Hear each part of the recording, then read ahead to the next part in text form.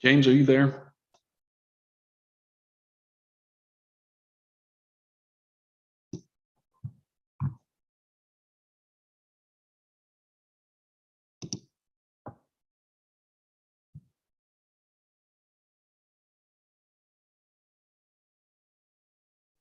Lawrence Morales. Professor Counselor, how are you? I'm good. I guess you're a juror. I know. I need to change my name. 1 second. Oh, okay. Yeah. Okay. How have you been? I'm all right.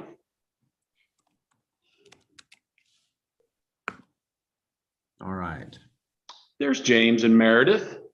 Hey, Professor. How are y'all? Just fine. Good. Meredith, how are you?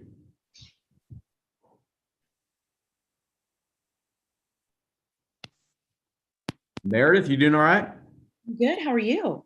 Good. Long time no see. I know. Good to see you. Likewise.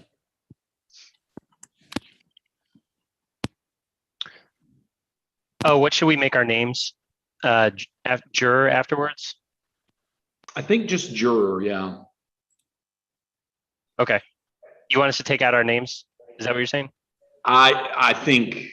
Okay. I think you can have your name there. I don't think that's a problem. Nobody told me that was a problem.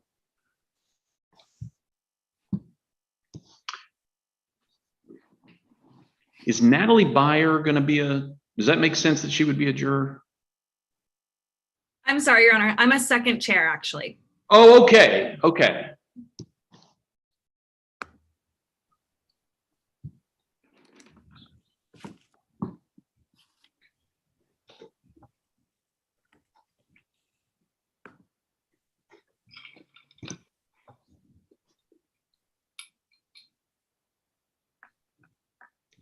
Hi, Valerie. Are you, what's your role in the trial? Are you a juror?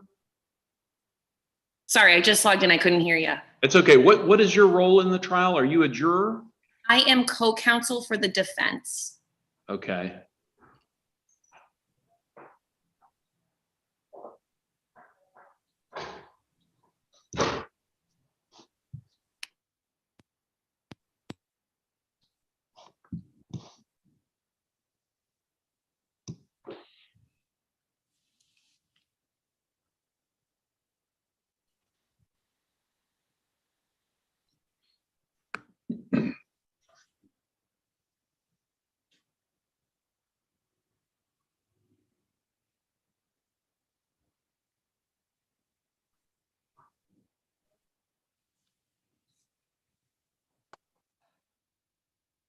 Stephen, are you there? I am. I'm trying to figure out how to get it to where I don't have this awkward picture thing on my screen. Okay, but you're a juror, Stephen. Is that right? Okay, yes. Great. That means we've got all four of our jurors.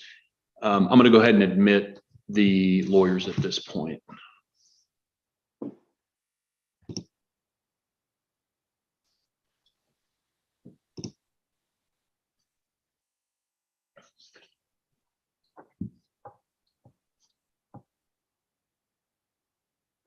Hi, Ms. Piasecki. I hope I'm pronouncing your name correctly. It's Piasecki, but that's Piasecki. totally Okay, no, I'm glad you corrected me. And Ms. Appler, you're here as well. Hey there, how are you? Good.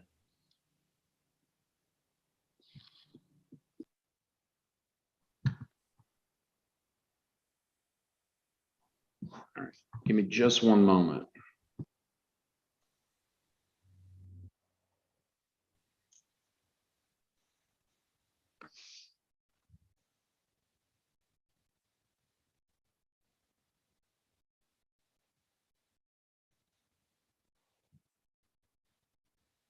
Computer audio. Hey y'all, we're just getting the courtroom camera set up. Got it. Start video. Let's test it out. Okay, jurors, I'm going to ask you to go ahead and mute your cameras so that we can clear your screens off the website so that there's a better picture for the lawyers. Oh wait, jurors, not witnesses. You said jurors or witnesses? You said jurors. We're muted. We're not muted. Let's mute.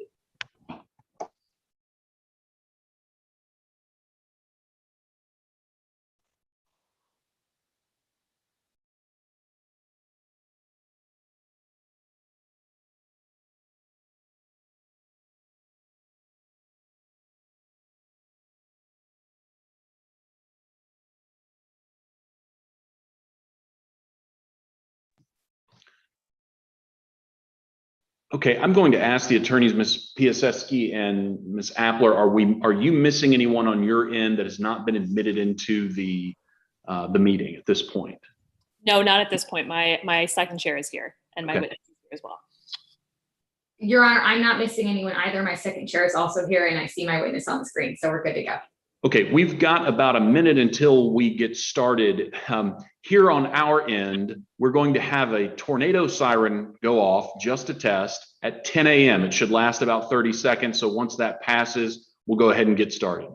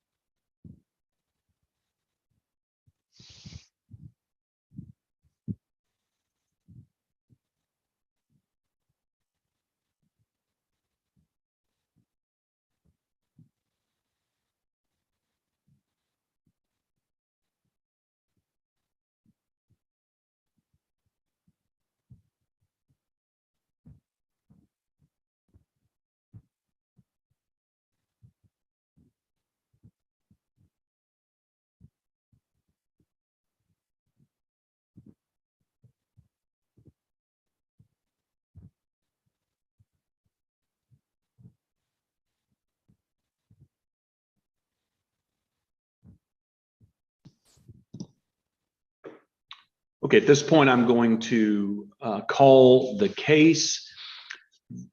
The first thing I want to do, because obviously we're conducting this trial over Zoom, is to provide my cell phone number to you so that if you have any technological issues, you can reach out to me either by phone call or text. I will have my cell phone silenced, so don't hesitate to call again or text again to grab my attention. But here's my cell phone number: 254-717-4814. 254-717-4814.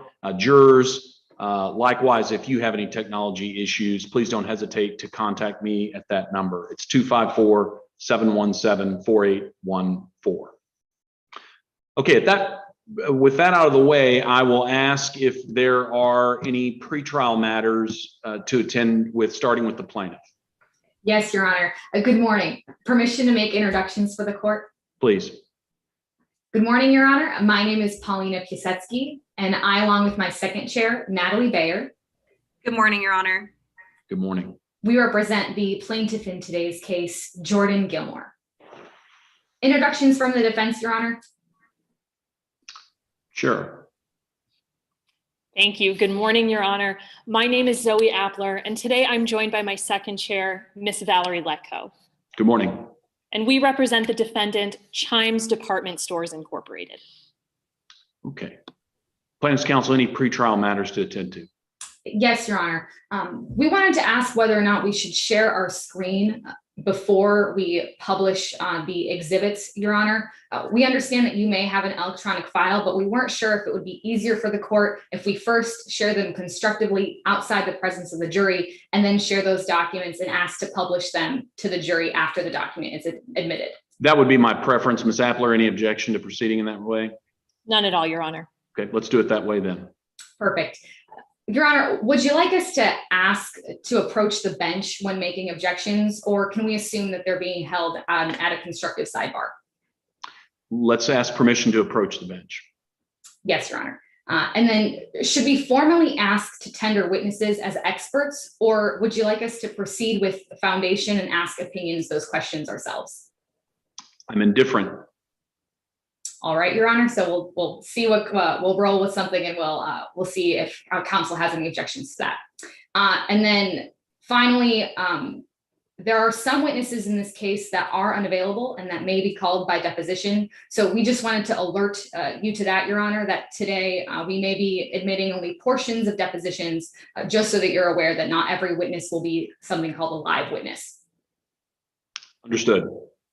And then finally, as Your Honor knows, this is a negligent action, and the court provided parties with 4 sets of jury instructions that differed based on the defendant's intended theory of the case. So today, the defense has indicated in pretrial that it's pursuing a theory of it's only blaming today Chime's department store, which means that jury charge number 4 is going to be the appropriate charge for the jury to hear today.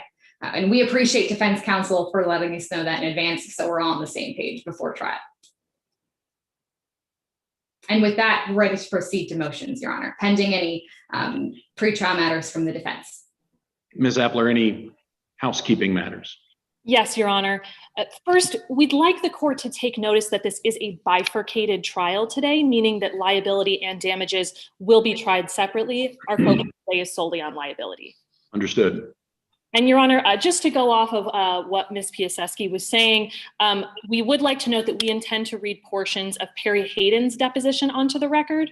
And during that time, with the court's permission, of course, my co-counsel, Ms. Letko, will read the witness's answers as I read the questions. That would be fine. And Your Honor, with that, we have no further housekeeping matters. We're ready to move on to motions. Ms. Piasecki, you have a motion to make? Yes, Your Honor. The plaintiff moves to exclude testimony and an associated exhibit, number 36, from a defense witness, Perry Hayden, as irrelevant without a condition being met pursuant to Rule 104B and substantially more prejudicial and probative under Rule 403. So by way of background, this is a negligence action in which my client, Jordan Gilmore, a former employee of the defendant's company, fell off the stairs that were in the designated break area for employees of the company. Now, Ms. Gilmore, she has alleged that the defendant negligently failed to maintain those stairs in January of 2019. Now, the testimony and exhibit we're asking to exclude relates to an inspection report that the defense witness, an OSHA inspector, prepared after visiting the defendant's company a year before the accident we are talking about took place today. So the defense witness concludes that there's no violations of workplace safety standards, and we do not believe that the defense will be able to offer any evidence that the site of the inspection, so the actual place where Ms. Gilmore fell, was in the same or substantially same condition on the day of the fall as it was on the day of that inspection a year before. So unless the defense can lay that foundation and connect the conditions of the stairs at the time of this report and the condition of the stairs at the time of the accident, the report's not relevant, and it would only mislead the members of the jury into assuming that the findings in this inspection report are dogma.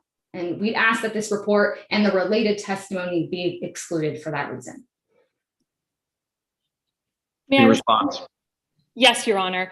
Now, we as defense do not intend to get into the details of this report, nor do we intend to enter it into evidence today. So therefore, Exhibit 36, we have no problem barring its admission today. Now, as for the testimony regarding the specific instance of this inspection, we do intend to get into the details of that.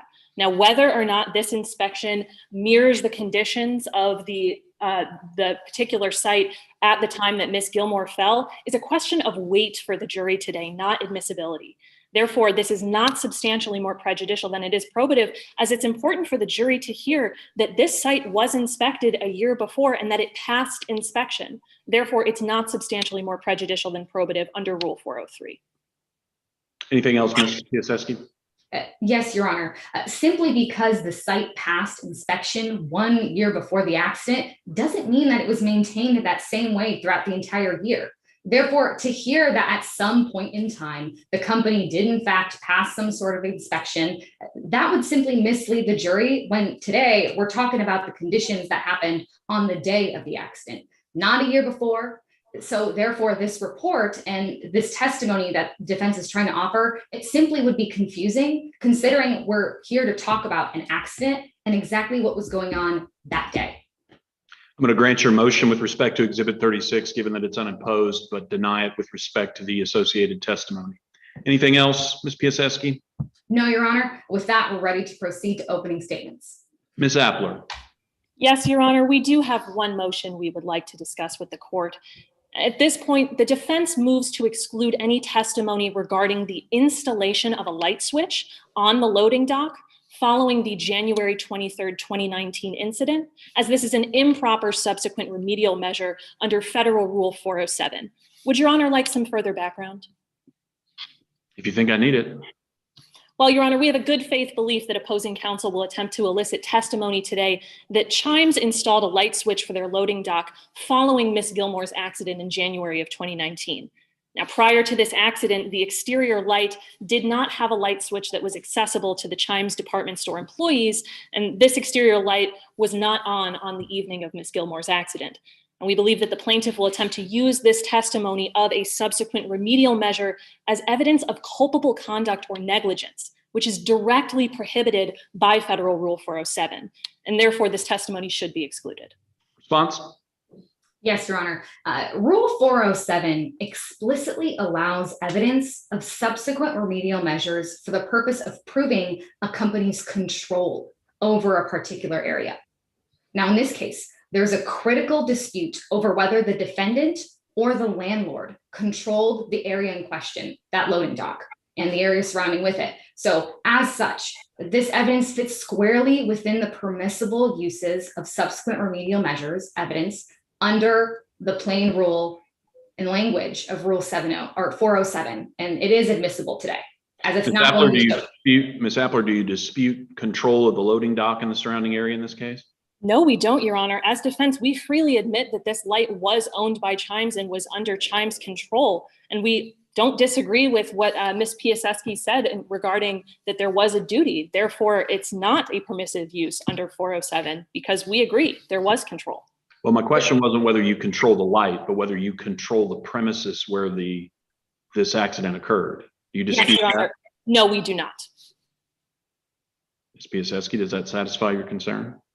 Your Honor, we have if we don't hear testimony, there is no dispute, then this evidence obviously would not be relevant. However, we do have a good faith to believe that managers at the company explicitly stated that they did not have control over that light, that they didn't have control over that area.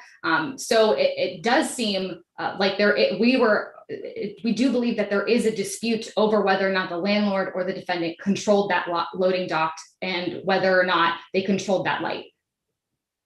Well, here's what I'm going to do. I'm going to issue an order in limine on this replacement of the light. So do not mention it in opening statement. Do not mention it in the presence of the jury without first approaching the bench and securing a ruling outside the presence of the jury. We'll wait to see how the control issue plays out before I make a final ruling. Any other pretrial matters to handle? Not from the defense, Your Honor. With that, we're ready to proceed to opening statements. Ms. Piasecki, you ready to proceed? Yes, Your Honor. Just a moment to set up my camera. Of course. Thank you.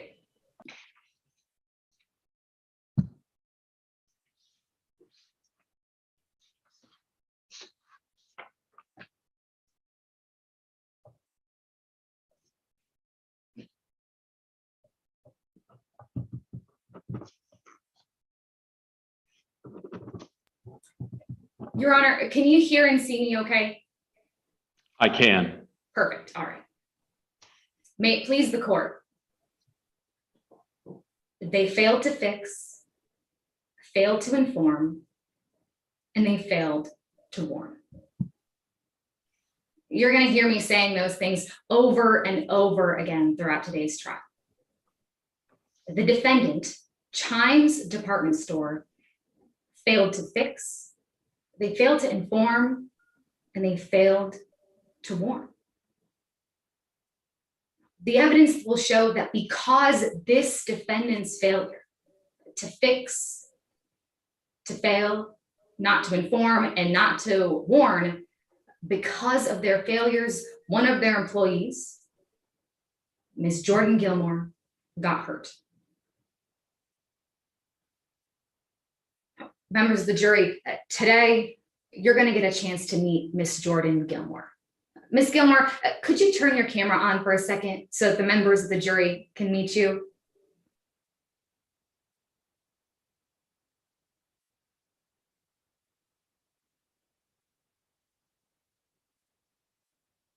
Ladies and gentlemen, this is Jordan Gilmore.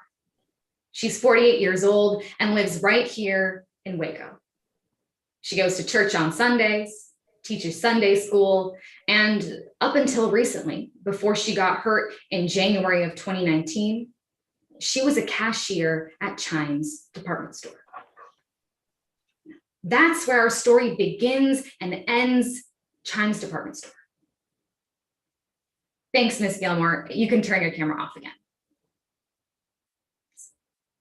I want to take a couple of minutes talking to you about the evidence you're going to see and hear throughout today's trial. You see, on January 23rd, 2019, Ms. Gilmore was working a normal shift at Chimes. Now, Chimes is a department store, something like a Macy's. And you're going to learn that Ms. Gilmore's job was to ring out customers when they finished shopping at the store. Now, on that day, Ms. Gilmore, she decided to take a break with one of her friends. Now, you're going to hear that managers at the company, they say it's okay to take breaks. But the only place that you can take them is outside, behind Chimes Department Store, especially if you want to smoke. Now, that's not an option, members of the jury. You're going to hear that this was company policy. So that's exactly where Ms. Gilmore and her friend go. Down the steps. These steps, members of the jury. You're going to see them throughout today's trial, and you're going to see that it was dark there, that it was a cold, wintry day, and they didn't even have a light to show them the way. But you're going to learn something very important about these steps, members of the jury. They were dangerous. You see, you'll see what these steps looked like. And when you see photos of them, you'll see that they were destroyed, that the concrete was loose, it was damaged, there were exposed pipes. And you're going to hear testimony from an engineering expert who will tell you that these steps, they weren't up to code, that the defendants weren't following the standards laid out for them to make sure that their employees were safe when they used these steps. But most importantly, you're going to learn that Chimes, its managers, and its owner all knew that those steps were unreasonably dangerous. The evidence will show that the managers knew that those steps were broken, knew that there was no guardrail to hold on to, knew that the light outside, it never turned on at night. But they didn't fix it. They didn't do anything about it. You'll hear that the defendants were given chance after chance to talk to their landlord about this issue, to tell them to fix it, but they still didn't do that. So you'll hear that even though the defendants knew they were sending out their employees out onto that crumbling concrete day after day, where there was no light and no rail, you'll hear that not once, And not a single time did the defendants warn their employees that it might be dangerous, that they might not be careful, that they had to be careful, that they should have paid attention. Because they failed to fix, they failed to inform, and they failed to warn. So as Miss Gilmore goes to take her smoke break, you'll hear that she takes those steps down by the loading dock, takes her break, and when she comes back up, she tries to take those steps just to finish out her shift, just to try to keep working, to do an honest day's work. But she slips. She falls on that loose concrete. Her right leg lands hard on the ground until her knee, it can't support her weight anymore. She's broken. She's hurt. And the evidence will show it was because this defendant failed to fix, failed to inform, and failed to warn that we're here today. So Ms. Gilmore, she sued Chimes for negligence. And that's why we're here today. And members of the jury, the evidence will be very clear. The defendants, they didn't do what they were supposed to do. They failed to fix, failed to inform, and they failed to warn. So after you've heard all the evidence, I'm going to stand up one more time. I'm going to talk to you and talk with you again. And I'm going to ask you to find the defendants liable. Thank you for your time.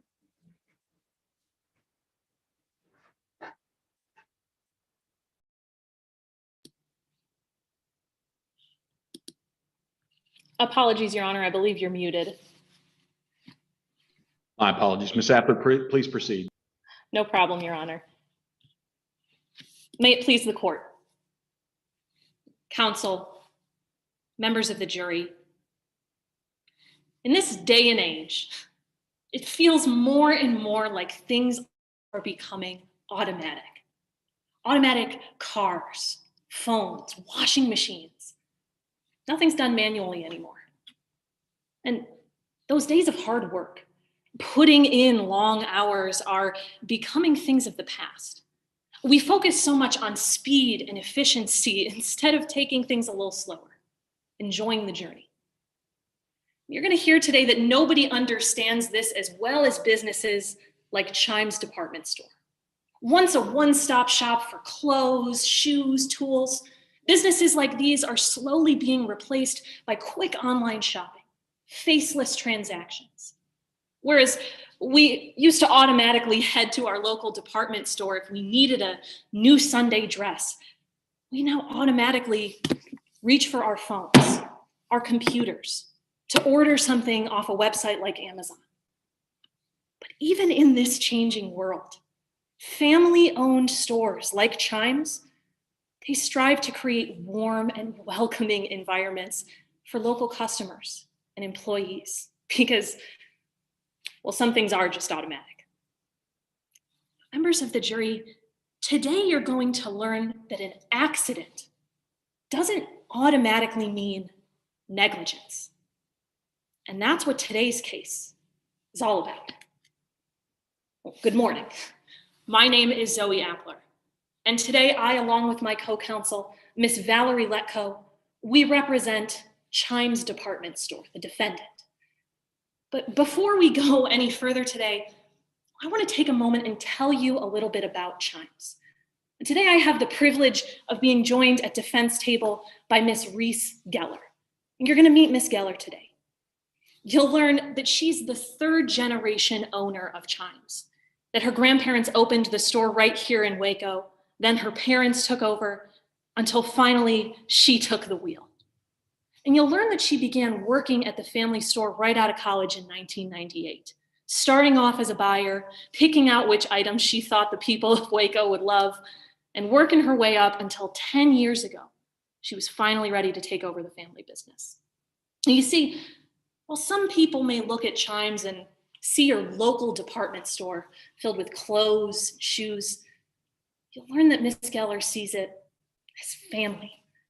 Today, you'll learn how much pride she takes in her business, how hard she works to make sure that Chimes serves its valued customers and projects a clean, well cared for image. But above all, members of the jury, today you'll learn that Chimes department store was safe.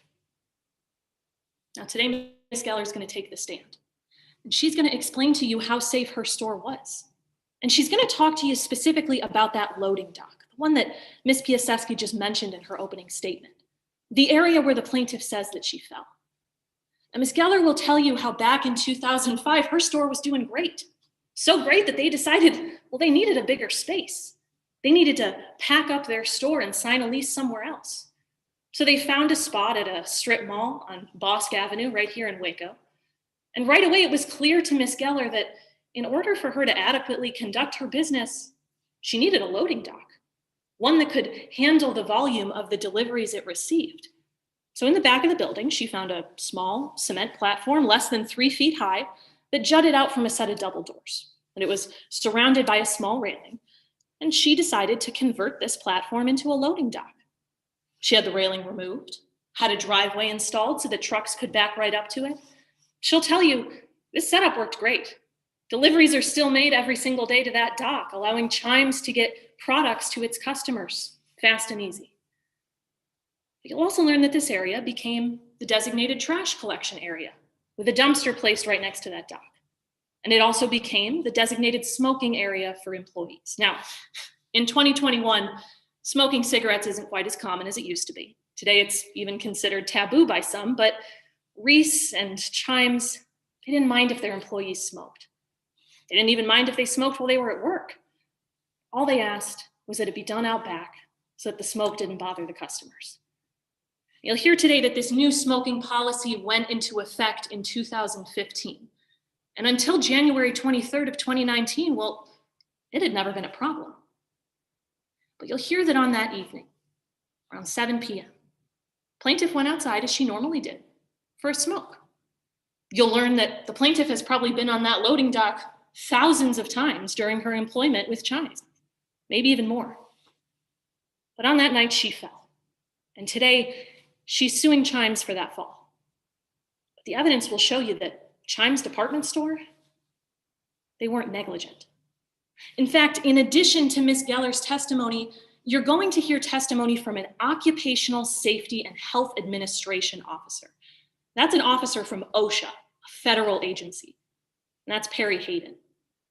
Now, unfortunately, Ms. Hayden is unable to be at trial today. She's been designated as unavailable by the court, but don't worry.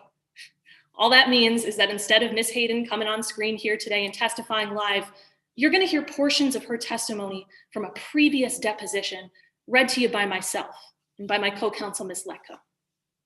Members of the jury, Ms. Hayden's testimony will make it clear to you that Chimes department store acted in accordance with all applicable OSHA guidelines, particularly those that applied to loading docks.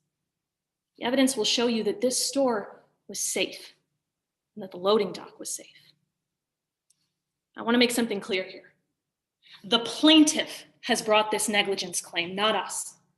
And that means that the plaintiff has the burden of proof today. They have to prove to you that Chimes was negligent by a preponderance of the evidence. And it's going to be something they fail to do.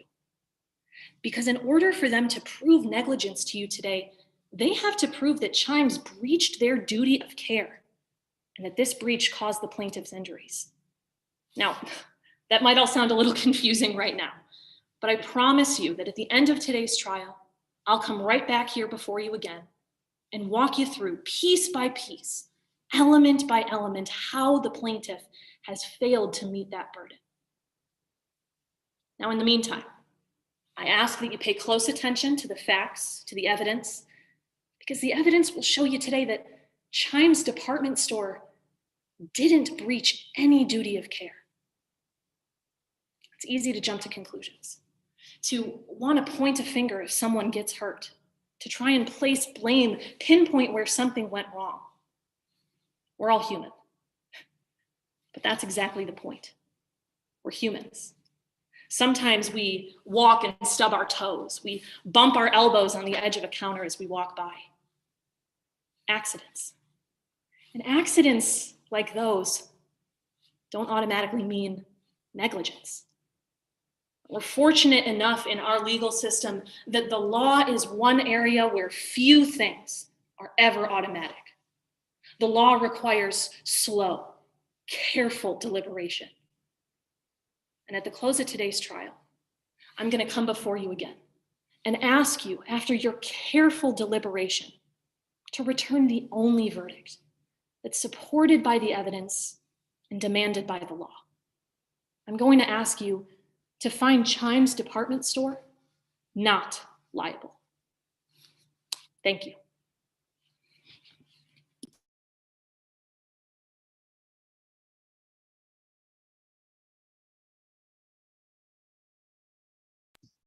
Ms. Piasecki, you may call your first witness. Yes, Your Honor. At this time, plaintiff calls Ms. Jordan Gilmore to the stand.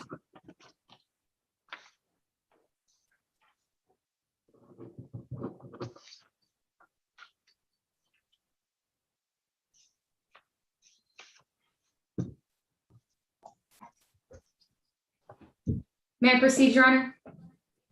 You may. Good morning. Could you please state your name for the court? Yes, my name is Jordan Gilmore. What do you do for a living, Ms. Gilmore?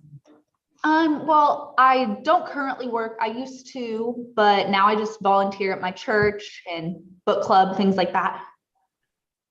Where did you used to work? I used to work at Chime's, a department store. Why don't you work there anymore? I ended up getting hurt, and by the time I was ready to come back to work, they had already replaced me.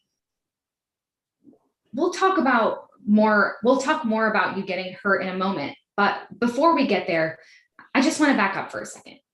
How long did you work for Chime's before you were fired? I worked there, I'd say around 10 years. What did you do at Chime's? I was a cashier, so I helped people check out when they were ready to leave the store. Did you ever go out to the back of the store for any reason while you were working as a cashier at Chime's? Yes, so out at the back of the store, that's where we would take the trash to dispose of it in the dumpster, and that's also where we were told to take our smoke breaks. Would you recognize a photo of the back of the store if I showed it to you today? Yes, I would. Your Honor, permission for my co-counsel to share her screen outside the presence of the jury with Exhibit 2. Granted. Ms. Bayer, could you please share your screen with Exhibit 2 for us? Ms. Gilmore, do you recognize what we're looking at right here? Yes, I do. What is it? This is the back of the store of Chime's. I see there's red marking up there. What is that? So I put that circle there. That is the light, the only light at the back of the store. And when did you put that circle there? I put that circle there during my deposition.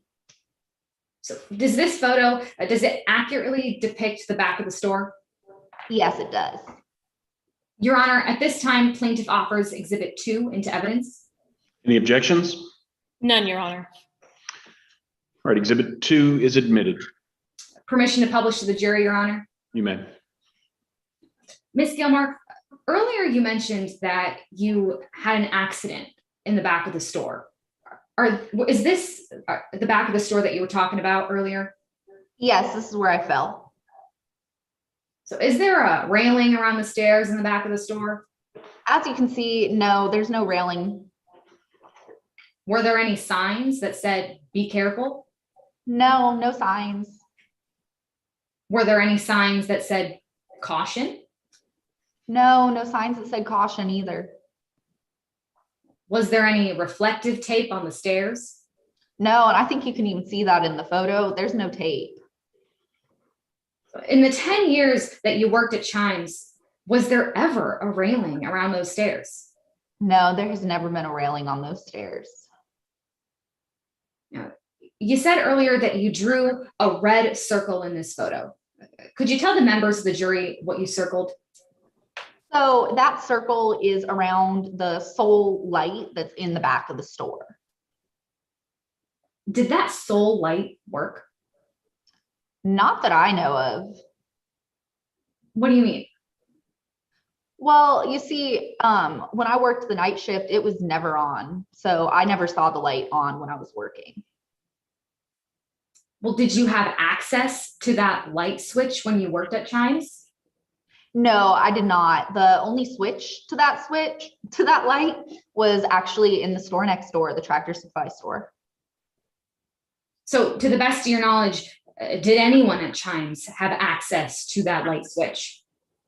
No, no one in the Chimes store had access to that switch. Did you ever ask your supervisor about the light not being on at night? Yes, I complained. A few of my coworkers actually complained about it.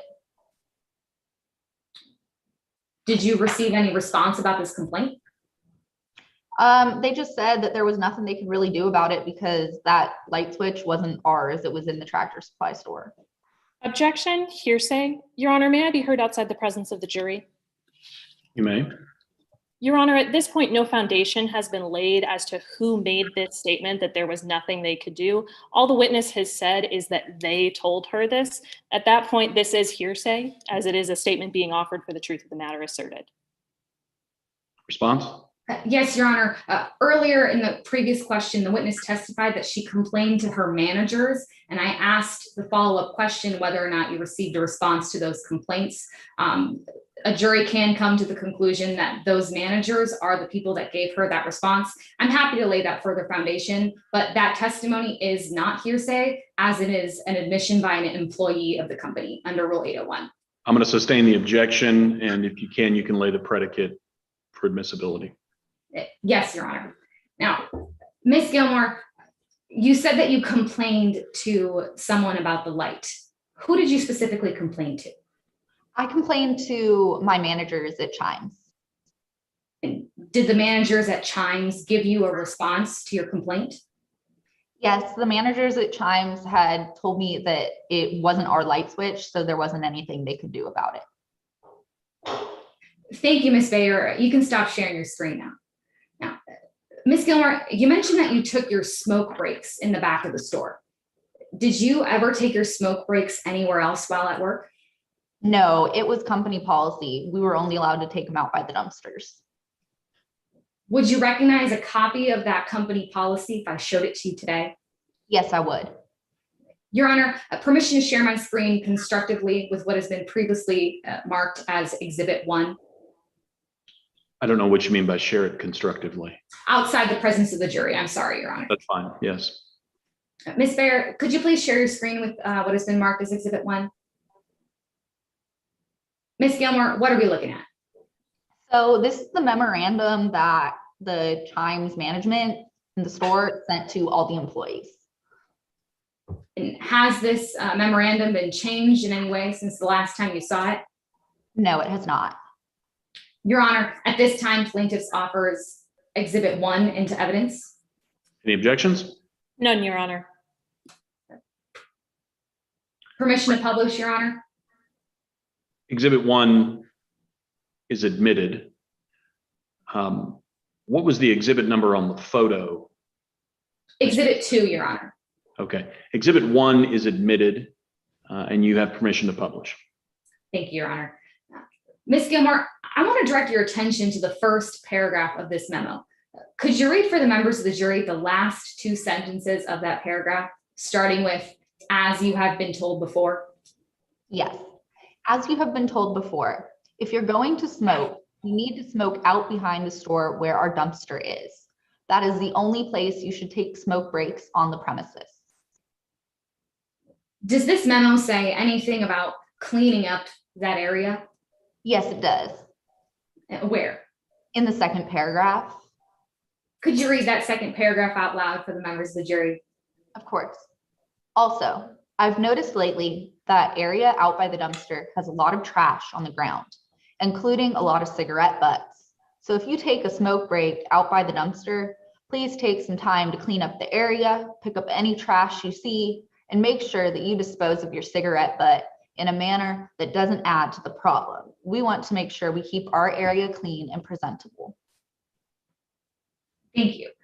So was it your understanding that as a part of your job, you had to clean up that area that you just talked about? Yes, it was.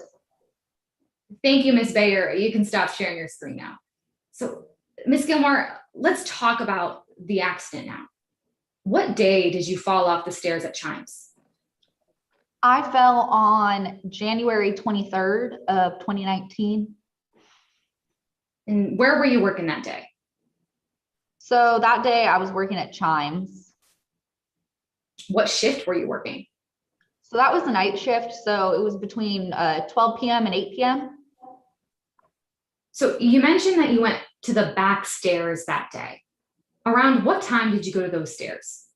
I'd say around 7 p.m. Was it light outside? No, by that time it was dark. So why'd you go out back? So I went out back to take my smoke break like I normally would. Did you go alone? No, I went with my coworker. I'd consider a friend, even Riley Huntsberger. So what happened when you and Miss Huntsberger went outside? So when we went outside, she propped the door open a little bit, and then I went down the stairs to smoke my cigarette. So earlier you mentioned that there wasn't a railing on those steps. Did you hold on to anything as you walked down those steps? So because there's not a railing, I just sort of balance myself against the wall. So that light we talked about earlier, was that light on? No, as I said before, I have never seen that light actually on. Well, how could you see where you were going? So that is actually why Riley stays up at the top of the stairs. She was propping the door open. So even though her body was blocking most of that light, I was still able to somewhat see, but not very well because of the light coming out from the store. So you're saying that Miss Huntsberger had the door open. I want to get a better understanding of what that area looks like with the door open. Your Honor, permission for my co-counselor to share her screen outside the presence of the jury with what has been previously marked as Exhibit 3. Granted. Ms. Bayer, could you share your screen with Exhibit 3 for me? Thank you. Ms. Gilmore, what are we looking at here? So this is one view from outside of the back of the store where I take my smoke breaks. And what does this picture specifically show? This shows that doorway with the stairs that I have to go down and how it looks once the door has been opened. And is this a fair depiction of those stairs when the door is open? Yes, it is. Your Honor, at this time, plaintiff offers Exhibit 3 into evidence. Any objections? None, Your Honor. Exhibit 3 is admitted. Permission to publish, Your Honor. Go ahead. Ms. Gilmore, can you describe the condition of those stairs for us?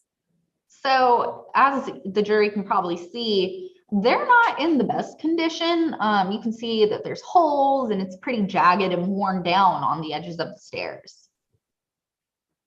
Was the door this far open on the night that you fell?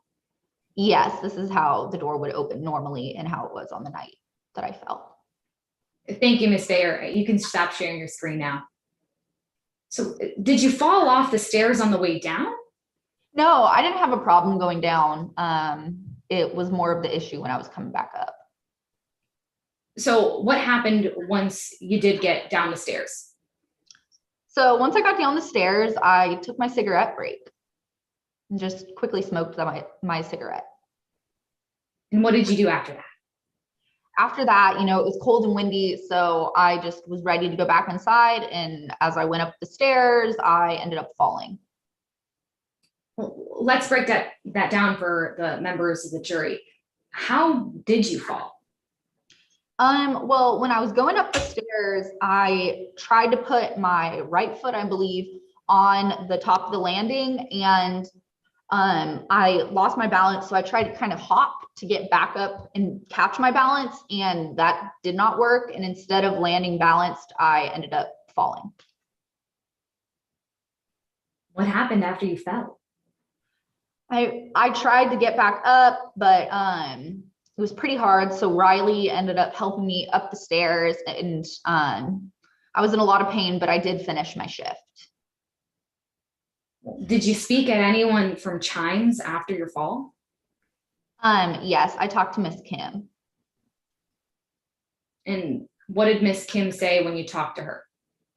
When I talked to her and told her what had happened, that I'd fallen down the stairs, she expressed to me that she was aware of those stairs and that she'd been trying to get them fixed for quite a while, but that obviously other things come up and have higher priority to be fixed. Just to be clear for the members of the jury, who is Miss Kim? She is the current manager at Chimes.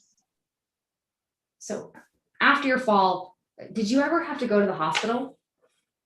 So the night of my fall, I just tried to power through, took some Tylenol, and just went home after the shift and tried to go to sleep. And the next day I ended up going to the hospital. Thank you, Your Honor. I pass the witness.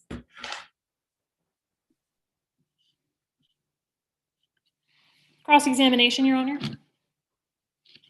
Proceed. Good morning, Ms. Gilmore. Can you hear me all right?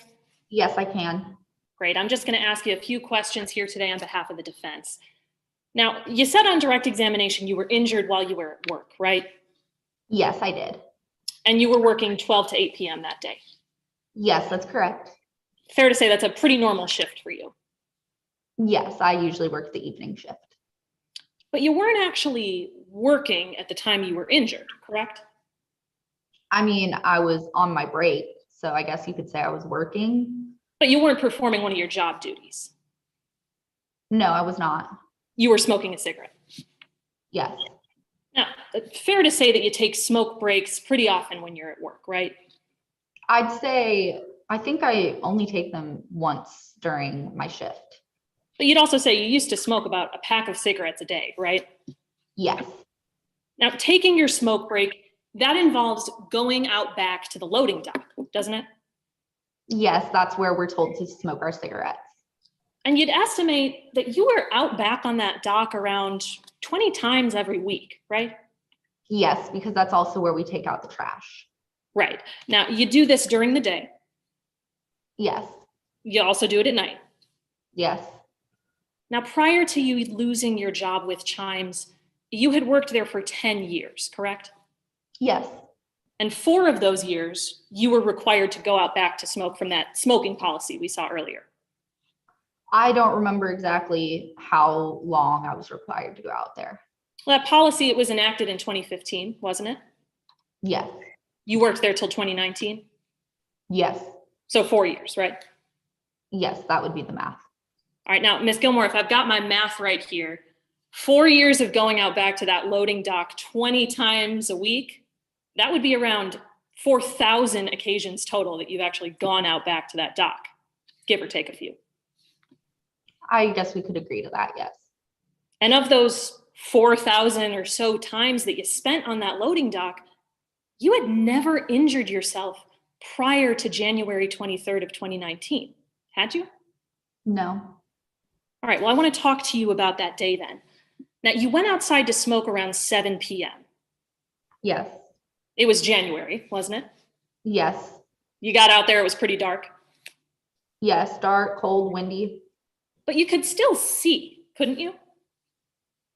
Somewhat, yes, from the light from the doorway. And that was enough light that you could actually see those steps? I mean, I could see my way down. I wouldn't say that I could see the steps clearly, but I could at least make my way down the stairs. You could see the landing? Yes. You could see your pal Riley next to you? Yes. And you had no difficulty getting down those steps, correct? That's correct. You'd gone out to smoke down those steps at night prior to this day? Yes. And in the past, the amount of light outside had never been an issue for you, right? We'd actually complained to the managers quite a few times about that light. Well, if it was an issue, you would have brought a flashlight or another light source, wouldn't you? I mean, I didn't plan on being outside that long because, like we just talked about, it was dark and cold because it was in January. So I didn't see a need to bring my phone because it was just going to be a quick smoke break. But you did own a phone that had a flashlight on it, right? Yes. You didn't think it was necessary. No. Now, you say that your friend Riley was standing in the doorway, correct? Yes. That door was only partially open. Yeah, we could say that. And you said that she was blocking some of the light that night by standing in the doorway. Yes. But Miss Gilmore, you never asked Riley to move, did you? No. You never asked her to open that door wider? I mean, I wouldn't say that she would have even been able to. You saw the photos. If you open it further, then she would have been falling off the landing. But to be clear, you never asked her to open it wider so that you could see better. No, because that would have been asking her to hop off the landing. Well, that's because even with her blocking some of that light, you could still see well enough to navigate down those stairs, couldn't you? Yes, well enough to get down the stairs. All right, and I want to talk to you about those stairs, Miss Gilmore. Directing opposing counsel and the witness's attention to what has been pre-marked as Exhibit 18. Your Honor, permission to constructively share screen outside the presence of the jury? Okay, yeah, you can share your screen. Can you see that okay, Miss Gilmore? Yes, I can. And you recognize this photo, don't you? Yes. This is a photo of those stairs next to the loading dock? Yes, it is. And you recognize this photo because you've seen these stairs before, right? Yes. Photo looks fair and accurate to you? I would say so, yes. Your Honor, at this time, the defense offers what's been pre-marked as Exhibit 18. Any objection? Without objection, Your Honor. All right, Exhibit 18 is admitted. Permission to publish to the screens of the jury? You may.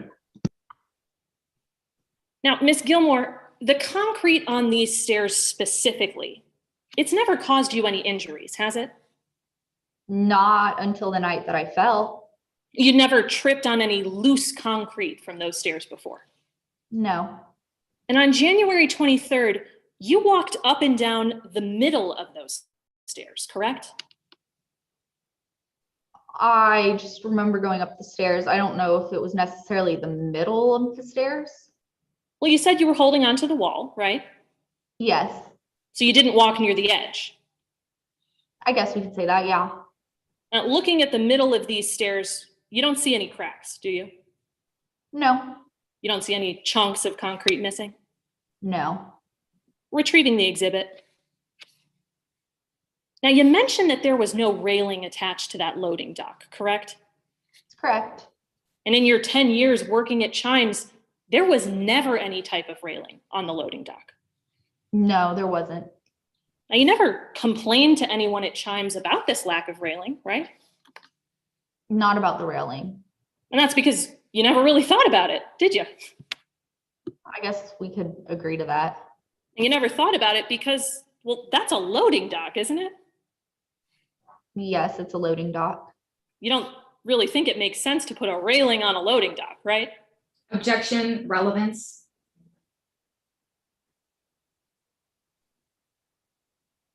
Judge, you're on mute, so sorry. Overruled. Yes, Your Honor. Ms. Gilmore, I'll ask my question again. You don't think it makes sense to put a railing on a loading dock, do you? Around the loading dock, or are we talking on the stairs? You'd say it doesn't make sense to put a railing on that loading dock, correct? On the loading dock itself, yes, I'd agree with you. And Ms. Gilmore, you navigated up and down that loading dock thousands of times without ever needing a railing before January 23rd, didn't you? Up and down the stairs by the loading dock, yes. Thank you, Ms. Gilmore. I have no further questions, Your Honor. Redirect? No, Your Honor. All right, Ms. Gilmore, you may step down.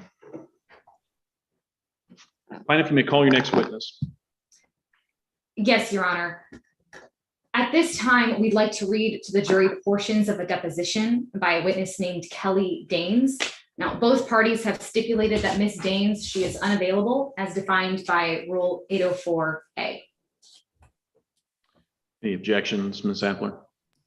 None, Your Honor. I just be asked that we will also be allowed to read portions of this deposition as a form of cross-examination. Of course. Go ahead, Ms. Biaseski. Yes, Your Honor. And before we do that, we respectfully ask this court whether it intends to instruct the jury on how the jury should treat deposition testimony as compared to testimony from a live witness. And if so, whether the court would like to do that now or at the end of trial. I'll do it now. Members of the jury are instructed that a deposition is sworn pretrial testimony that should be given the same weight as any other testimony. Go ahead. Your Honor, I'll indicate which page and line numbers I'm referring to, and anytime I skip ahead for the court. So starting on page 2, line 6. Please introduce yourself, or excuse me, yes. Could you please state your name for the record? Good afternoon. My name is Kelly Daines. Going to page 2, line 12. Tell us about your education. I have a Bachelor's of Science in Mechanical Engineering from the University of Wisconsin-Madison. Since graduating from college with your mechanical engineering and degree, have you gotten any further education? Sure. I've attended various seminars offered by the National Academy of Forensic Engineers. I took the courses to become a certified person/builder from the Scaffold Training Institute, and I took the requisite courses to become certified in ASME B31.3. I took process piping design from the American Society of Mechanical Engineers. So basically, some continuing education and additional certifications. I noticed that your CV lists you as PE. What is that? It stands for Professional Engineer. What do you have to do to become a professional engineer? Well, you have to graduate from an accredited engineering program, which I did. Then you have to pass the Fundamentals of Engineering exam, which I did. Then you work as an engineer for 4 years before you take the professional engineering exam. So I took that as well, and I passed. Skipping ahead to page 3, line 13. What do you do professionally? I'm the president of Daines Engineering, LLC. What does your company do? We provide forensic and investigative engineering consulting and litigation support, specializing in industrial, commercial, and construction engineering, operations, safety, patents, and regulations. So basically, we help to investigate engineering issues in those fields throughout the United States, mostly connected to lawsuits like this one. Going to page 5, line 14. All right, Kelly, I want to move on and talk about your work in this case. What did you review in coming to your opinion in this case? I reviewed the deposition of Jordan Gilmore, the deposition of Reese Geller, a number of different regulations from the Occupational Safety and Health Administration, a number of provisions from the International Building Code, and I conducted an inspection of the location of the fall and took pictures in that area. Going to page 6, line 10. I'm showing you what has been marked as exhibits 16 through 21. Do you recognize these? Yes, those are pictures I took of the area outside the Chime store when Jordan Gilmore fell. Are exhibits 16 through 21 fair and accurate depictions of how that area looked at the time of Jordan Gilmore's fall? Yes. Well, it was dark when she fell, but other than that, this is the same area and how it looked. Your Honor, at this time, the plaintiff moves what has been pre-marked as exhibits 16 through 21 into evidence. Without objection, Your Honor. Right, exhibits 16 to 21 are admitted. Permission to publish these exhibits to the jury, Your Honor. Go ahead. Exhibit 16, Exhibit 17, Exhibit 18, Exhibit 19, Exhibit 20, and Exhibit 21. We're going to pick up on page 6, line 18. What do these pictures show? Well, as you can see, there are no railings on the steps up to that landing area, and there is no railing on the landing area. Plus, you can see where the railing used to go into the concrete and how the concrete around those areas is worn down and cracked. So you can see that this is a pretty dangerous situation. Going to page 9, line 9. All right. So which portions of the IBC codes and the OSHA regulations did you find important in this case? First, the general duty clause in the OSHA regulations, which can be found on 29 USCS section 654, and the maintenance provision under section 3401.2 of the IBC. Why are those significant in this case? These are general provisions that require an employer and/or the party that is responsible for maintaining a building or structure to keep that building or structure in a safe and well-maintained condition, free from recognized hazards. Here, as you can see from the photographs that I took during my inspection of the stairs, the broken off concrete, the lack of stair railings, the lack of railings on the platform, the door blocking the pathway, and the lack of a light switch to turn on the light above those stairs were all hazards that should have been identified with a simple and effective safety program. But the defendant didn't have such a program and never identified or corrected these hazards. So fairly clearly, the defendant violated these requirements under both the IBC and the OSHA regulations. Going to page 10, line 10. Well, the OSHA regulations apply to the place of employment, right? Are those stairs part of the plaintiff's place of employment? Well, she wasn't out there working at the time that she fell. She was on a smoke break, but she had been instructed to use that area for her smoke breaks, and Chimes uses that area as a loading dock and requires employees to throw trash in the dumpster in that area. So it seems like a place of employment to me. Going to page 11, line 8. Or line 7, or line 6, excuse me. What other portions of the IBC codes and the OSHA regulations did you find important in this case? OSHA 1910.37B1 and IBC 1006.1, which both deal with lighting. Why are those significant? Well, 1910.37B requires that lighting must be adequate and appropriate for a building exit like this one. And 1006.1 requires that any means of egress must be illuminated at all times that the building is occupied. In this case, there was a light above those stairs, but there was no switch for that light inside the Chimes store. So there was no way for employees to turn that light on when they went outside at night. A switch like that should have been installed long before this incident to make sure that employees could see where they were stepping. Going to page 12, line 1. What's next? Next, we move to OSHA 1910.23D1 and 1910.24H and IBC 1009.11. Why are those significant? All of these provisions require that stairways or flights of stairs must have guardrails or railings on any exposed side. Here, there was no guardrail on these stairs on the exposed side, which is obviously dangerous. And finally, going to page 14, line 22. Anything else? IBC section 1005.2 states that doors opening into the path of egress, travel, should not reduce the required width to less than 1/2 during the course of the swing, and that when fully open, the door shall not project more than 7 inches into the required width. When the door is open like it was at the time of this incident, it obstructs the path up or down the stairs and to 1 foot space between the edge of the door and the edge of the platform or the stairs where the plaintiff fell. We have nothing further from this witness at this time, Your Honor. Thank you. Ms. Appler? Yes, Your Honor.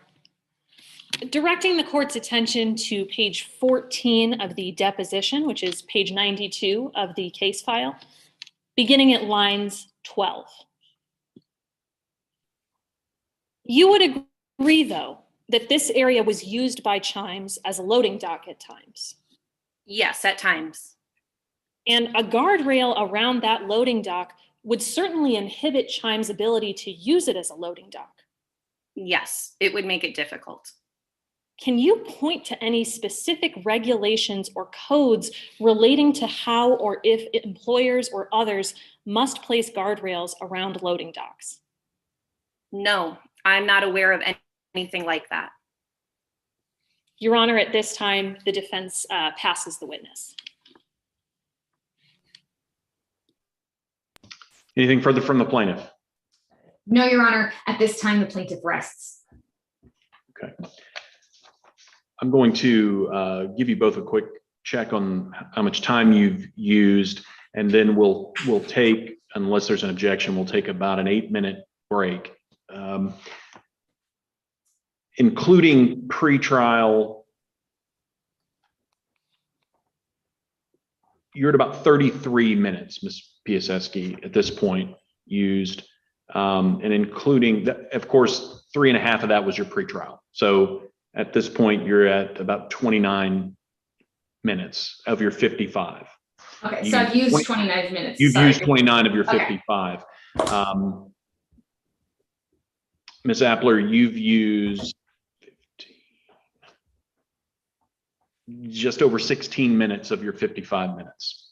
All right, I've got 11:04. Jurors, don't sign off of the call, but feel free to take a break and we'll come back and get started again at 12 minutes after 11. Understood, Your Honor. Thank you very Thank much. you, Your Honor.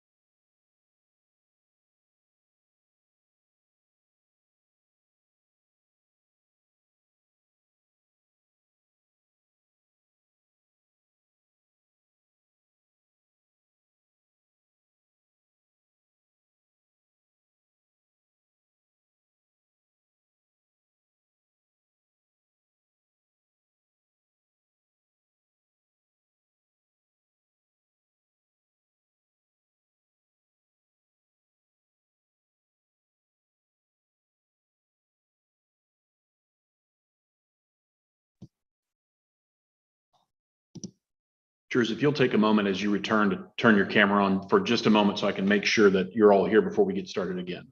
Okay. Excellent. Thank you all. You can turn your cameras off now. All right, my clock shows 11:12. Counsel, are you ready to proceed? Yes, Your Honor. All right, Ms. Appler, go ahead. Yes, Your Honor. Before we proceed to our case in chief, at this point, we would like to make a motion for the court. Then do so. Your Honor, pursuant to Civil Rule of Procedure 50, the defense moves for a judgment as a matter of law. Viewing the evidence in the light most favorable to the non-moving party, no reasonable trier of fact would be able to find for the plaintiff at this point. Now, in this case, the plaintiff has the burden of proving today by a preponderance of the evidence that Chimes Department Store Incorporated was negligent. And in order to do so, they had to show that a breach of duty occurred. And at this point, they haven't done so. We've heard no testimony that Chimes lighting was inadequate under the federal standards set by both OSHA and the IBC. The plaintiff herself testified that she could see that night and she had navigated those stairs in the dark thousands of times. We've also heard no testimony that the loading docks, like the one used on Chimes store, were required to have railings under federal standards. And this is not a breach because they didn't have a duty to install a handrail there due to the fact that this was a loading dock. Furthermore, Your Honor, we've heard that Chimes followed all federal standards under the plaintiff's own expert. Therefore, they haven't shown that a breach of duty has occurred, and therefore, viewing the evidence in the light most favorable to the non-moving party, no reasonable trier of fact would be able to find for the plaintiff at this point. Response? Yes, Your Honor. Viewing the evidence in the light most favorable to the non-moving party, which is the plaintiff, a reasonable jury would find that there was a breach of duty. We heard testimony from an engineering expert who told us that those stairs, that ripped out concrete, that exposed pipes that we saw in those photos, they did not meet the standard of care that were required of a company under OSHA and International Building Code standards to ensure that their employees would be safe. We heard that the company did have a duty of care because they sent their employees out into that space, not only to throw out the trash, but we heard that there was a company policy that required those employees to use those steps to take the trash out and to take their smoke breaks there and to clean up that area. Therefore, they did owe their employees a duty of care of making sure that those steps, that they were safe and that they weren't broken. Therefore, we have met our burden, and a reasonable jury would find at this point that we have met that element and proven that there was a breach. Ms. Appler, anything else to add? I stand by my previous argument, Your Honor. Very well. Motion's denied. Are you going to call witnesses, Ms. Appler? Yes, Your Honor. At this point, the defense wishes to call Ms. Reese Geller to the stand.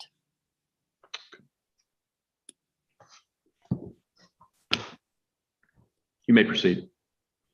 Ms. Geller, can you hear and see me okay? Yes, I can. Can you hear and see me? I can. Would you please introduce yourself to the members of the jury? Hi, my name is Reese Geller. Where do you live, Ms. Geller? I live in Waco, Texas. Do you have any family here? I do, yes. I am married and we have 3 beautiful children. What do you do for a living? I'm the owner of Chimes Department Store. What is that? It is a small local department store and we sell a little bit of everything. We have shoes, clothes, tools, just anything you might need for your house. And how long have you been the owner for? For about 10 years now, but it's been in my family for many more years. My grandparents actually started it, and then my parents ran it, and then eventually I was able to take over. Now, when did you take over? That was in 1998, right after I graduated college. So where is Chimes located here in Texas? It's in Waco off of Bosque Avenue in Waco. When did you move to that location? That was back in 2005. We needed some more room because we were a growing and expanding business. So we moved out there in 2005. Ms. Geller, are you familiar with an individual named Jordan Gilmore? Yes, I am. How do you know her? She worked for Chimes for 10 years, I believe. And are you also aware of the allegations that Ms. Gilmore has made against your store about its safety conditions?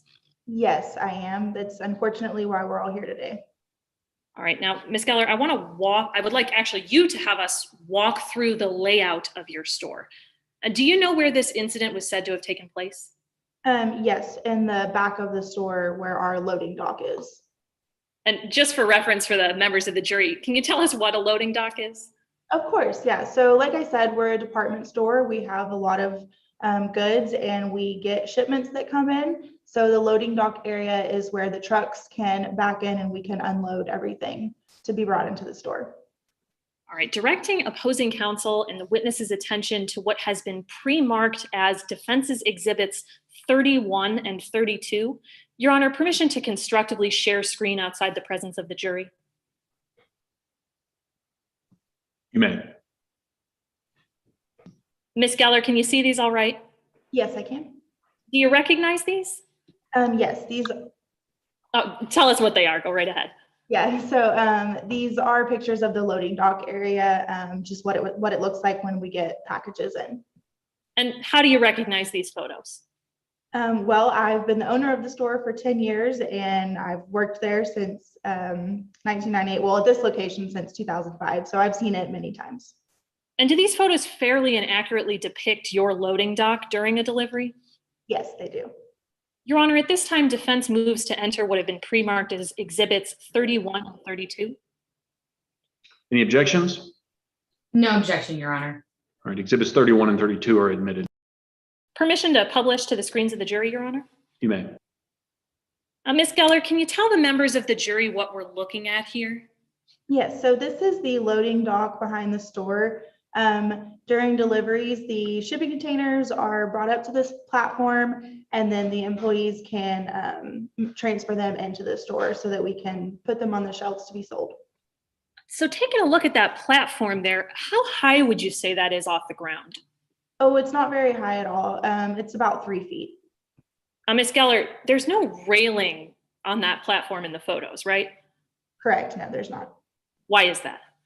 Well, as I said it before, it's a loading dock. So its purpose is to unload containers for, ease access so that you can just take them from the truck inside.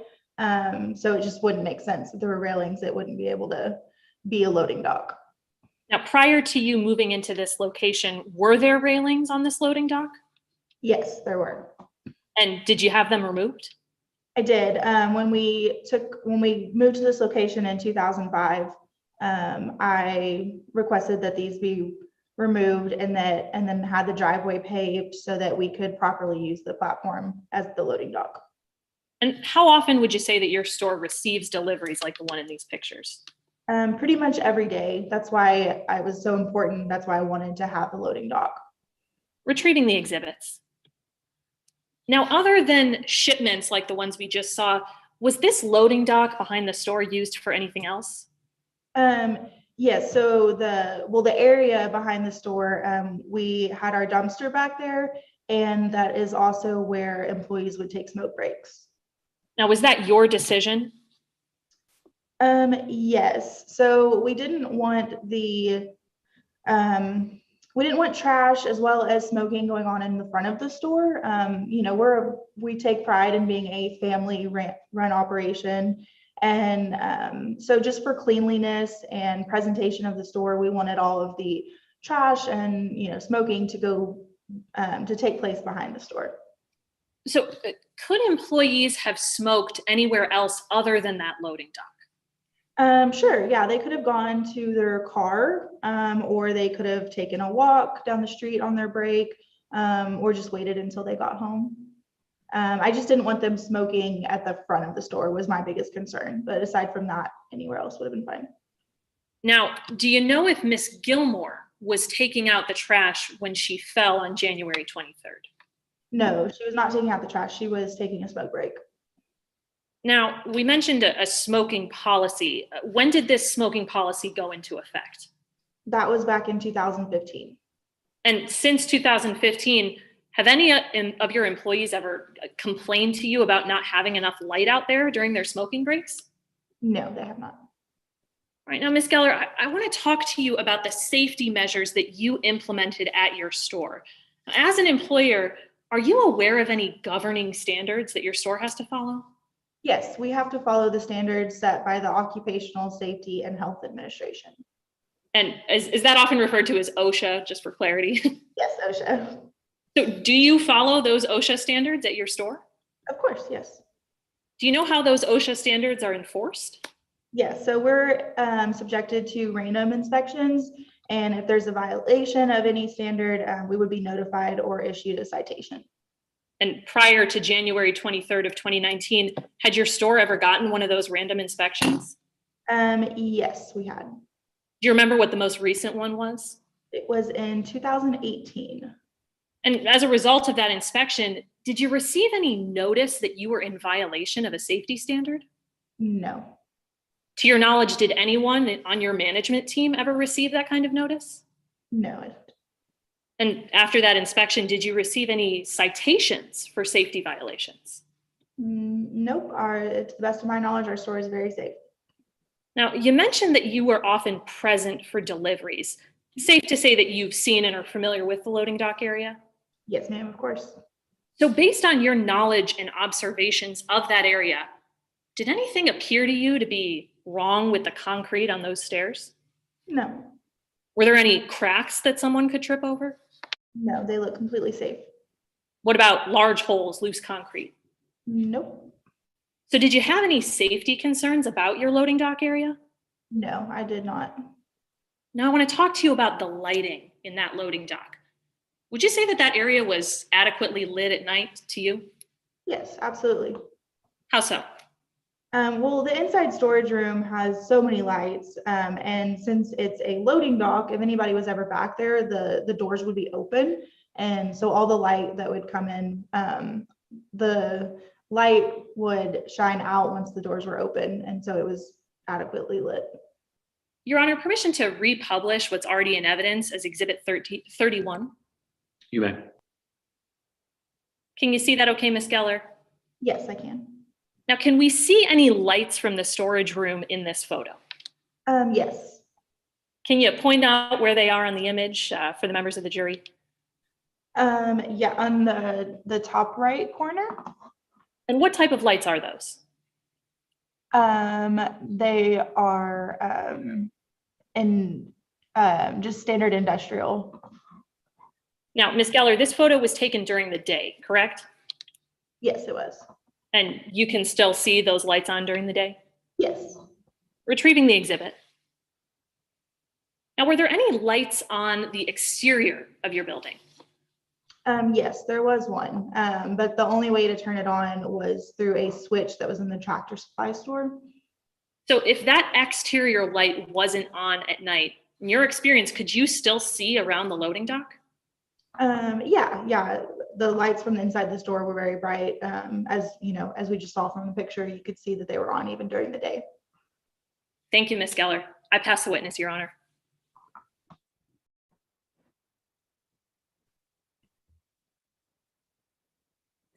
Cross, Your Honor. Go ahead. Good morning, Ms. Geller. Good morning. Now, I want to pick up around right where you left off. You were talking about the safety of your store, right? Is that a yes? Yes, sorry. And you mentioned that there was nothing wrong with the concrete on the steps. Is that right? Correct. In fact, you said that the steps, they look completely safe, right? Okay, well, I want to bring up what has been previously or already admitted as Exhibit 3 onto the screen. Ms. Bayer, could you share your screen with Exhibit 3 for us, please? Now, you recognize this photo, right? Yes. That's a picture of the concrete steps on the loading dock, right? Yes. Now, I want you to pay real close attention to the bottom of that screen. Is that a hole at the bottom of that step? Yes, it appears to be an old pipe. Right, so you'd agree with me that in that area, the step is in fact broken, right? On the very edge, yes. That in that area, the concrete is loose, right? On the very edge, yes. And that in that area, the concrete is cracked, right? Yes. Okay. Thanks, Ms. Barry. You can stop sharing your screen now.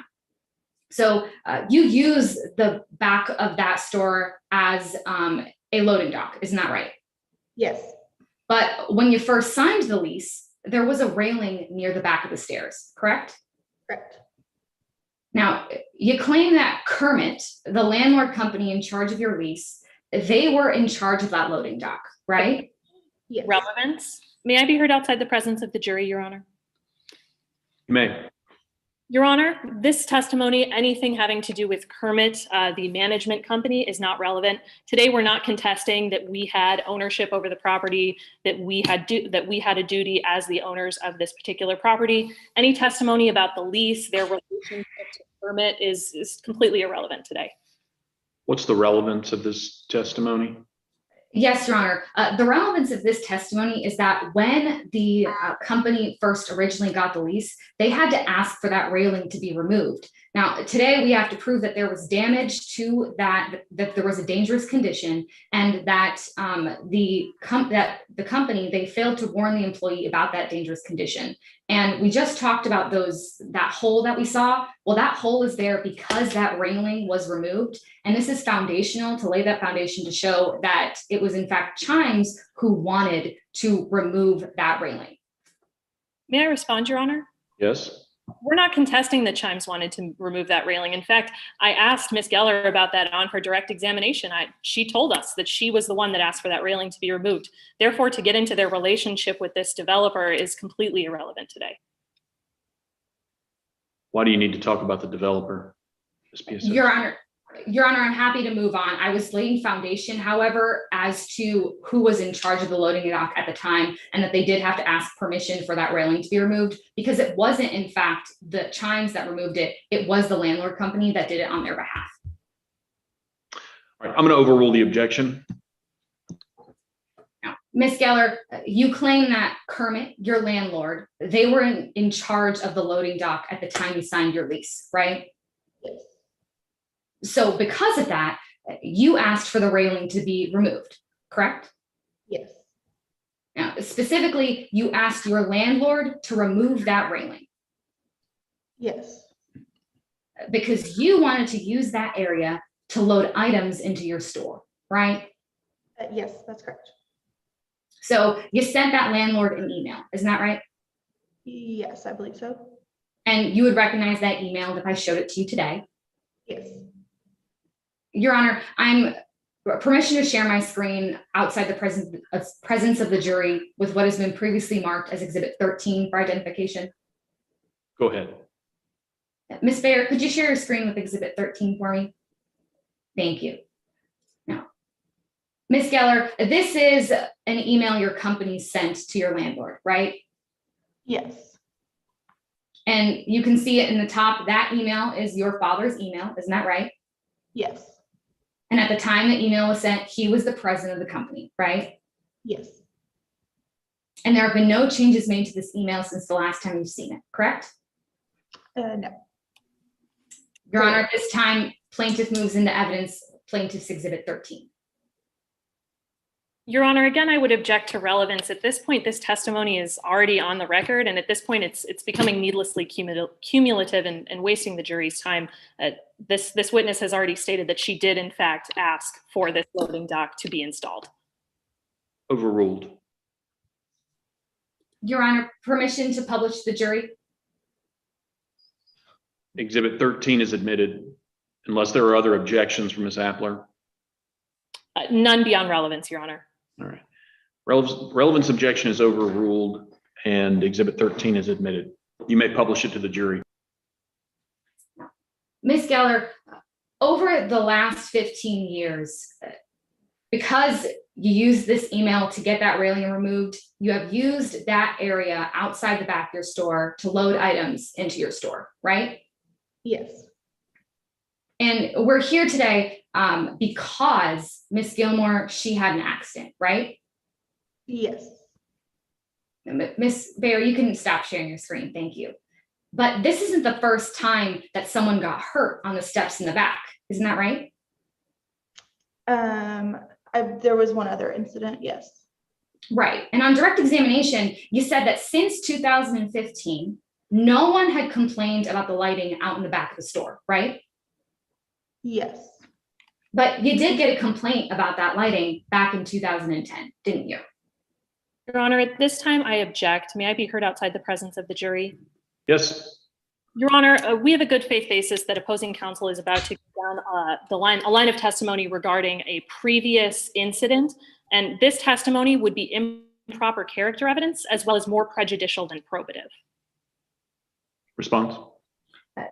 Your Honor, this evidence is not character evidence. It doesn't go to show that because the company didn't. This is not evidence of character, as it doesn't show any propensity on behalf of the company, but rather it's going to show notice that this company knew that the lighting outside was bad and they didn't do anything to fix it. And earlier we heard testimony that this witness said that she hasn't gotten a report about the lighting since 2015, but in fact, she has gotten a report that the lighting was poor. And because of that, they were on notice that they should have fixed that light and they failed to warn. So it goes directly and is relevant and does not show any evidence of character or propensity today. Anything further, Ms. Appler? Yes, Your Honor. Opposing counsel is using this evidence directly to show that the company had action in conformity therewith. They're trying to show, if I may make an offer of proof. I don't think you need an offer of proof. I haven't excluded any evidence that you're offering. Of course, Your Honor. Just the contents of the report does state that this employee— You can show me the contents of the report. That's fine. No, Your Honor, that we were just going to explain what it specifically says that they would be using for propensity. It does go to show that this employee was injured on the back stairs, but the situation was completely different from Ms. Gilmore's situation. This employee fell on their face. It was a completely different circumstance. And therefore, to use this evidence to show that because the company knew about this before and didn't do anything, that's propensity evidence. And that's exactly prohibited. And in addition, is still more prejudicial than it is probative, as these two situations are completely different. And that will go to confuse the jury and substantially prejudice the jury, Your Honor. I'm going to overrule the objection. You may proceed. Yes, Your Honor. Now, Ms. Geller, so you would recognize a copy of an accident report if I showed it to you today, right? Yes. Your Honor, I'm sharing my screen, or permission to share my screen outside the presence of the jury with what has been previously marked as Exhibit 14 for identification. Go ahead. Ms. Bayer, could you share Exhibit 14 for us, please? Thank you. So, Ms. Geller, this is a copy of a recorded statement concerning an accident involving one of your employees, right? Mm-hmm. Yes. And the interview, it was taken on January 12th, 2010, right? Yes, I believe so. And it was taken by April Nardini, right? Yes. And at the time, Ms. Nardini, she was a supervisor at your company. Yes. And your supervisors, they're required to take reports like this anytime there's an accident, right? Yes. And they're required to take it right after the accident happens, correct? Yes. And you keep these records as a part of your regularly conducted business, right? Yes. Your Honor, at this time, plaintiff moves into evidence, Plaintiff's Exhibit 14. Any objections to Exhibit 14? Just under 403, Your Honor. I stand by my previous objection. Understood. It's overruled. Exhibit 14 is admitted. Permission to publish Exhibit 14 to the jury, Your Honor. You may. Now, Ms. Geller, I want to draw your attention to the accident loss section of the document. So this section, it describes the accident that occurred in 2010, right? Yes. Now, based on this section, you know that the employee in question slipped on the stairs in the back, right?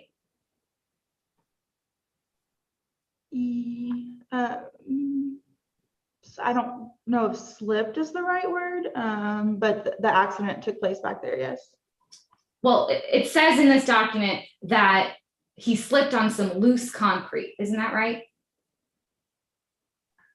What I think was loose concrete, yes. He thinks, yeah. Right. And that's because there was nothing to grab onto, right? Correct. Now, I want to turn your attention to the bottom of that document where it says for chimes use only. And if we could flip ahead to the bottom of the document, Ms. Bayer. Thank you. So this part, it's filled out by the manager who took the statement, correct? Yes. So let's focus on that very last question on the bottom of the sheet. It asks, are there any steps that should be taken by chimes to help prevent such injuries in the future, right? Yes. And the manager wrote, make sure there's adequate lighting on the loading dock, correct? Yes, that's what it says. Mhm. Thank you, Ms. Barrett. You can stop sharing your screen now. So, Ms. Geller, after this accident in 2010, you didn't tell the landlord to fix the light, did you? No, I did not. You didn't fix the lighting, right? Your Honor, I'd object to relevance at this point. May we be heard outside the presence of the jury? Yes. Your Honor, at this point, to get into whether or not she told the landlord that things needed to be fixed is not relevant today, as we are stating as defense that we did have a duty to fix things. To get into the relationship between the landlord and who was supposed to fix things is completely irrelevant. Response. Your Honor, these were options that were open to the defendant at the time of the accident and moving up into the accident that we're talking about here today. She could have informed the landlord that if she didn't want to fix the landing, she could have asked someone else to do it. And this shows that even though they were aware that the lighting was broken, they didn't do anything. They didn't do anything themselves, but they didn't even warn anyone else that maybe something should have been done about the situation. All right, the objection's overruled. Ms. Geller, let me re-ask my question. You didn't fix that lighting either, correct? Correct. So, and you didn't tell the landlord to fix those steps with the loose concrete, right? Correct. And you didn't fix those steps either. No. So 9 years passed, right? Yes.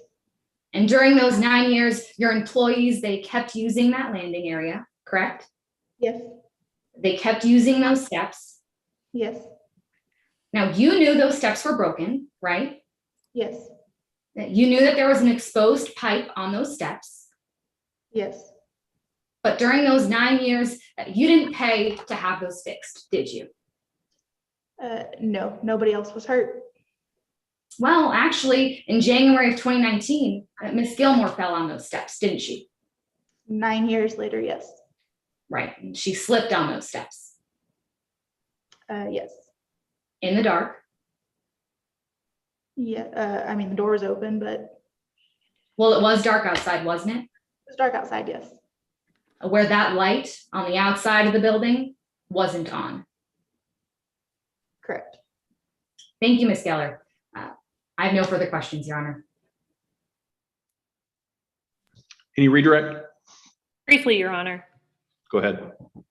Now, Ms. Geller, opposing counsel asked you about a prior situation on cross-examination, and I just want to clarify for the members of the jury, during that 9-year period, did anyone get hurt on that loading dock? No. Did anybody even tell you that somebody had been injured? No. Thank you, Ms. Geller. I have no further questions, Your Honor. Any additional questions, Ms. Piasecki? No, Your Honor. Okay. You may step down from the witness stand, and the defendant, you may call your next witness. Your Honor, at this time, with the court's permission, the defense seeks to admit portions of an unavailable witness, Hayden Holt's prior deposition testimony that was taken on August 1st of 2020. If my second chair, Ms. Letko, can come on screen and read Mr. Holt's answers while I ask the questions, that would be great. That's fine. Your Honor, would you like me to instruct the jury, or would you like to? They've already been instructed, so let's proceed. Understood. I'd like to direct the court and opposing counsel's attention to page 2 of Mr. Holt's deposition, which is page 110 of the record for your reference, beginning at line 11. What do you do for a living? I am a compliance safety and health officer with the Occupational Safety and Health Administration. What does the Occupational Safety and Health Administration, or OSHA, do? OSHA is the government agency that's responsible for making sure that workplaces are safe for the employees that work there. So we provide information, training, and assistance to employees and employers to try to make workplaces as safe as possible and to make sure those workplaces are in compliance with OSHA regulations and standards. We are all about employee safety. And what do you do at OSHA as a compliance, safety, and health officer? I am one of the people from OSHA that goes out and inspects workplaces on a regular basis to see if that workplace is in compliance with OSHA standards. What happens if a workplace doesn't comply with those OSHA standards? Well, there are a lot of potential implications, but at the very least, it would result in a citation for any violations that we find. Then the employer would have a chance to correct the issues that we find. Then, if they fail to take corrective steps, we might issue fines. What area do you cover as a compliance, safety, and health officer? I cover Central Texas, which means I cover the area pretty much from San Marcos all the way up to Hillsborough, and that would include Waco, obviously. How long have you worked for OSHA? Since I got out of school. So at this point, that's about 13 years. And over that time, how many inspections have you conducted? Oh man, hundreds, thousands. I mean, the answer is a lot. It's basically my entire job. So I'm always out on the road inspecting somewhere. It's an everyday thing.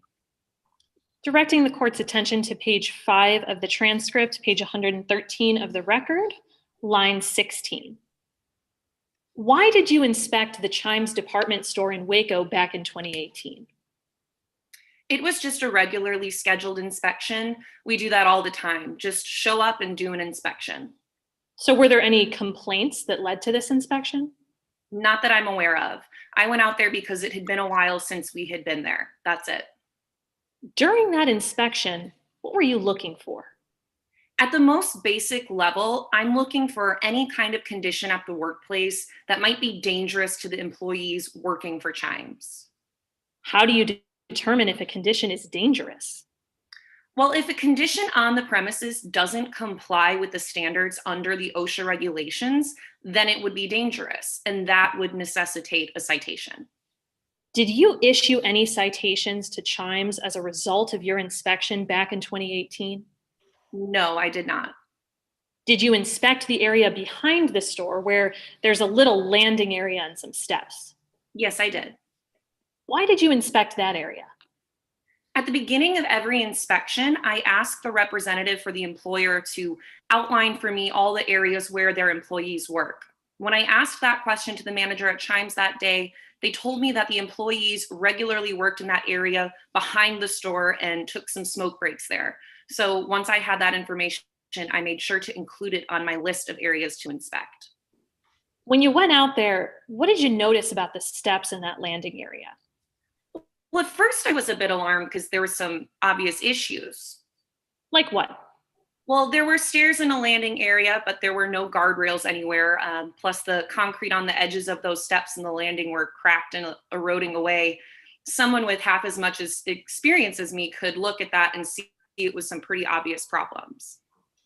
If there were such obvious safety issues, why didn't you issue any citations? As I said, I got pretty alarmed, so I asked the manager that was walking around with me during the inspection about the fact that there were no guardrails and about that concrete. The manager told me that there used to be guardrails, but they were removed because Chimes used that landing area as a loading dock. Why does that matter? Because loading docks don't have to have guardrails. How do you know that? Because OSHA says so. Directing the court's attention to page 8 of the deposition, page 116 of the record, line 20.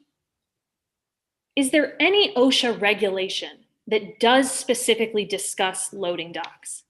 Yes, 1910.28B13 clearly states that guardrails aren't required on loading docks because they aren't feasible. You can't very well load something onto the dock with a bar in your way. Directing the court's attention to page 9 of the deposition, page 117 of the record, lines 12. Was this area behind the store exclusively used as a loading dock? No, it's my understanding that employees also went out there to throw trash in the dumpster and to take breaks. And it is certainly possible that employees went out there and did other things as well, but I don't think that matters. Why not? Well, just because an employee goes out and sits on the edge of a loading dock and eats a sandwich doesn't make that loading dock a diner. The key thing here is that Chimes used this area as a loading dock. That's what matters.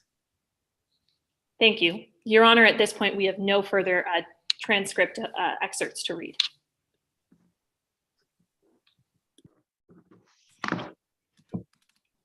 Plaintiff? Yes, Your Honor. Can we read portions of the depositions as well for our cross-examination of this witness? You may read portions of that witness's deposition. Yes, Your Honor. Go ahead. Perfect. I'm directing the court's attention to page 6, line 11. Did you inspect the area behind the store where there was a little landing area and some steps? Yes, I did. And why did you inspect that area?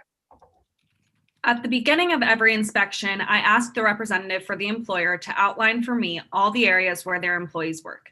When I asked that question to the manager at Chimes that day, they told me that the employees regularly worked in that area behind the store and took smoke breaks there. So once I had that information, I made sure to include it on my list of areas to inspect.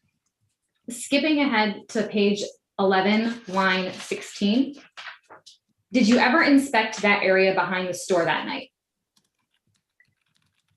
Yes. Oh, excuse me, at night. No, only during the daytime. Did you notice a light out there when you were during your inspection? I did. You'll see it noted in my report. Did you ask the manager about that light? I did, like you can see in my report.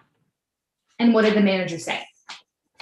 The manager told me that they always turn the light on when somebody goes out back at night. So that seemed good enough for me. Well, did you have them turn it on for you while you were there? No, it didn't seem necessary. I have no further questions at this time, Your Honor. Any redirect? None, Your Honor. All right. Ms. Appler, anything further? Any other witnesses? No, Your Honor. At this point, the defense rests and we re-raise our mid-trial motion. All right. I'm going to deny it again, stick with my earlier ruling. Anything further rebuttal case from the plaintiff? No rebuttal case, Your Honor. Okay. So you close your case? Yes, Your Honor. At this point, we close our case in chief. Okay. Let me give you all a quick time check before we move on to argument.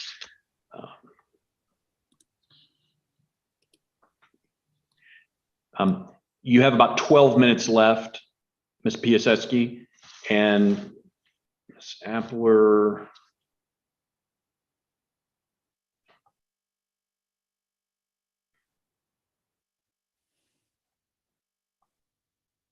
You have about 23 or 4 minutes left. Hopefully you won't bump into that time constraint. If you need a more precise time count, I can give it to you. That's perfectly fine, Your Honor. We appreciate you keeping time. Your Honor, does the time count include pretrial?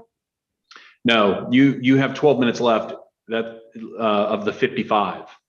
Okay. You want me to count it up with more precision?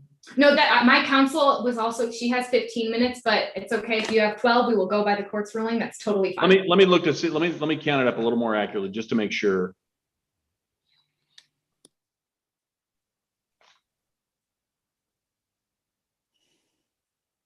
Okay, I've got actually almost 14 minutes.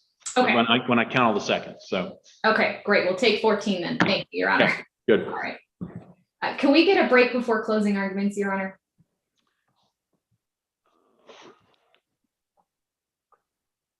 Sure. Let's take about a 5-minute break. We'll come back at 11:57. Great. Thank you, Your Honor.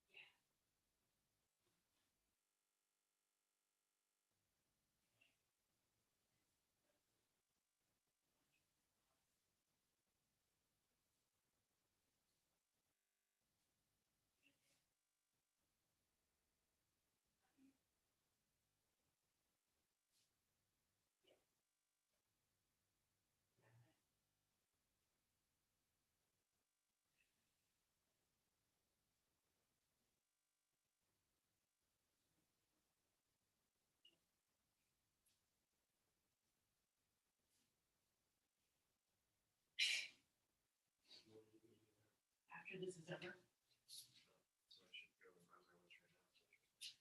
Oh, yeah, I guess. Yeah, you need to go real fast. No, you can go. I've got another at least 20 minutes. Yeah. But I'm saying don't dilly-dally around.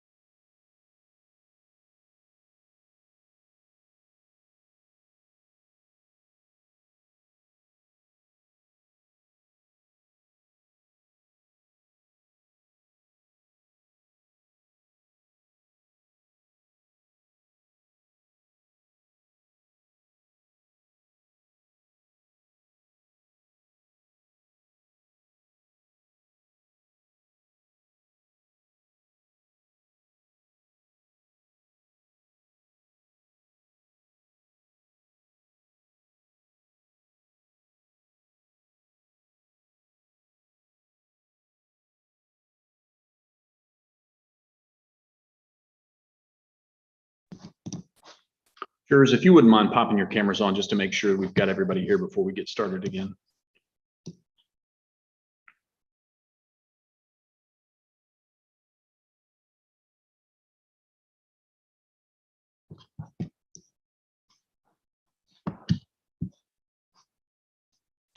Okay, counsel, are you ready to proceed with argument? Yes, Your Honor. Can you see and hear me okay? Both. Perfect. May it please the court. Oh, hold on just a second. I see you now, Miss Appler. Are you ready to proceed? That's absolutely, Your Honor. Okay, good. May Go it ahead. please the court. They failed to fix, failed to inform, and they failed to warn. You heard that while Miss Gilmore was taking her break on that cold, dark winter day on January 23rd, 2019, she went outside to smoke. Now, we know that because the defendant failed to maintain the steps Miss Gilmore had to take to get back to work, she fell. She wound up at the hospital without a job And now all she has is a memory of that horrible, horrible day. You now know, members of the jury, that that fall, it could have been prevented, but it wasn't. Now, you heard today that the CEO of Chime's department store, she runs a family business. And we heard that over and over in opening statement from defense counsel. But the evidence showed today that they sure don't treat their employees like family. Because from the moment that that concrete started to crumble, when the defendant didn't fix those steps, when they did nothing to inform their employees that they were there or warn them that something could be wrong, that they might be dangerous, well, the defendants, they did nothing to protect the safety of their workers, and they did nothing to treat them like family. Because they failed to fix, failed to inform, and failed to warn. And that makes the defendant negligent. Today, we had to prove to you by preponderance of the evidence that the defendant at Chime's department store was negligent in the way that they maintained their property. Now that means we just had to prove to you 3 things were more true than not. First, that there was a condition that posed an unreasonable risk of harm. Second, that the defendants, they knew or should have known about that condition. And third, that the defendants didn't exercise ordinary care when they failed to fix those steps and when they didn't warn their employees about the danger of that step. So we've definitely proved these elements to you today. But just to be sure, before you go off to that jury box to deliberate, I want to walk you through how we proved each of these elements one by one, starting with whether the condition posed an unreasonable risk of harm.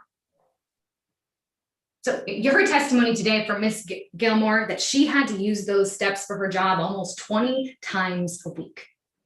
And members of the jury, you're going to get to see Exhibit 2 and 3 when you go back to the jury room, but let's take a quick look at them right now. Let's look at Exhibit 3. So Exhibit 3, we can see here first that there's no railing on the side. And then if we look at Exhibit 3, and if you look at that closely when you go back, you'll see that the concrete in that area, it was loose. There were no railings on the side. It was breaking and the concrete had cracks. And when you look at Exhibit 4, members of the jury, that picture of what the door looked like when it was propped open, well, we can see here that if it's propped open, like the defense wants you to believe it's supposed to be to get light into that alleyway, well, it only leaves inches of steps, or inches for someone to walk past. So we know that this condition, based on these pictures alone, posed a reasonable risk of harm to the employees at Chimes. And that's how we know we've proven that first element, members of the jury. So you can check that one off your list. So let's talk about that second element, whether the defendant knew or should have known about that danger. Well, we heard testimony today that Ms. Gilmore didn't just tell her manager once about the danger without a light out there, but she told her twice. She told her before the accident that they didn't know how to turn out that light. And do you know what the company said? They said, we can't turn that light on because it's in someone else's building. So we can't do anything about that. And then we heard the second time when after her accident, she told them that she had slipped and fallen on that broken concrete. Well, the manager told you flat out that the steps, well, they should have been fixed a long time ago. So we know that one of the managers knew about that condition and did nothing about it. But that wasn't the only person that knew, because we heard on cross-examination of the company's CEO that she was aware of the accident that occurred on 9 years ago on those steps. And you saw that accident report that shows you someone fell on the loose concrete because there wasn't anything to grab onto. And members of the jury, you also heard on direct examination that she said, oh no, the steps, they were very safe. There was nothing wrong with them. They were completely fine. They weren't broken, but she was really quick to change her mind when I brought up Exhibit 3 and showed her that broken concrete, showed her that exposed step. All of a sudden, she was willing to say that, yes, the steps were broken. Yes, the steps were dangerous. Yes, they were cracked. And they didn't do anything to fix them. So the evidence has been clear, members of the jury, and that's how we know that we've proven that second element, that the company knew that there was a reasonable risk of harm, so we can check that one off our list. So let's talk about that final element, members of the jury. What I've been repeating to you over and over throughout today's trial, that the defendants, they failed to fix, failed to inform, and they failed to warn Ms. Gilmore. So we know that they failed to fix that landing because you saw what the steps looked like on the day of the accident. So let's bring out Exhibit 4 just one more time. You learned that the steps on the light right there, you see that they're broken. You see that they're cracked, that there's an exposed pipe. And it was there because the company requested that railing get ripped out to begin with. So we know that it's broken on in January of 2019. And we know that it was also broken in 2010 because the employee reported the same problem. So clearly for 9 years, the defendant did nothing to fix that crumbling concrete, nothing to make sure the light outside their alley was working. But the thing about this defendant is, members of the jury, they had other chances. They had other opportunities to do something. So we know that they just didn't want to do that. Because you heard on cross-examination, Ms. Geller told you that she chose not to reach out to the landlord. Now, they had that simple solution. If they didn't want to take care of it, they could have reached out. They could have emailed their landlord like they had before and simply asked, hey, we see that there's this railing, there's this exposed pipe, that probably happened during the time that you ripped it out. Do you mind fixing that? But no one did that. And it was that simple, members of the jury. Now, the defense counsel is going to get up here and she's going to tell you that those stairs were safe, that it was only used for a loading dock. So it doesn't matter that Miss Gilmore, she walked down those steps to take her smoke break that day. But remember, members of the jury, it wasn't a choice for her to take those steps. It was a policy. It was a rule. And you saw that rule when we showed you Exhibit 1, and that was the memo that they sent around to the company. This rule, members of the jury, tells the employees that they have to put themselves at risk. Because if they want to smoke, they have to go outside behind the back of the building. So the defendant, they couldn't even bother to fix those steps or at least inform the landlord of those dangers. Don't let your common sense walk out the door and think that the employees had some sort of choice in this matter. Because the least they could have done was warn their employees that the steps that they were forcing them to use over and over every single day were dangerous. But you heard that there was no sign outside, nothing that said caution, no safety policy that could possibly protect these employees. And because of that, we know that we've proven that final element, members of the jury. We know we've proven that they did not exercise ordinary care and that they failed to warn and failed to fix those steps. So when you go back to that jury room to deliberate, and when you see this form that asks you to assign fault to the person responsible for this accident, you can say, yes, Chimes department store was responsible. Because if anything has been clear throughout this trial, it's been that this defendant failed to fix, failed to inform, and failed to warn. this defendant is responsible for Miss Gilmore's injuries. Find them liable. Thank you.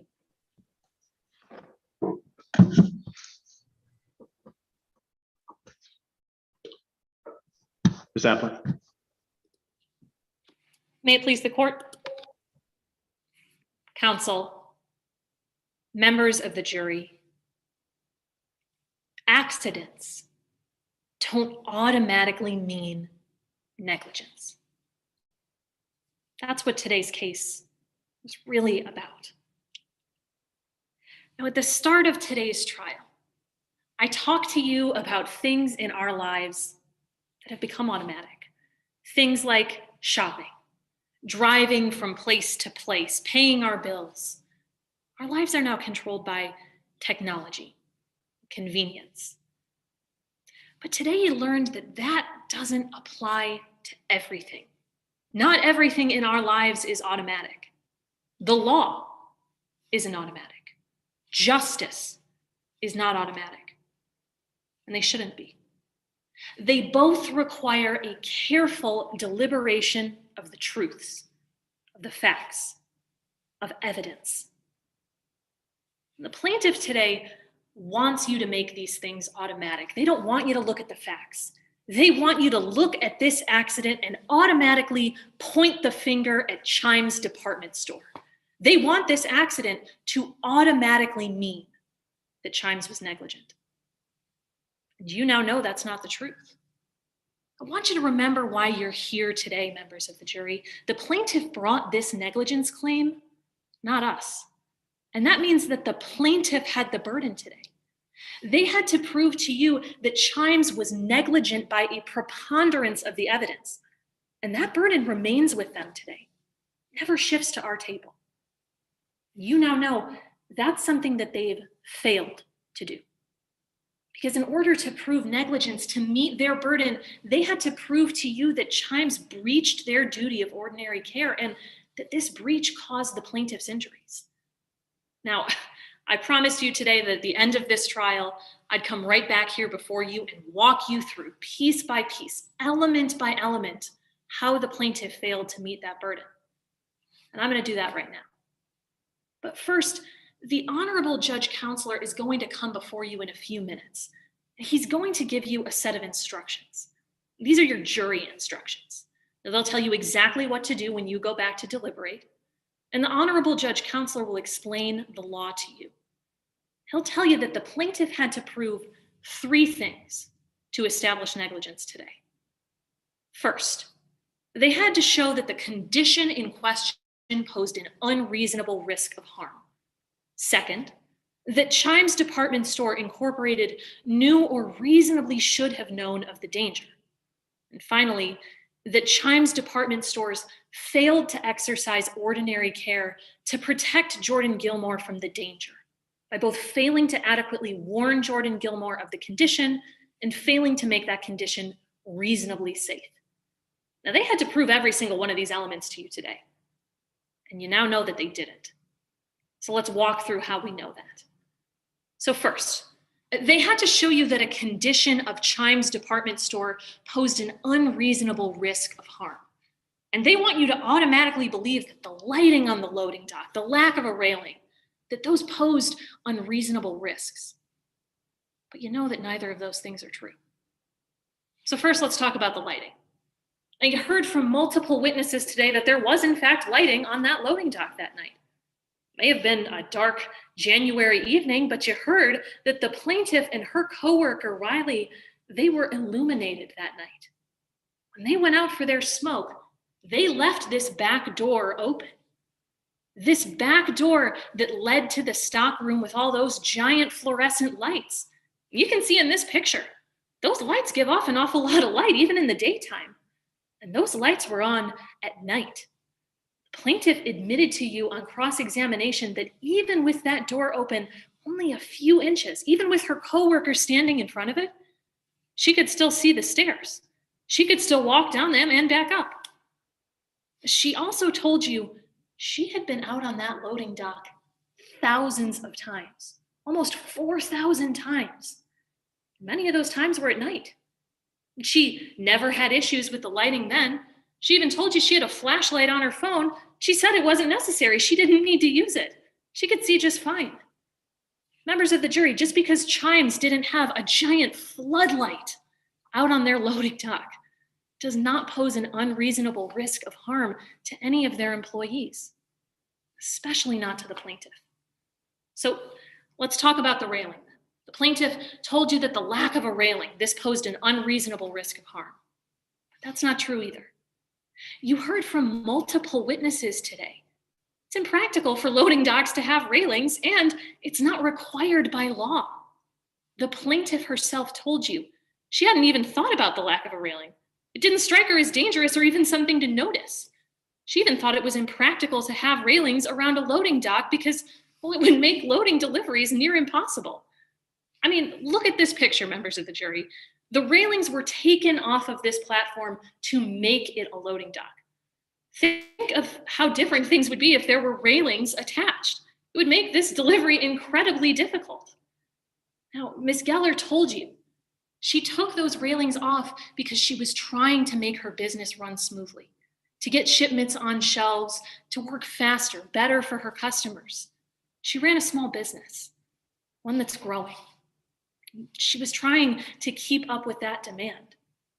Most of all, she wasn't required to have a railing installed on that loading dock. Think about it. The plaintiff told you herself. She had gone up and down those stairs thousands of times over the course of 10 years, and she never needed to use a railing. She barely even noticed that there wasn't one attached. That's not an unreasonable risk of harm. Members of the jury, you now know they haven't proven that first element. So we could normally stop here. I could end this closing argument, but I want to walk you through how they didn't meet those other two elements as well. Now, the plaintiff had to prove to you that Chimes knew or should have known about the dangers of those conditions. But members of the jury, they haven't proven this either. Yes, Chimes knew that they didn't have a railing attached. They knew they didn't have a large floodlight out back.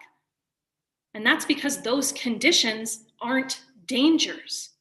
Chime knew that a railing wasn't necessary. It was impractical for a loading dock. They provided adequate lighting with those big double doors opening up to huge fluorescents. How could they know of these two so-called dangers when they don't even exist? They failed to meet that second element. Now, finally, they had to prove today that Chimes failed to exercise ordinary care to protect Jordan Gilmore from these dangers. And once again, they failed to meet this element too, because Chimes did exercise ordinary care and their property didn't have any dangerous conditions. Members of the jury, you heard it was even inspected by a federal agent, and you heard his testimony today.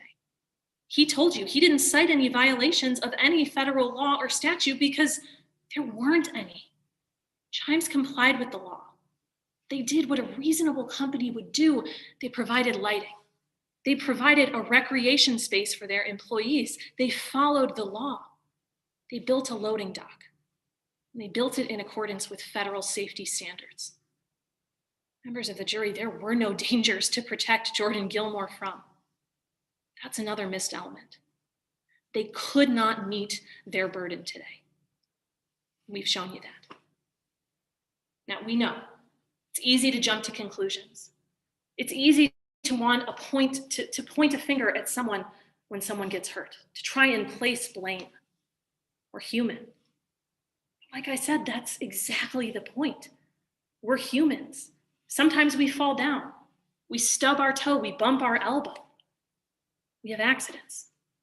That's exactly what happened here. The plaintiff is searching for somewhere to place blame, an answer for her injuries, and it's natural for her to want that. But sometimes no one is to blame. Accidents happen. And this case showed you that accidents like what happened to Miss Gilmore, they don't automatically mean negligence. We're fortunate enough that the law is one area of our society where few things are ever automatic. The law is built around that slow and careful deliberation. And that's why, in a moment, When the honorable judge comes before you, he'll instruct you on the question that you have to answer today. Did the negligence, if any, of Chimes Department Stores Incorporated proximately cause the occurrence or injury in question? You now know the answer. No. Chimes did not proximately cause Ms. Gilmore's injury, and you can write that on the line provided. We all know accidents happen, and that oftentimes accidents aren't victimless. You can feel sorry for Ms. Gilmore. You can sympathize with the pain that she went through. But accidents like hers don't automatically mean that someone was negligent. And as jurors, it's your job to put that sympathy aside, put those emotions aside, and apply the law. Look at the facts. Look at the truth. That's why we ask you, after your careful deliberation, to return the only verdict in this case that's supported by the law, supported by the facts. Find Chime Department Stores Incorporated not liable. Thank you.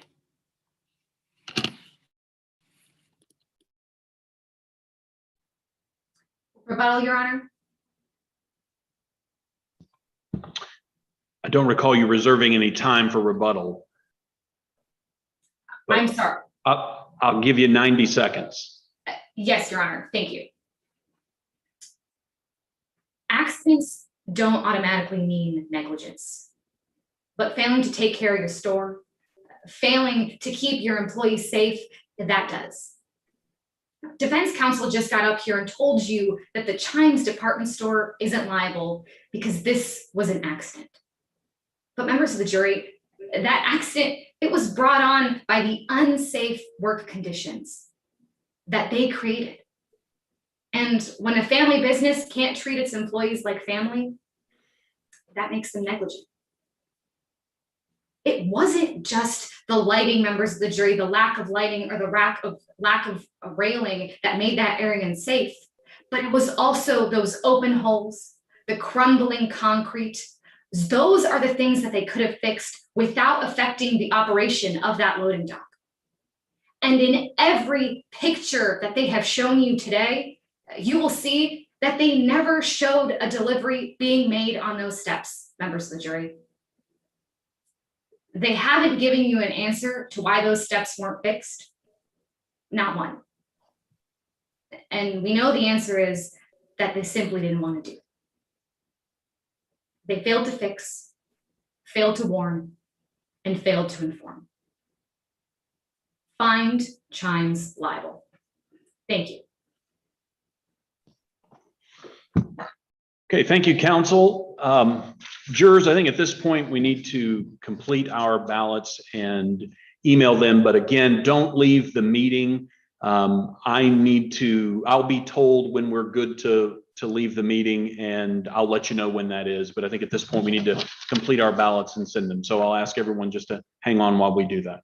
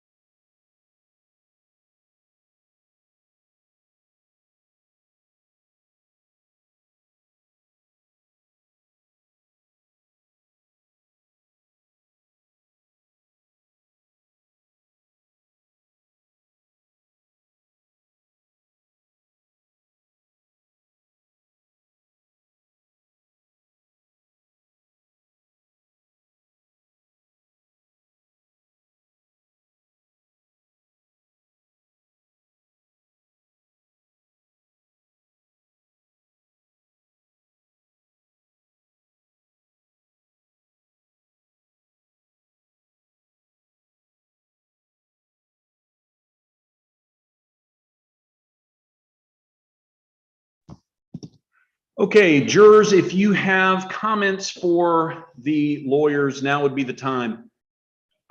Please keep them brief. One comment per lawyer. I know you've got a lot to say, but please keep them brief. I know all of the judges, and you all know they're not going to change anything they're doing based on what we say anyhow. So keep the comments brief, but go ahead.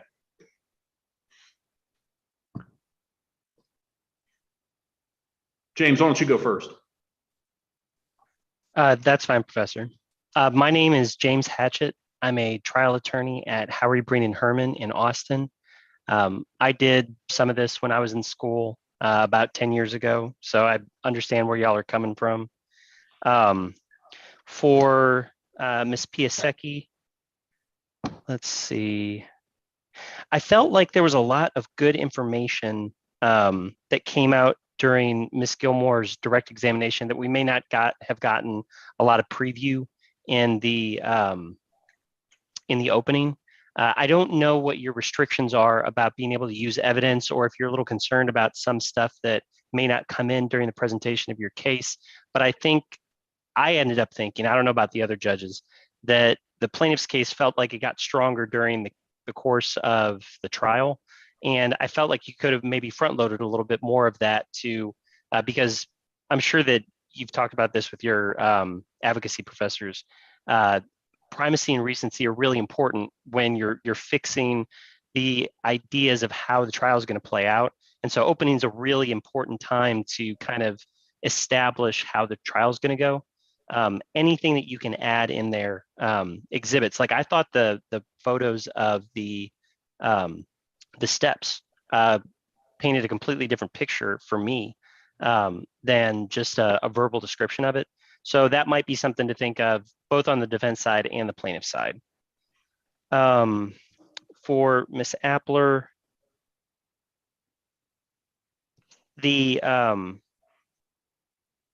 one of the few things that I thought that you could probably improve on a little bit was during cross-examination, you had good small bite questions about things that you wanted to establish, like the plaintiff's familiarity with the loading dock and the stairs, how many times she had been back there, what the lighting was like, how she had, been back there tons of times. The one thing that I think Ms. Piasecki did that you could add to your repertoire would be to signpost a little better, to kind of let us know. You don't have to try to get her to agree that she was really familiar with the area, because she's not going to agree with that type of question. But you could say, I would like to talk about how many times you've been back there. I'd like to talk about how familiar you are with the loading dock. And then that doesn't necessarily is a question. It's just kind of giving the judge and the jury an indication of what you're about to try to establish with your questions. And then just in general, I thought the removal of the railing was something that, you guys focused on a little bit. I just had some questions about it just from a factual standpoint. Like, if it wasn't used as a loading dock before, why was it there? Why are there double doors? Could you have removed part of the railing and not the railing on the stairs? I know that you get additional information later, but that's something I think can be a little critical later on, is the fact that they decided to take it out. They decided to take it all out. How was it used before? Why did they make that change? Did it make sense for them to make that change if that's not how it was used beforehand? That sort of stuff. Meredith? Hey, y'all. First of all, great job. This is so hard to do, and you guys both did a really great job.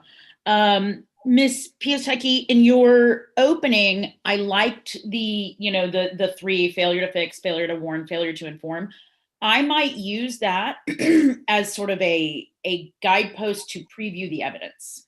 They failed to fix when the evidence will show they failed to fix when they did X, Y, Z. And, same with the other two. I think that's a good way to kind of piggyback off of what Mr. Hatchett said, to help preview the evidence that's coming. And so I think that's something you could do. Miss Appler, I liked the way you humanized your client. in the opening. I might elicit a little bit more of that in the direct. But I think when you're representing a corporation, I think it's important to, show everybody that, hey, there's a person behind this corporation. So I thought you did a good job on that in the opening. I would just elicit a little more of it in the direct, but great job, y'all. Thanks, Meredith. Stephen?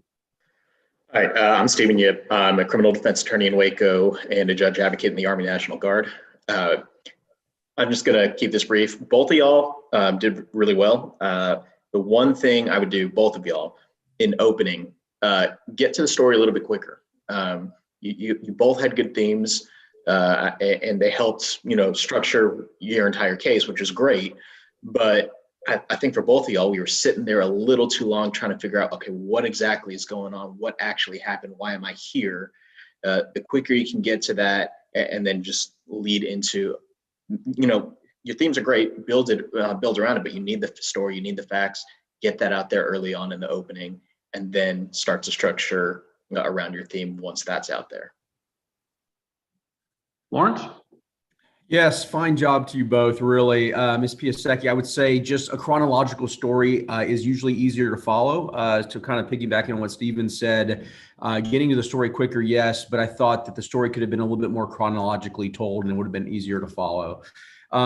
Ms. Appler, you have a great conversational style, and I think that's one of your strong points.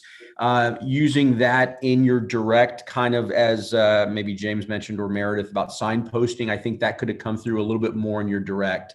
And then just as a global concern, I don't know if you're prohibited from using flip charts or demonstratives. If you're not, do, because that stuff helps the information resonate, and it helps make you the star of a direct, which frankly, you don't want to be the star. You want the witness to be a star. But on something like this, frankly, even in practice, if you can use flip charts, do it. Other than that, fine job, folks. I'll keep this very brief. It sounds like a cliche. The judges always say it was such a great round and it was so close, but I really do feel that way. And I think you made the decision difficult, at least for me. So I think you both did very well. A comment for both of you. Both of you went through long periods of time where you were leading during direct, aggressively, chronically leading. Now, I know you don't have much time to prep your witnesses, but the reason I raise this is because you can anticipate that your opponents are going to, as you move through the tournament, continue to lead. And it's almost, I fear that maybe you're thinking, well, if I don't object to her leading, she won't object to my leading. I think that's a poor assumption. I would go ahead and just object when the leading gets chronic or when your opponent leads on redirect.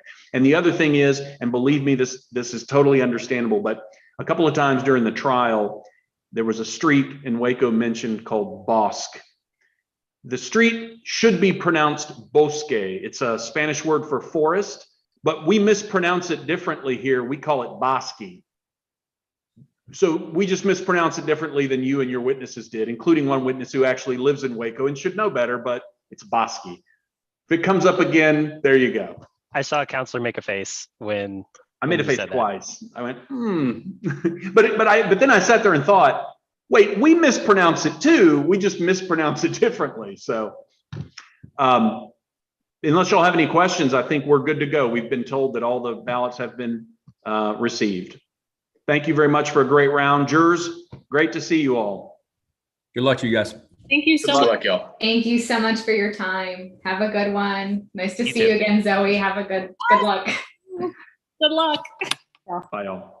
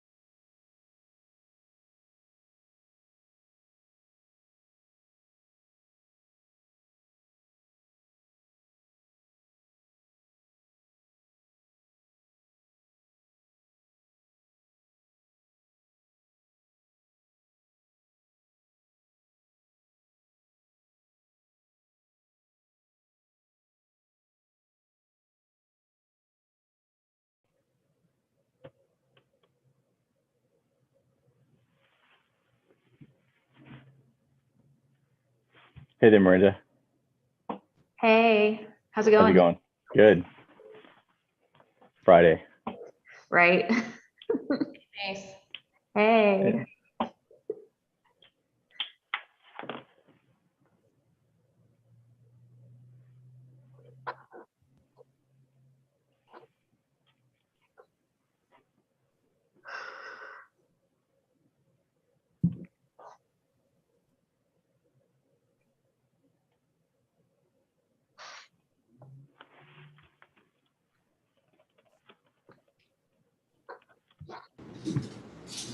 Hello again, Judge. Hello. Same judge, different room. They bounced me around. Nice. Oh, because you're actually there. Mhm. Awesome. Yeah, it's nice. I think it's a good balance, and then it just also makes sure that we don't have any weird like technical issues because we're all hardwired into like the actual Baylor network. So I think it helps a little bit to make sure there's not any glitches. That's awesome. Hi, Mr. Davis. Oh, I found the instructions when I was looking for the email, so. Oh, okay. Good. Hey there, Barbara. How are you? It's great to see you again. Good to see you too. It's been about a year. It has been about a year. It sure has. You doing well? I am doing well. I really am. Thank you so much for when I reached out to you about that issue. I appreciate it. I was just absolutely. So, but yeah, awesome. Oh, I like your office.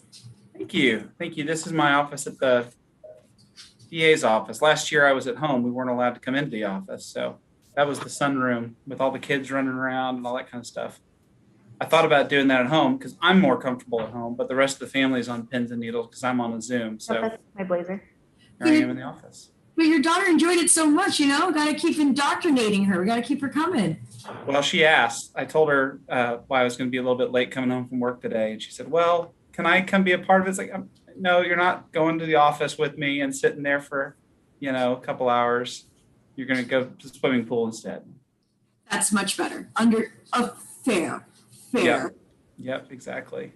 I'm home because I said it earlier, the office internet's not great right now. They're redoing it. They just hasn't finished doing it. So home it is. Yeah. Well, there's definitely advantages to being at home, for sure. Coffee. Yeah, exactly.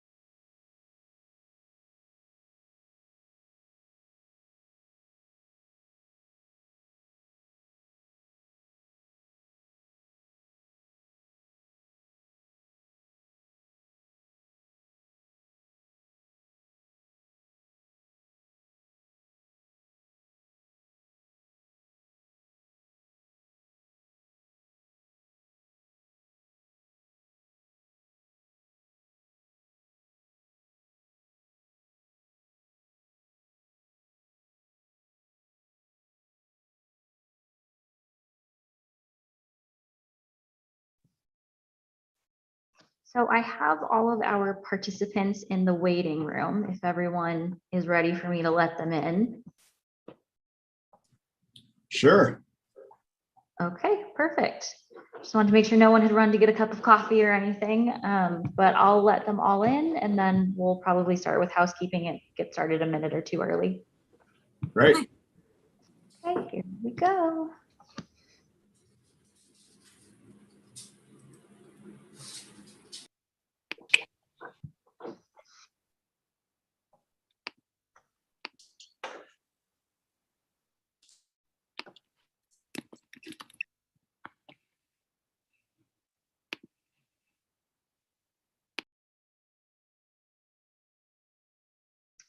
Okay, let's see. Josh, it looks like you are all set. Can you hear us okay? I can hear you great. Can you hear me? Yes, I can. Let's see. And Zoe, are you here? Can we do a quick little check with sound and video? Yeah, absolutely. I'm here. How are you? Perfect. Good. How are you? I'm great. Thank you. I have to say you both have much easier last names than in our previous round. So that's great for me. And both of your second chairs are here as well. Let's see. Perfect. Valerie, and you can hear us okay? Yes, I can hear you. Can you hear me? Yes, I can. Perfect. Thank you. You're welcome. And second chair for the defense is here as well, Your Honor. Okay. Can we just do a quick little check to make sure we don't have any sound issues going on or video issues? For a second chair, Your Honor? Yes. Oh, sure. My apologies. No problem. Hello, Your Honor. Hello. Okay, great. Thank you very much. All right. Well, if you two are ready to get started, we do have a couple minutes. We can wait until exactly 3, but we can get started if you'd like. We're happy to get started whenever. So if defense is ready to proceed, we are happy to as well. Okay. Defense, does that sound all right with you? Yes, Your Honor. Okay. All right, well then we are getting started. The court now calls cause number TGCV 00121 Jordan Gilmore versus Chime Department Stores Incorporated. Can I please have an appearance on behalf of the plaintiff? Absolutely. Good afternoon, Your Honor. My name is Zoe Appler, and I'm joined today by my second chair, Miss Valerie Letko. And today we represent the plaintiff, Miss Jordan Gilmore. Thank you. And can I please have an appearance on behalf of the defense? Good afternoon, Your Honor. My name is Joshua White. Myself, along with my co-counsel, Jackson Haddon, represent the defendant in this case, Chimes Department Store. Thank you. So at this time, we're going to take just a couple of minutes to deal with any housekeeping matters. And then after that, we'll move into any pretrial motions that you may have. So starting with the plaintiff, Ms. Appler, do you have any housekeeping matters that you'd like to take up? We do, Your Honor. Before we get to housekeeping, would Your Honor like a statement of the case today? No, not at this time. Let's start with housekeeping and we'll go from there. Absolutely, Your Honor. First, we'd like the court to take notice that this is a bifurcated trial today, meaning that liability and damages will be tried separately, and today's trial focuses solely on liability. Okay. And next, we'd like to draw the court's attention to a pretrial agreement between the parties that the witness Kelly Danes is stipulated as unavailable today and may be called by deposition only. Okay, noted. And to that end, we'd like to note that we do intend to read portions of Kelly Danes' deposition onto the record. And during that time, with the court's permission, of course, my co-counsel, Ms. Letko, will read Ms. Danes' answers as I read the questions. Okay. Your Honor, we just had a couple questions for you. When laying the foundation to admit an exhibit into evidence, do you want the witness to have the exhibits available to refer to in front of them? Or would you like us to put the exhibit up via share screen constructively outside the presence of the jury, of course? I believe that all the jurors have copies of the files, so you can have them pull it up on their screen to lay the foundation. And then once it's been admitted, we'll publish it via share screen. Absolutely, Your Honor. And for objections, would you like us to ask to be heard outside the presence of the jury, or are we always constructively outside the presence? We will always be constructively outside the presence.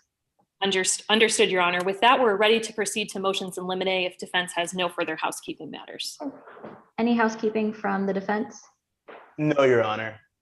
Okay, well then we will move on to pre-trial motions. Plaintiff, do you have any pre-trial motions that you'd like to bring before the court?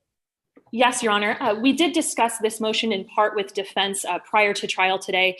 We're moving to pre-admit exhibits 1, 10, and 14. Now, opposing counsel has stipulated to the admissions of exhibits 1 and 10, but did not to exhibit 14. Would Your Honor like some further background on exhibit 14? Yes, please. So exhibit 14 is a recorded statement and report made by 2 employees of Chimes department store, the defendant in today's case, the manager at the time, April Nardini, and the employee, Jason Stiles. Now, all statements contained in this report were made by employees of Chimes and are therefore statements by party opponents and not hearsay today. Okay. Mr. White, do you have a response to this motion? Yes, Your Honor. So regarding Exhibit 14, Exhibit 14 is a recorded statement taken by employees of Chimes department. So they would be our opposing party, not the plaintiff's opposing party. So it doesn't actually meet the requirement for a hearsay exception. So we would object to the entrance of Exhibit 14 as layered hearsay. It is hearsay within hearsay, the document itself, and also the statements from multiple parties within this document are classified as hearsay. Additionally, Your Honor, there is the issue of propensity evidence as well. Using this as evidence to show propensity would be improper under Federal Rule of Evidence 404. And so we would object to the entrance of this exhibit under those grounds. Your Honor, may I clarify something for the court? Yes, you may. Thank you, Your Honor. Would you like to see Exhibit 14? I have it on hand ready to share screen if Your Honor would like to see it. Yes, I would. Thank you. If my co-counsel wouldn't mind. Thank you so much, Ms. Letko. So this is Exhibit 14, and this exhibit is made by 2 employees of Chimes. You can see under the employer section, it does say Chimes. The supervisor, April Nardini, is the person speaking in this document. Therefore, defense counsel is mistaken. These are our party opponents, as we are the plaintiff, and defense Chimes department store is the defendant in this case. They are our party opponent, so it would fall under that hearsay exception. Now, as to the propensity argument, Your Honor, we're not using this to show propensity. We're using this to show that the defendant had notice that there were problems with this loading dock outside of their building, that an employee had gotten injured before, and that they did not rectify the problem, despite the fact that they had notice. Therefore, this is acceptable, and it's not propensity evidence. Okay. Any further response, Mr. White? Yes, Your Honor. There will be no foundation that can be laid that qualifies Jason Stiles. And the vast majority of this report are the words of Jason Stiles. There will be no foundation laid that he is a party opponent, that he is someone who currently works for Chimes, or that he was ever someone who acted in an agent capacity. No foundation to be laid that he was a manager or someone who could be regarded as an opposing party on behalf of Chimes. And because of that, this is not an opposing party statement. And additionally, the same for April Nardini. No one is going to be able to lay the foundation that she was acting in a representative capacity for Chimes. May I respond on those grounds, Your Honor? Yes, briefly, Ms. Appler. Your Honor, regardless of if that foundation can be laid, which it can, this also falls under the business record exception to hearsay under 8036. We do have the ability to lay the foundation today that this statement was regularly conducted within the course of Chimes business activity by someone with knowledge. Therefore, it would fall under that exception as well. Okay. At this time, I am going to deny your motion to pre-admit it, but you are welcome to lay the foundation while you're taking during either your cross or direct and lay the foundation to admit it at that time. Absolutely, Your Honor. That's our only motion this afternoon. So we're ready to proceed to opening statements. Just a quick clarification. You said that you and Mr. White have agreed to pre-admit exhibits 1 and 10, correct? Correct, Your Honor. Okay, I just want to make sure I have that down. Mr. White, do you have any pretrial motions that you would like to take care of? Yes, Your Honor. As opposing counsel mentioned, we did have an opportunity to meet and confer about some exhibits that we would pre-admit. On the defense side, we will be moving to pre-admit exhibit 2, which is a photo of a loading area, and exhibit 11, which is a copy of a property lease. I do intend to also, Your Honor, publish exhibit 2 during my opening statement. Just to clarify, so you have agreed to pre-admit exhibits 2 and 11 already between the two of you? Yes. Yes, Your Honor. Correct, Your Honor. Okay, so 1, 2, 10, and 11 are the 4 pre-admitted exhibits.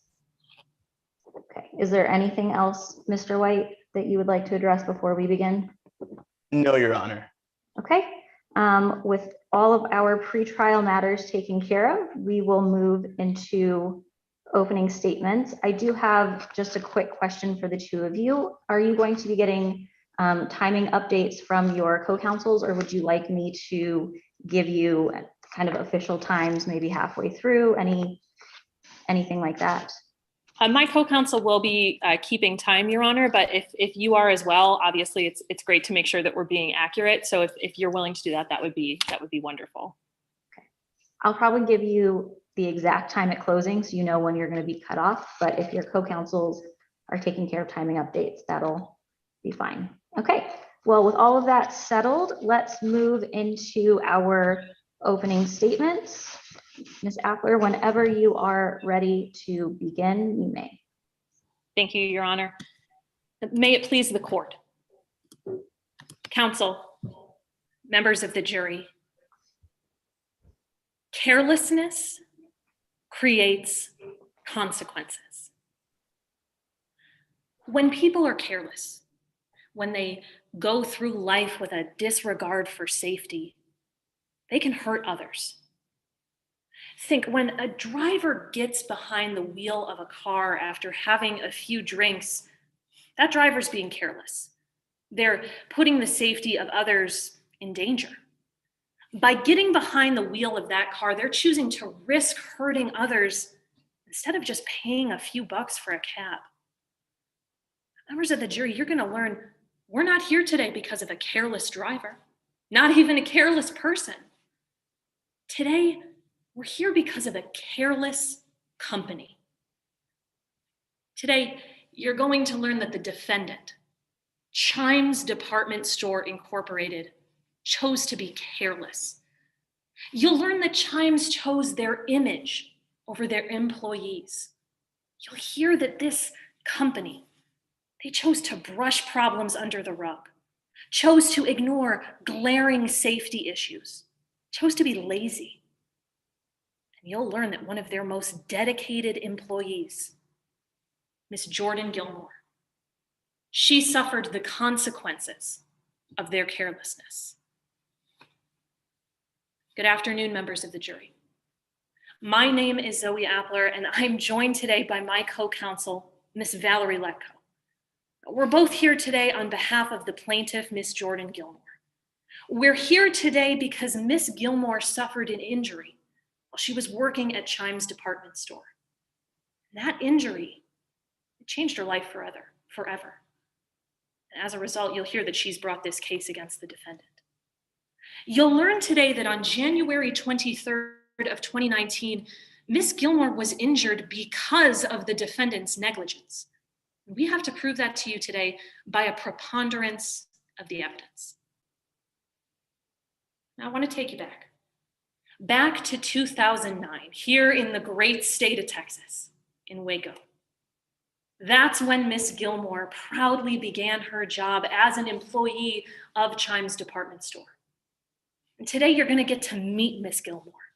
She's going to tell you how she dedicated 10 years of her life to working hard as a cashier for the defendant.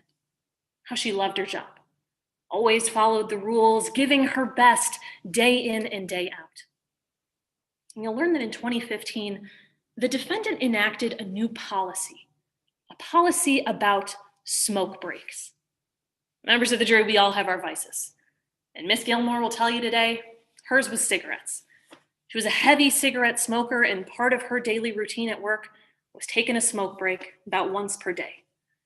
And she'll tell you that the defendant's new policy said that all smoke breaks had to be taken behind the store, near the back door. Now, you'll learn that this policy was put in place to protect the defendant's image, that they didn't want customers to see their employees smoking or walk through a cloud of smoke on their way in.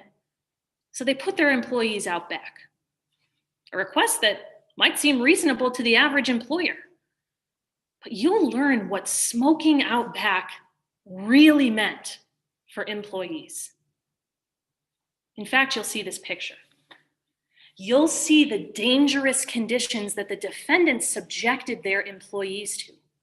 You'll see that any employees who wanted a smoke break, including Miss Gilmore, had to stand on this exposed concrete platform behind the store, right next to the dumpster.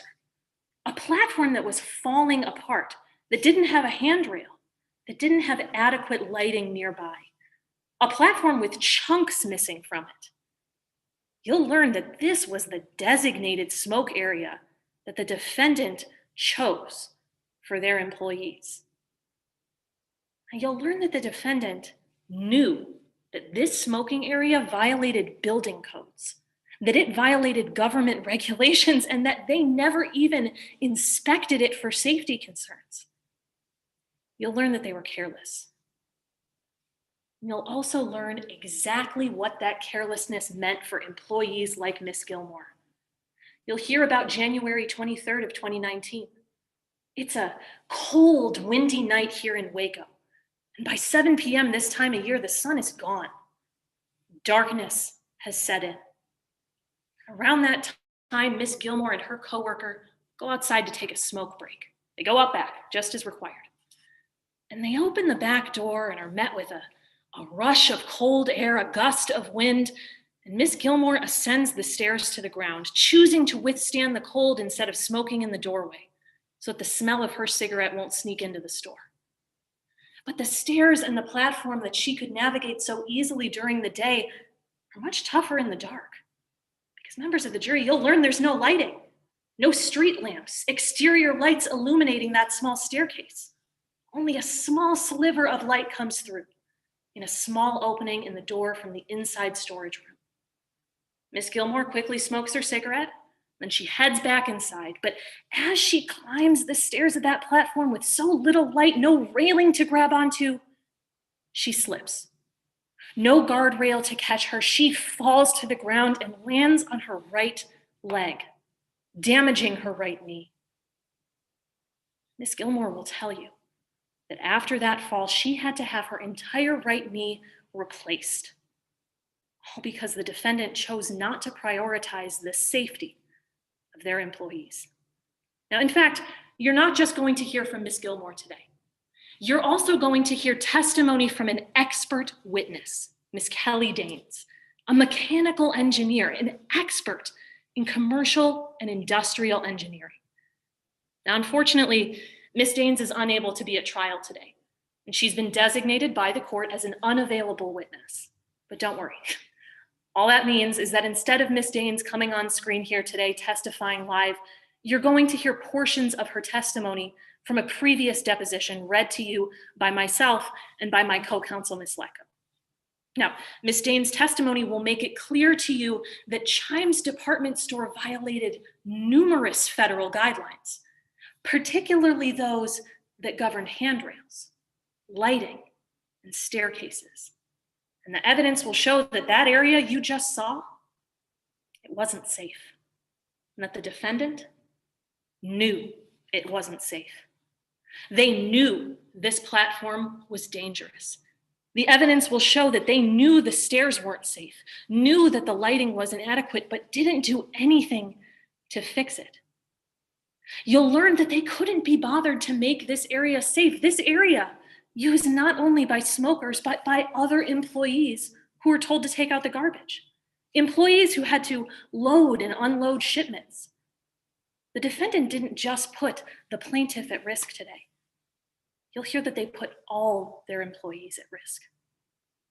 The evidence will show that the defendant chose carelessness, chose laziness, chose ignorance over their employees, over safety.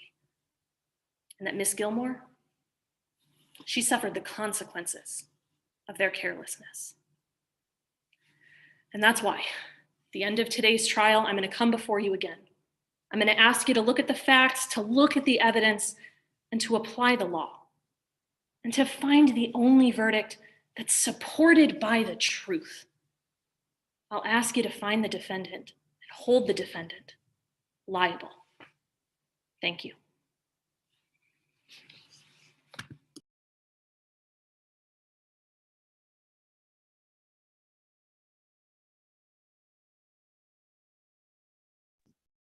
Mr. White, you may proceed when you're ready.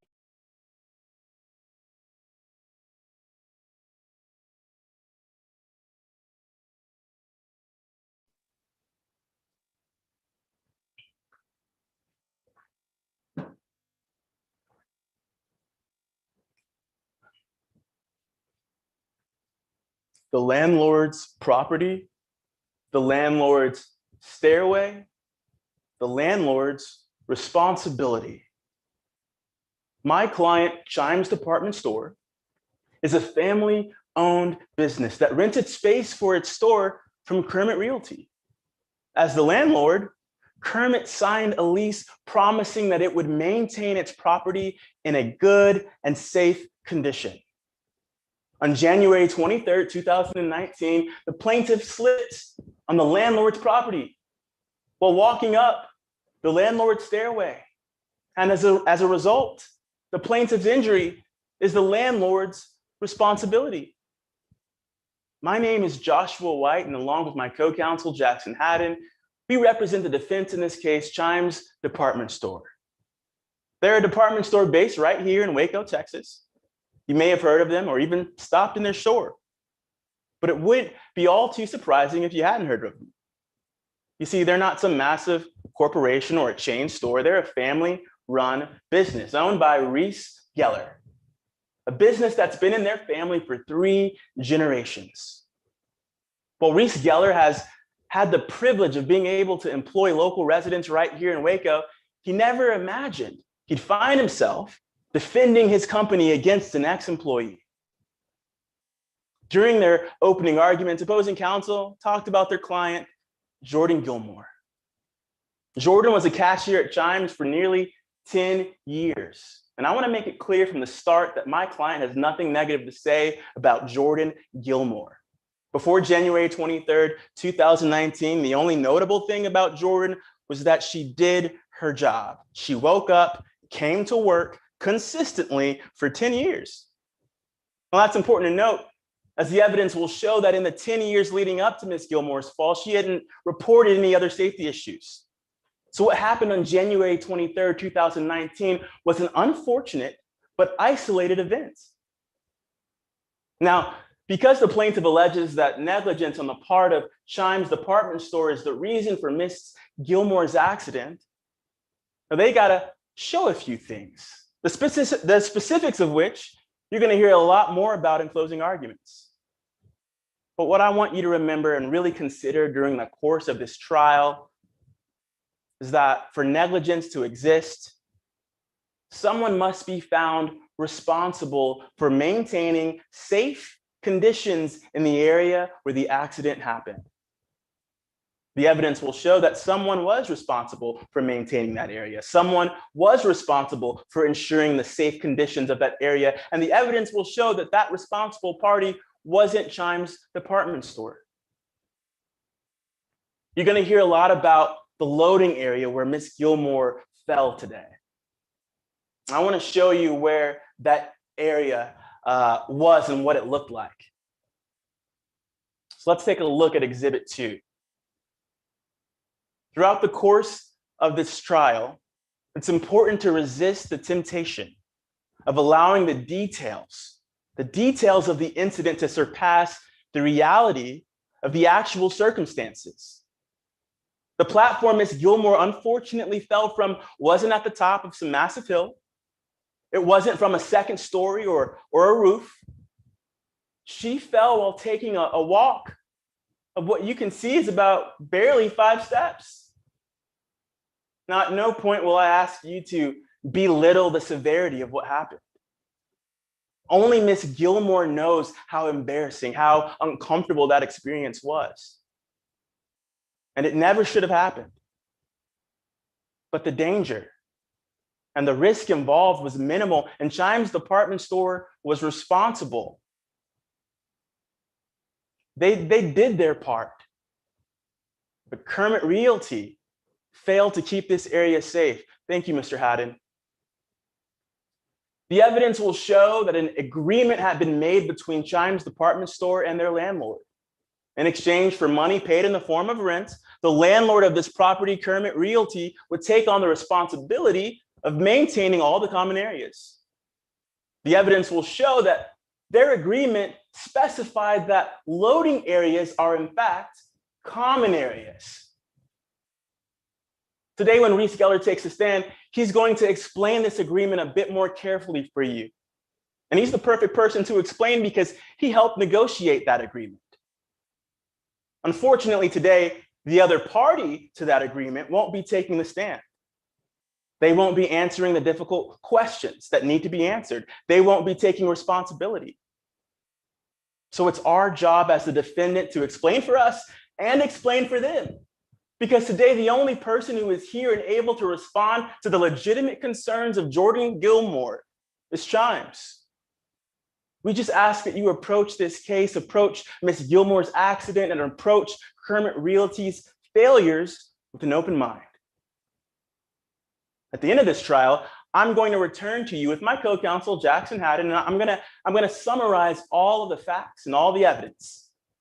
You'll be able to look at the plaintiff's case and look at ours. You'll be able to make a clear finding of no liability on the part of Chimes. Not because what happened to Ms. Gilmore was okay. Not because it was her fault. Not because there's no avenue to justice. But because justice is fair. It's specific and it's precise. The accident you're about to hear testimony about happened on the landlord's property, took place on the landlord's stairway, and it was the landlord's responsibility.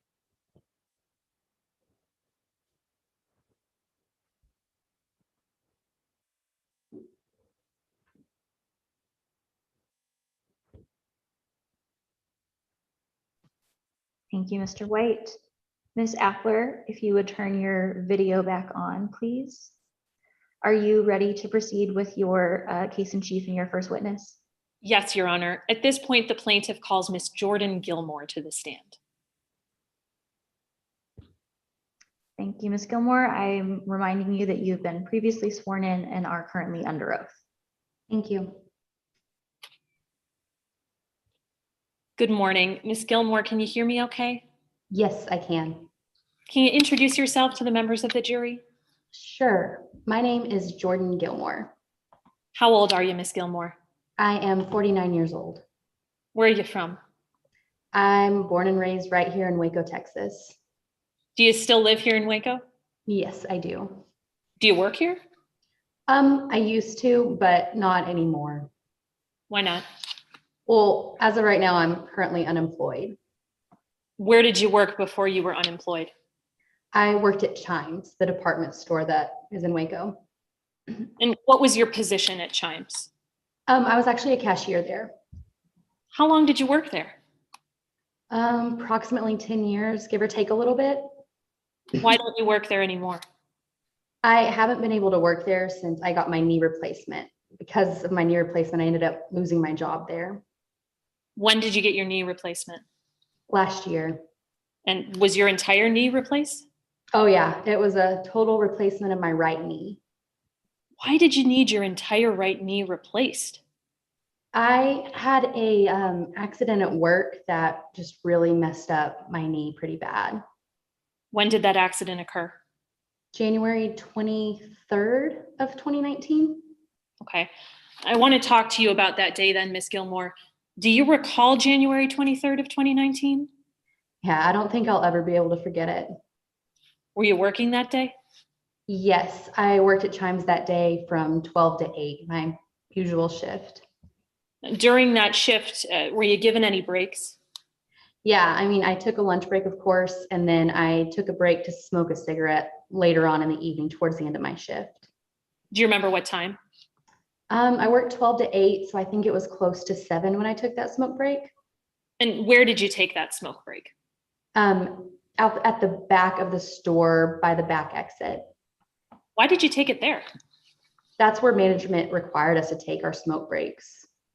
You said they required you to take it there. How did they tell you that it was required? Well, they told us about it. It was kind of well known, but we also received a memo explicitly saying to take smoke breaks in the back. Right. Directing opposing counsel and the witness's attention to what has been pre-marked as Plaintiff's Exhibit 1. Do you have that in front of you? Yes, I do. Do you recognize it? Yes, I do. What is this?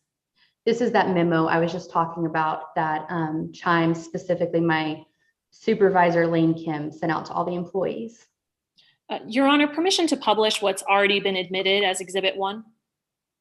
Permission granted. Ms. Gilmore, can you tell us what we're looking at here? Yes, this is that memo we received from management regarding smoke breaks. And when was this memo sent? July 1st, 2015 is what it says. Can you summarize for us what it talks about? Yeah, as you can see in the first paragraph there, it says, as you have been told before, if you're going to take smoke breaks, basically, you need to smoke out behind the store where the dumpster is. And that is the only place you should take smoke breaks on the premises.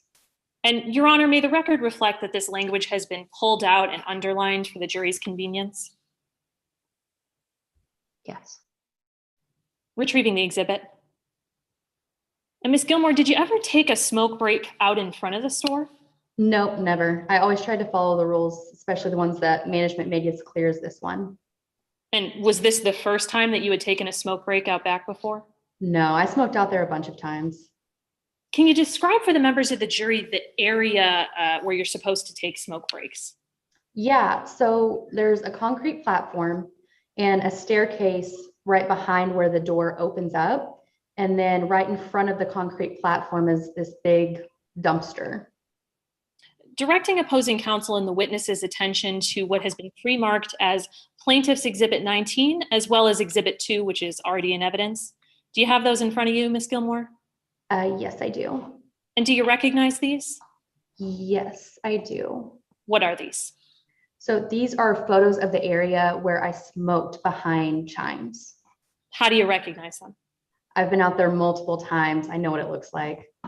And Exhibit 19, does that fairly and accurately depict that area behind Chimes? Yes, it does. Your Honor, at this point, plaintiff offers Exhibit 19 into evidence. Any objection from the defense? No, Your Honor. Plaintiff's Exhibit 19 is then admitted. Your Honor, permission to publish Exhibit 19? You may. Ms. Gilmore, can you tell us what we're looking at? Yes, so this is that loading dock platform immediately outside of the exit at Chimes. All right, retrieving the exhibit. Now, I want to walk through step by step what happened when you went out for your smoke break on January 23rd. First off, did anyone come with you for your smoke break? Yeah, one of my coworkers, Riley Hunsberger, went with me. So when you and Riley got outside, what was the weather like? Well, it was January. It was about 7 o'clock, so it was already dark outside. It was extremely cold, really windy, and absolutely pitch black by that time. Were there any lights on outside? No, there's a light out there, but it's never on. Where is that light? It's on the wall of the building. It's a little further away from the staircase than the door. Your Honor, permission to publish Exhibit 2? You may. Now, Ms. Gilmore, is the light that you're referring to the one circled in red here? Yes, that's it. Have you ever seen this light on before? Not that I can recall. Well, are you able to turn it off with a switch inside the store? No, we don't have a switch for that light in our store. Do you know where it is? I've been told it's actually next door at Tractor Supply. Well, did you ever complain about this broken light to management? Yeah, I have. How did your manager respond? She basically said that there was nothing that they could do. All right, retrieving the exhibit. So, Miss Gilmore, you go out into that pitch black night. Is there any light coming from anywhere at all? I mean, there was a little bit of light coming from the door because Riley was standing there in the doorway and had the door kind of propped open. So there was a tiny bit of light, but not much that you could see with. Did you stand next to Riley in the doorway? No, I went down the stairs and smoked over by the dumpster where they asked us to smoke. Is that why you smoked down there? Yeah, I didn't want the smoke from my cigarette to go back in through the doors into the store. So I thought it was more appropriate to smoke away from the doorway. Now, you said you went down some stairs. Could you see generally where you were going at that point? I mean, I could see generally, but I couldn't see the making of the steps very well. Now, was there a railing for you to hold on to help you down? No, there was no railing. We just kind of put our hand on the wall and used that to guide us down the stairs. Have you ever seen a railing attached to that dock? Not in the 10 years that I've worked there. There's never been one. So did you make it to the bottom of the steps okay? Yeah, I made it down there and smoked my cigarette. What did you do when you finished? Well, when I finished, I kind of reversed my steps and went back up and tried to go back inside.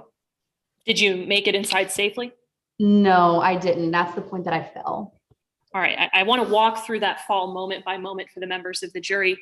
Now, where were you standing in the moments before you fell? So the moment before I fell, I was on that last step, just stepping onto the landing, and that was whenever I slipped. How did you slip?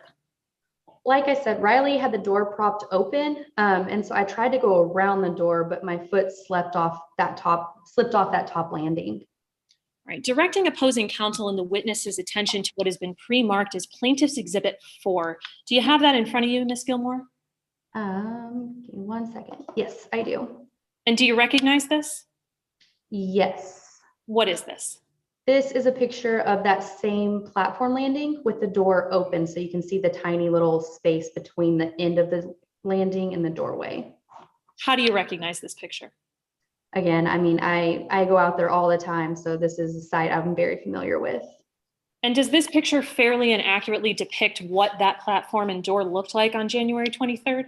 Yes, it does. Your Honor, at this time, plaintiff offers what's been pre-marked as Exhibit 4 into evidence. Any objection from the defense? No, Your Honor. Then exhibit number 4 is admitted. Permission to publish to the screens of the jury, Your Honor? You may. Now, can you tell us what we're looking at here, Ms. Gilmore? Yes, so this photo shows what the door looked like when Riley was holding it open that night. Now, where did you step to go around the door when you slipped? So on that small area on the left side of the picture where you can kind of see that pipe or pole or whatever that is sticking up, that's where my foot was right before it slipped. How much room would you say that you had on the landing to go around the door? Not very much. I mean, a few inches. You can see how narrow it is in the picture. All right, retrieving the exhibit.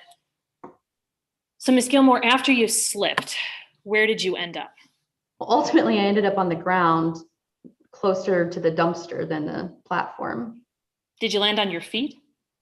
No, I tried to. The ground was uneven where I fell, so most of my weight ended up on my right leg before I immediately fell backwards and landed on my butt. What happened to you after you fell? Riley came down and asked me if I was hurt and if she should call an ambulance, and what did I told her that I just wanted to get up. Okay. Now, did she help you up? Yeah, she helped me up the stairs and inside the store. How are you feeling at that point? It hurt really bad. I could barely keep my balance. Did you ever seek medical attention for your injury? Objection, Your Honor. On what grounds? This goes against the stipulation actually offered by opposing counsel that this trial isn't to go into damages. So to talk about any medical attention that was sought really doesn't add to the weight of whether or not Chimes was negligent, it goes directly to damages. May I respond, Your Honor? Yes, you may. Your Honor, part of our burden of proof today is to prove, in fact, that there was an injury. Now, we're not going to get into the specifics of the medical diagnosis, how much it cost for Ms. Gilmore to go through this surgical procedure, merely that she went to go seek medical attention as a result of the injury. We won't be getting into anything having to do with specific damages. Your objection is overruled, Mr. White. Yes, Your Honor. Now, Ms. Gilmore, did you ever seek medical attention? Yes, I did. The next day, the pain was absolutely unbearable, so I went to the ER.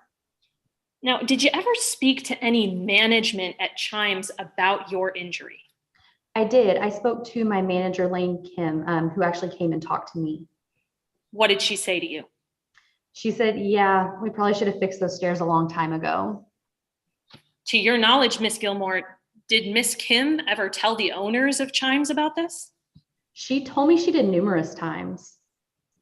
So your manager told you Chimes knew how dangerous that smoke area was, but they still made it your designated smoke area? Yeah, I mean, that's absolutely what happened. Thank you for your time, Ms. Gilmore. I pass the witness, Your Honor. Mr. White, you may proceed with your cross-examination. Good afternoon, Ms. Gilmore. Hi. I want to start by talking about the area where your accident occurred. Okay. It happened on the loading dock, correct? I mean, I guess so. That was where I was and then fell off the loading dock. This was in the back of the store? Yes. Now, on the day that you fell, you had no idea who owned the building you worked in, did you? No. You hadn't seen any type of lease agreement for that property? No. You don't know who was responsible for maintaining that area, do you? No. Well, let's discuss the loading area. You were pretty familiar with that area, weren't you? Yeah, I'm very familiar with that area. And you worked at Chimes for about a decade at the time of the accident. Yes. You would take at least one smoke break a day during your 10 years at Chimes? Yeah, that would be fair to say. So you use this area several times a week? Yes. You'd say that you went to this area as much as 20 times a week? Yeah, in between smoke breaks and taking out trash and things like that, yes. And in all your time working there before this incident, you had never had any accidents back there? I never had accidents, but I always tried to steady myself walking down the stairs using the wall. During your time at Chimes, the area never really changed much, did it? I mean, not really, which is kind of part of the problem.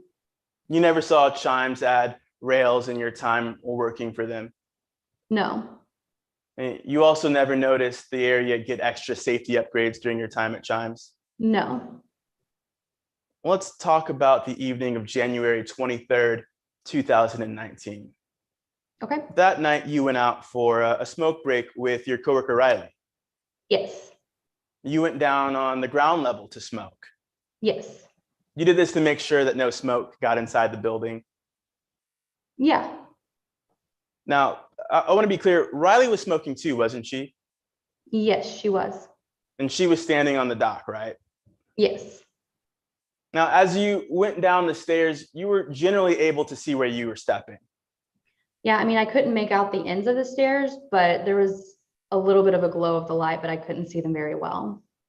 Eventually, you went back up the steps of the dock to get in the building. Right. As you did this, Riley was holding the door open for you. Yes. But as you went up, Riley had the door open in a way that blocked your path on the stairs. Right, except for that narrow little part, right? Referring court and counsel to what has been pre-marked as exhibits 3 and 6 for identification. Let the record reflect opposing counsel has copies of these exhibits. Ms. Gilmore, if you could pull up these exhibits for your reference, they're on page 124 and 127 of the record. Okay, I have them. Ms. Gilmore, you recognize these photos? Yes. You recognize them because they're photos of the loading dock where you took your smoking break? Right. Both of these photos are accurate representations of that loading area.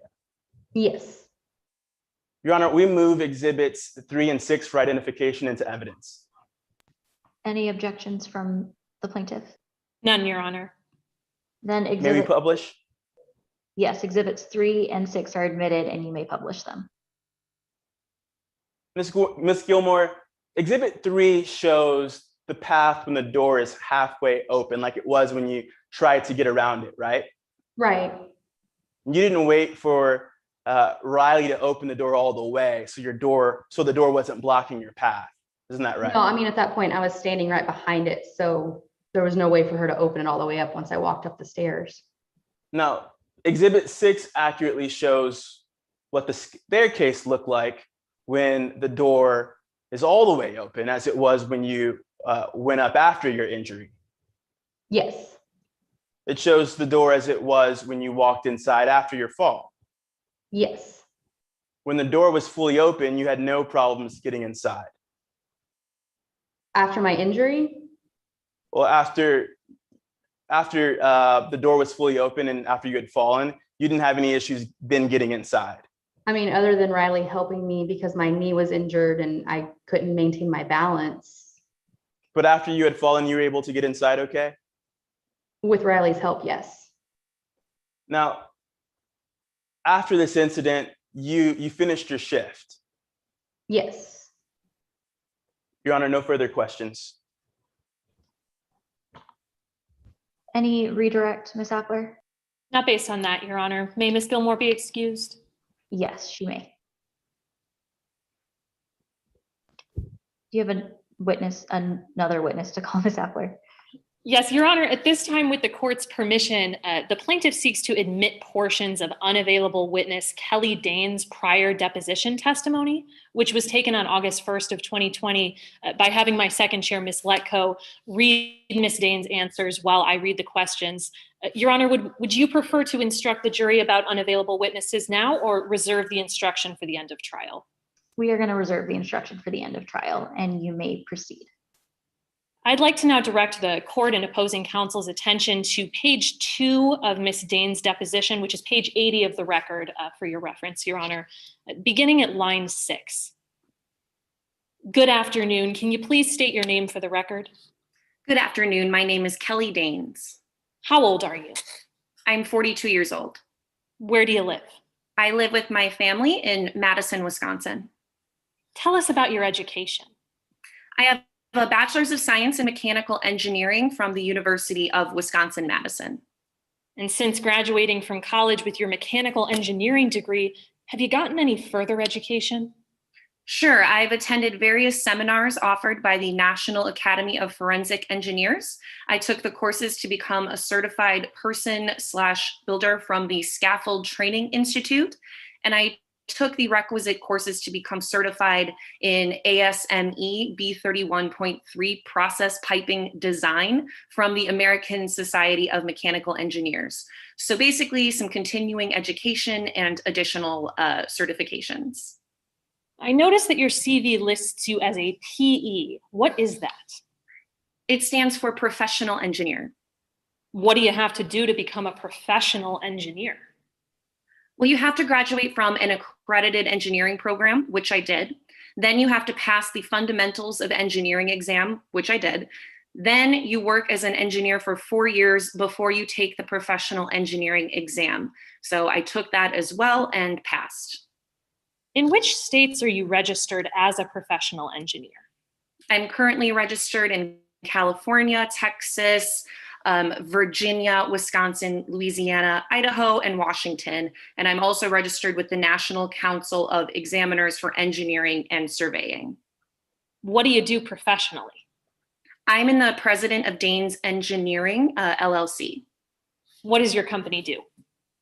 We provide forensic and investigative engineering consulting and litigation support, specializing in industrial, commercial, and construction engineering operations, safety, patents, and regulations. So basically, we help to investigate engineering issues in those fields throughout the United States, mostly connected to lawsuits like this one.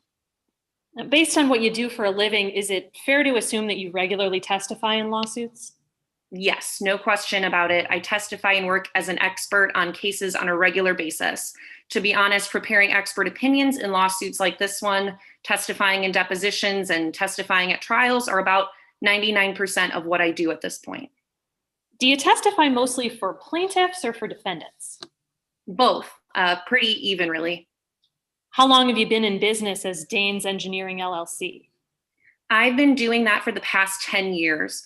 Prior to that, I worked for another guy that had his own consulting business, basically doing the same thing, but just doing it for someone else. Have you ever worked in code enforcement at any level of the government? No, I've always been in private practice. And over the course of your career, how many incidents have you investigated? Over 60. How many times have you been deposed? About 20. And how many times have you testified at trial? Twice prior to this. Directing the court's attention to page 5, line 14.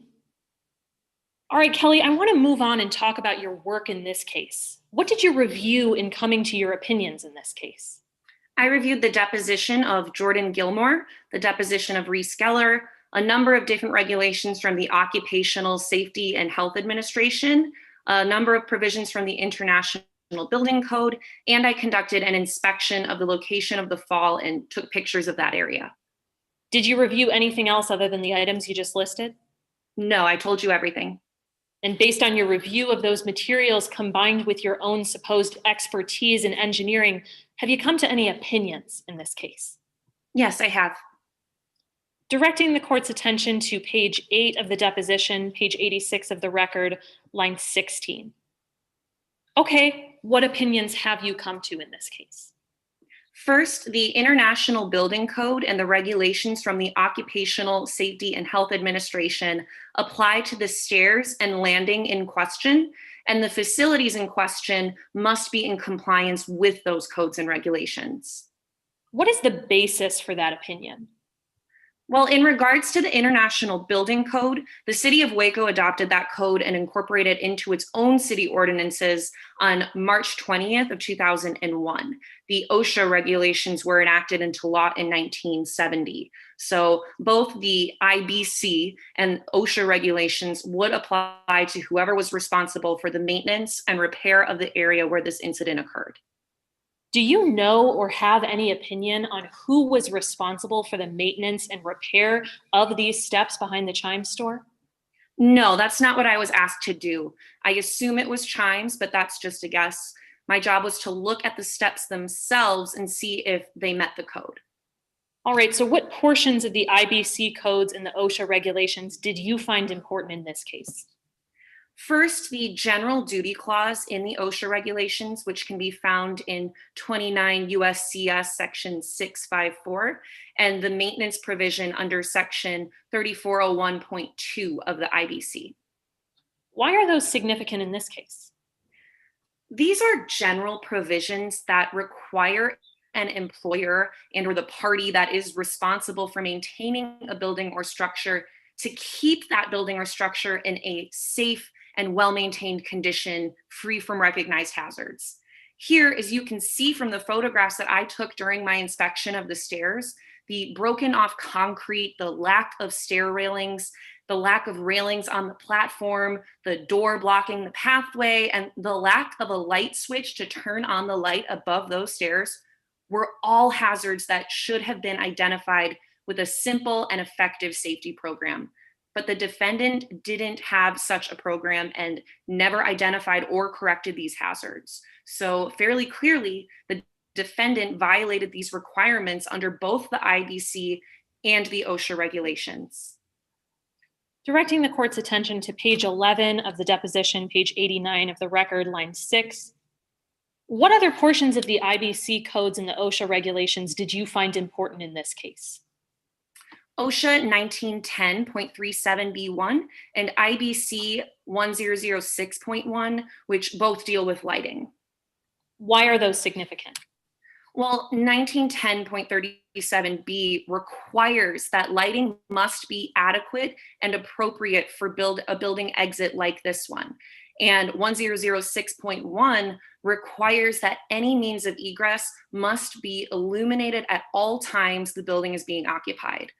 In this case, there was a light above the stairs, but there was no switch for that light inside the Chime store. So there was no way for employees to turn that light on when they went outside at night. A switch like that should have been installed long before this incident to make sure that employees could see where they were stepping. Directing the court's attention to page 11 of the deposition, page 89 of the record, line 24. What's next? Next, we move to OSHA 1910.23D1 and 1910.24H and IBC 1009.11. Why are those significant? All of these provisions require that stairways or flights of stairs must have guardrails or railings on any exposed side. Here, there was no guardrail on these stairs on the exposed side, which is obviously dangerous. Do you know if there was ever a guardrail on those stairs? Yes, there was, and it was removed at some point. Directing the court's attention to page 13 of the deposition, page 91 of the record, line 16. All right, anything else? Let's take a look at OSHA 1910.24H and IBC 1012.1, 1910.24H requires railings on all stair platforms, and 1012.1 requires guardrails on all landings that are located more than 30 inches above the ground. Now, in this case, as you can see from the photographs, I measured the distance from the ground to the top of that landing, and it was 34 inches.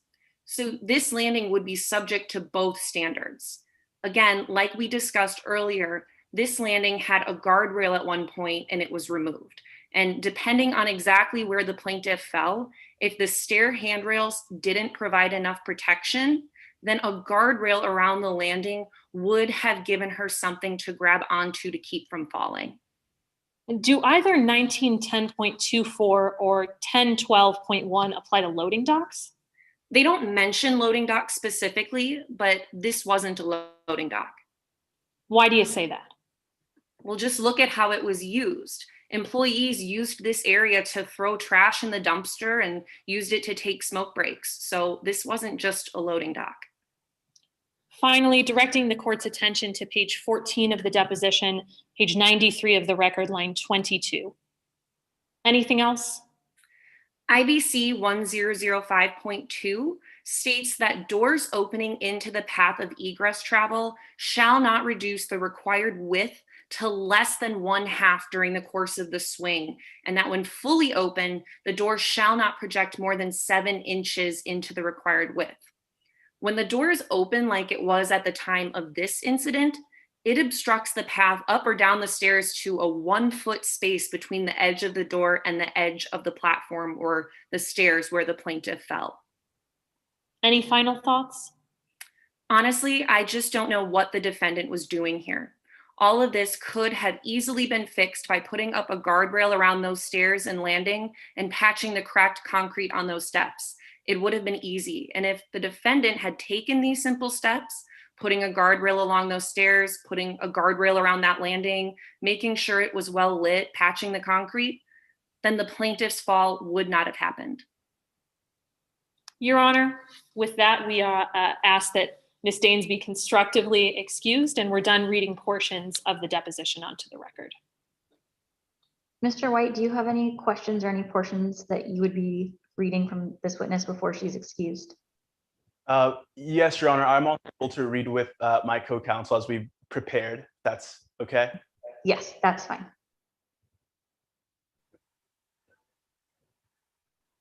All right, Mr. Haddon, referring courting counsel to page 88 of the record, line 19, or also page 10 of Kelly Daines' deposition. Do the OSHA regulations place any requirements on employees? Yes, there is a general duty requirement in 29 USCS section 654B, which says that employees also have to comply with the OSHA standards and regulations and basically have to be responsible for their own actions. Do you have any criticism of the plaintiff's actions in this case? Again, that's not what I do. I'm just looking at the stairs and the platform from the building and safety perspective. So I don't know, or sorry, I don't have any opinion about the decisions that the plaintiff made that night. And now we'll jump down to page 92 of the record, starting at line 12, also page 14 of the witness's deposition. You would agree that this area was used by Chimes as a loading dock at times? Yes, at times. And the guardrail around that loading dock would certainly inhibit Chime's ability to use it as a loading dock. Yes, it would make it difficult. Can you point to any specific regulations or codes related to how or if employees or others must place guardrails around loading docks?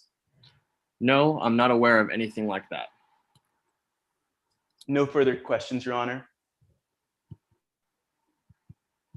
Ms. Appler, do you have any other portions of the record that you'd be reading, or the deposition you would be reading in? Not at this time, Your Honor. Okay, do you have any further witnesses to call? No, Your Honor, at this point, the plaintiff rests its case. Okay, why don't we take a brief break before we start with the defense's case in chief? My time says it's about 3:56, so let's all return at 4. Does that sound appropriate for everyone? Yes, Your Honor. Okay.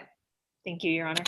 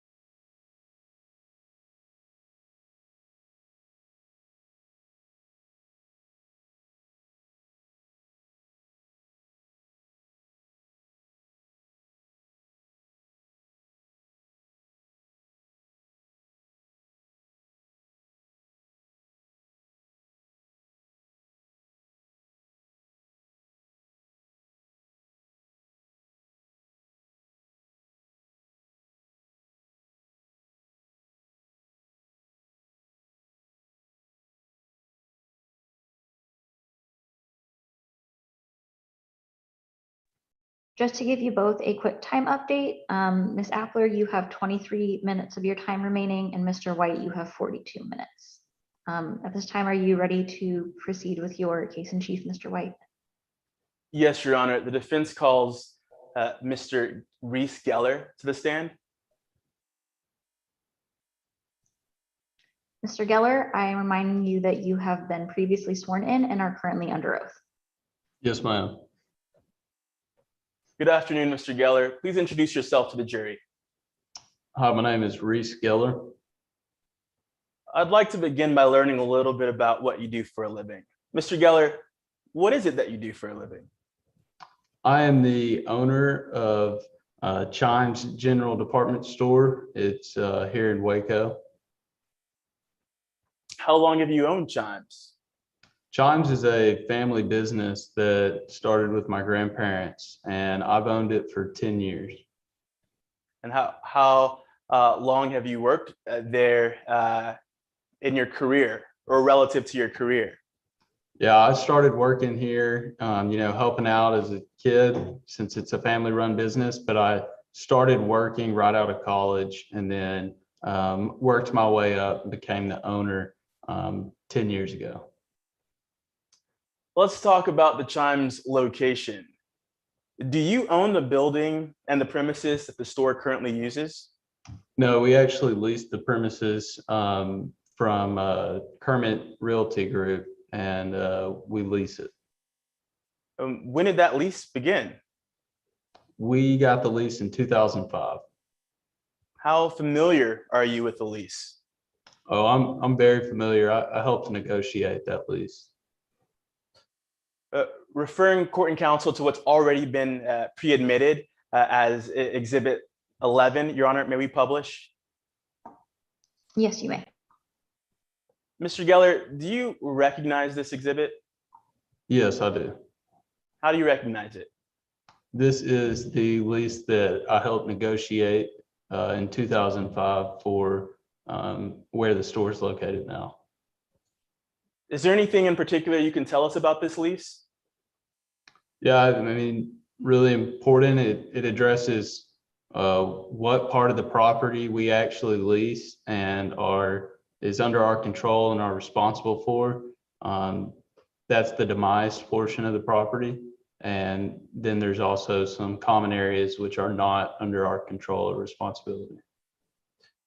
Mr. Geller, you mentioned demised areas. What does demised mean? So this is a pretty big piece of property, and the portion that we lease that Chimes has control over and is responsible for is specifically defined and laid out as the demised area. Now, you mentioned the lease explains these areas. Is there any particular part of this lease that helps illustrate that? Yeah, so not only is it defined, there's also a map that illustrates it as well. Now, where is that map located in the lease? Yeah, it's in the back of the lease, and it shows exactly which part is ours by the crisscross on it. Now, so you mentioned that the areas that are crisscrossed are the areas that are demised. Yes, with the slanted drawings on there, that's part of the demise that Chimes leases. Referring court and counsel to what has been previously marked as Exhibit 12 for identification, let the record reflect opposing counsel has a copy of this exhibit. Mr. Geller, do you have a copy of Exhibit 12 anywhere near you?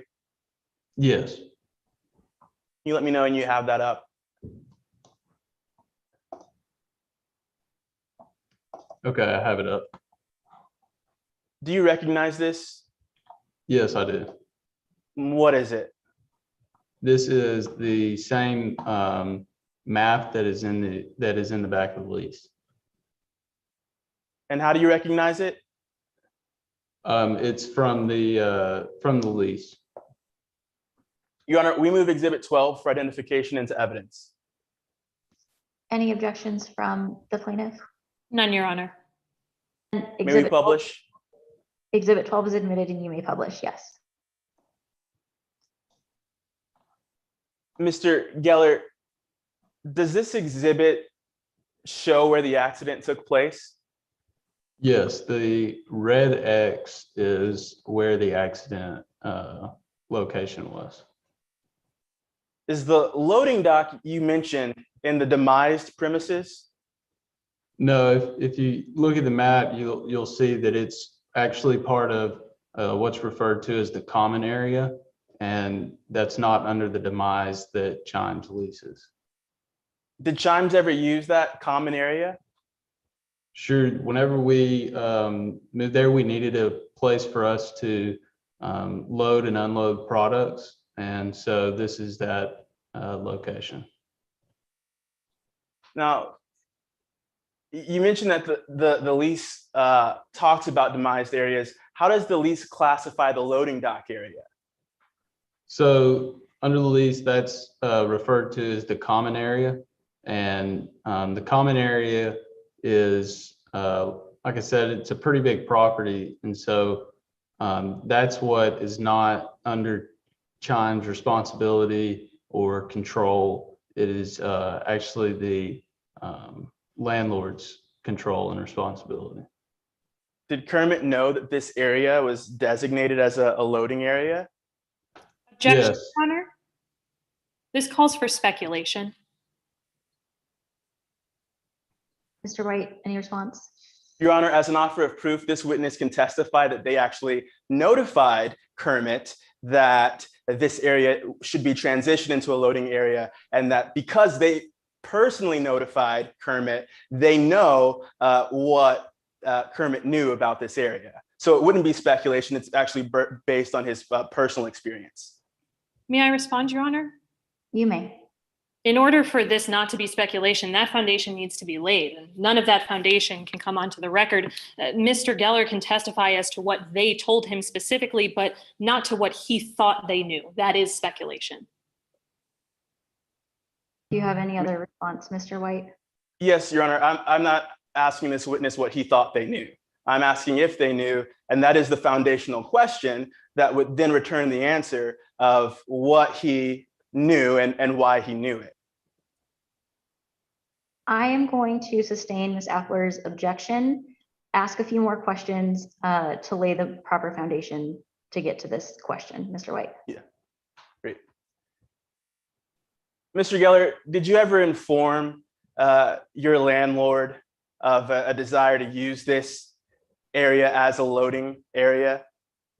Yes, right after I moved, we moved in, we requested the landlord to remove the railing. And so we told him that was for a loading dock, and that's what we intended to use it for.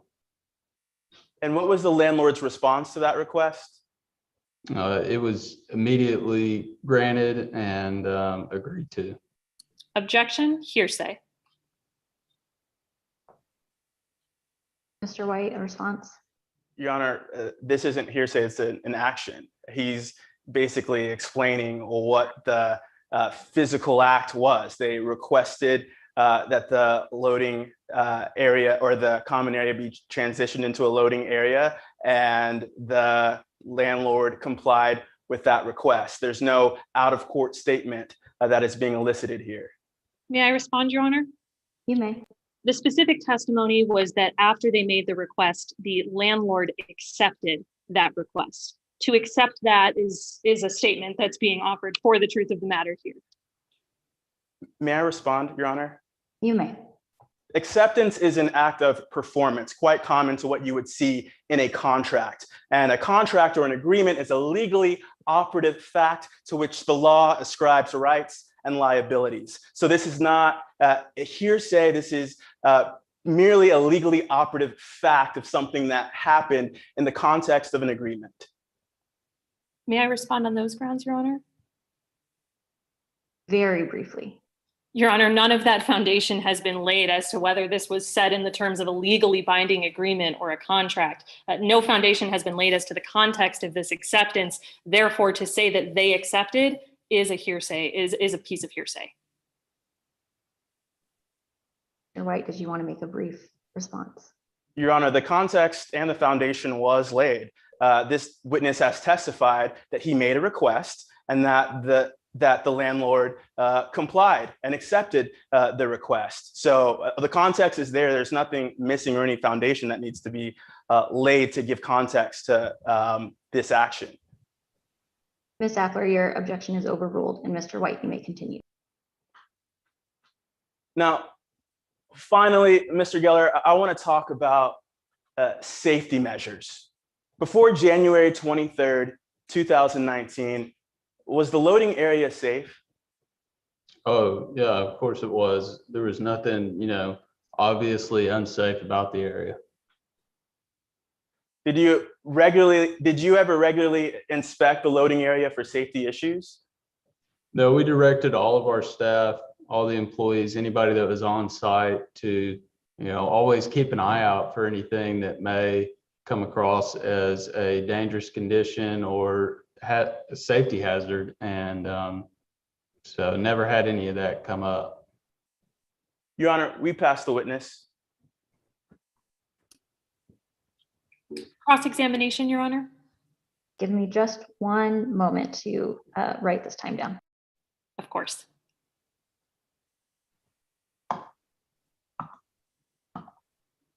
You may begin. Good afternoon, Mr. Geller. Can you hear me okay? Yes, I can. And Mr. Geller, you've been at Chimes for over 20 years, right? Yes, Last 10 of those, you were the owner. that's correct. Fair to say, as the owner of this business, you want your customers to be safe in your store, right? Always, yes, You want your employees to be safe. definitely. Now, you just said this on direct, and I want to make sure I've got this right. You don't inspect the inside of your store for potential safety issues, right? Not regularly, my employees do. You don't inspect the area around your store for safety issues. Not regularly, my employees do. But directing you back to my question, neither you nor anyone else on Chimes management inspects the store for safety issues. The management and employees in the store do. But you yourself do not inspect your own store for potential safety hazards. No, not regularly. And you claim that you wouldn't even know what to look for, right? I don't understand the question. Mr. Geller, you claim you wouldn't even know what to look for if you were looking for safety. Objection, Your Honor. Hearsay. On which hearsay grounds? Right. Your Honor, it appears that opposing counsel is referencing a deposition. She's speaking in past tense and saying you claimed, and it isn't something that this witness has actually said in the context of this trial. And it does appear that she's referencing something that was mentioned in a prior deposition. Your Honor, Mr. Geller is our party opponent today. He's an employee. Therefore, this falls under an exception to hearsay. Mr. White, you are overruled, and you may continue, Ms. Appler. So, Mr. Geller, you claim that you wouldn't know what to look for when you were looking for safety and for safety hazards, correct? Yes. Now, you referred to the platform behind your store as a loading dock, correct? Right. And to your knowledge, nobody besides Chimes stores uses this area. The loading dock, correct. Nobody besides Chimes cleans this area. Correct. Now, besides being used for deliveries, this area is also where your business keeps its trash, right? Yes, there's a dumpster back there. And you yourself ordered that dumpster, didn't you? Yes, I did. You determined that it would be located in the back of the store? Yes. Your landlord, Kermit, didn't do that. Right. And you didn't request permission to bring in that dumpster, did you? No, we just put it in the back out of the way. Now, your store employees throw away your business's trash into that dumpster, correct? Yes. And that requires them to go out the back door of your store Yes. and go down the stairs to get to that dumpster.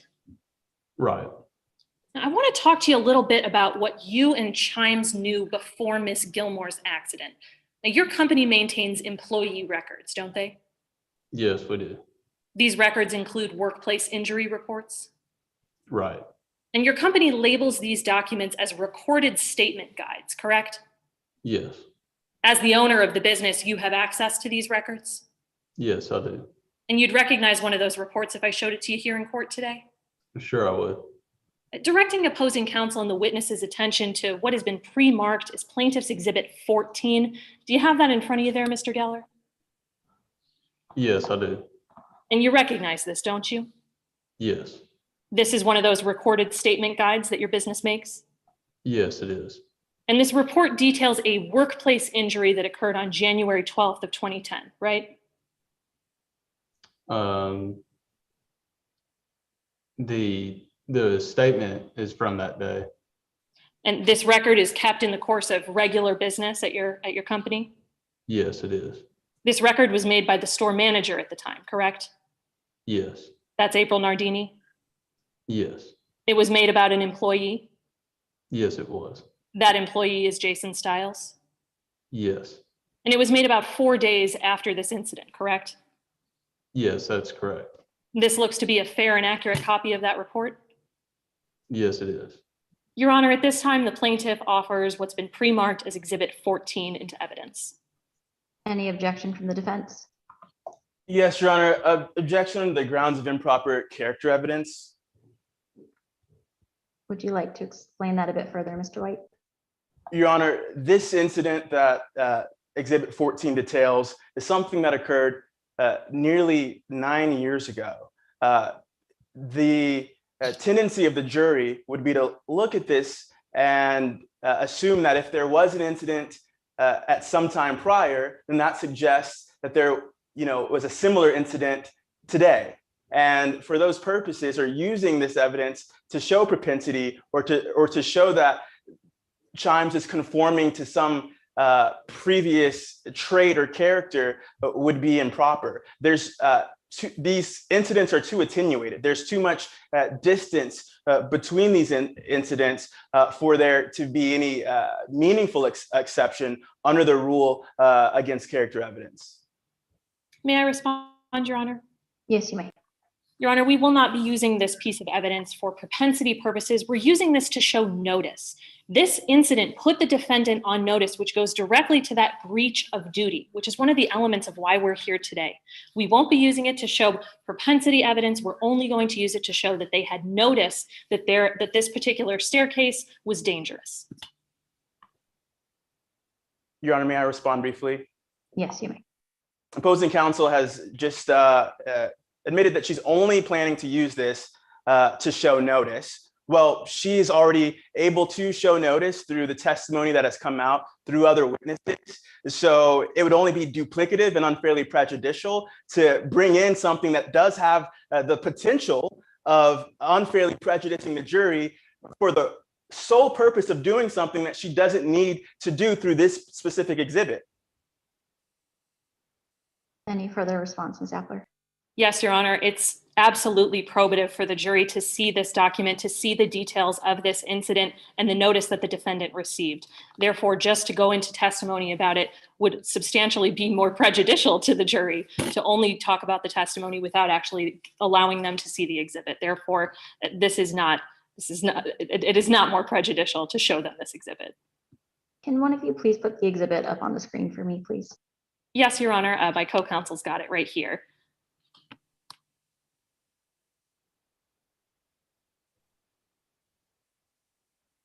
And this is the first page, Your Honor. There is also a second page. You're muted, Your Honor. Apologies. Sorry. What's on the second page?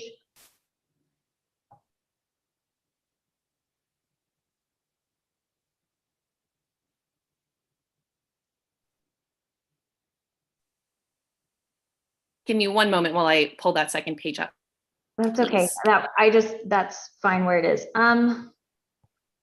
At this time, I am going to admit exhibit number 14 for the limited purpose of showing notice. Yes. So Your Honor, we would just ask for a limiting instruction that goes to that effect. I can grant that instruction, and members of the jury, you are so instructed. that that exhibit number 14 is to be used solely for the purpose of notice to the defense. Ms. Haffler, you may continue with your examination. Yes, Your Honor. Permission to publish to the screens of the jury. You may. Can you see that okay, Mr. Geller? Yes, I can. Now, this is an injury report regarding a Chimes employee, correct? Yeah, that's correct. This report indicates that an accident occurred on January 8th of 2010. Yes. Now, I want to take a look at the final page of this document, the last item. And now, can you see there where it says, are there any steps that should be taken by Chimes to help prevent such injuries in the future? Can you see that okay? Yes, I can. And the supervisor who completed this form wrote, make sure there is adequate lighting on the loading dock. Did I read that correctly? Yes, you did. Retrieving the exhibit. So let's talk about what you did in the 9 years between this accident and Miss Gilmore's accident.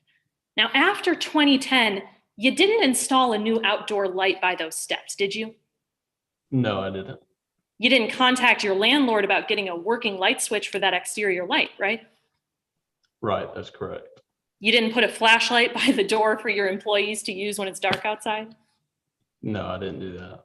You didn't even send out a memo warning employees not to go down those steps at night, right? Right. Didn't post a warning sign. No. And you didn't install a hand railing. No, I didn't. Didn't fix any of the concrete on those steps. No. And didn't ask your landlord to do it either. No, I didn't. Now, you claim that it wasn't your duty to make that back exit area safe, correct? That's correct. Most notably, the light that you didn't have that switch to control. Correct. You'd say it wasn't your problem. Right, it's not my responsibility or under my control. But you'd agree with me, Mr. Geller, you could have told your landlord about the lighting problem, couldn't you? I could have made a request, yes. But you didn't. No, I didn't. You never asked them to repair it. No. You never asked them to install a switch that your employees could access from inside your store, right? No. Now, the lease that we saw on direct examination, that lease did allow you to make alterations to the inside of your store, right? Yes, it does. So you could have installed a light switch yourself. Sure, yeah. And in fact, after Miss Gilmore's accident in 2019, you did finally install that switch. Objection, Your Honor. Subsequent remedial measure. A response, Ms. Haffler? Yes, Your Honor. Now, subsequent remedial measures are permitted under 407 when the issue of control and ownership are part of the issue at hand today. Now, defense's contention today goes exactly to that. Who had control and ownership over that light? Therefore, this is permissible under 407. Mr. White, do you have any response? Your Honor, we would just ask for a limiting instruction that this evidence be used for that limited purpose, because the rules against subsequent remedial measures do require that subsequent remedial measures that come in not be used for the purpose of proving negligence. So if they're only going to use it to show or to argue control, we would just ask for a limiting instruction to that effect. So your original objection is overruled, but I will grant your limiting instruction, and members of the jury, you are so instructed. Ms. Haffler, you may continue.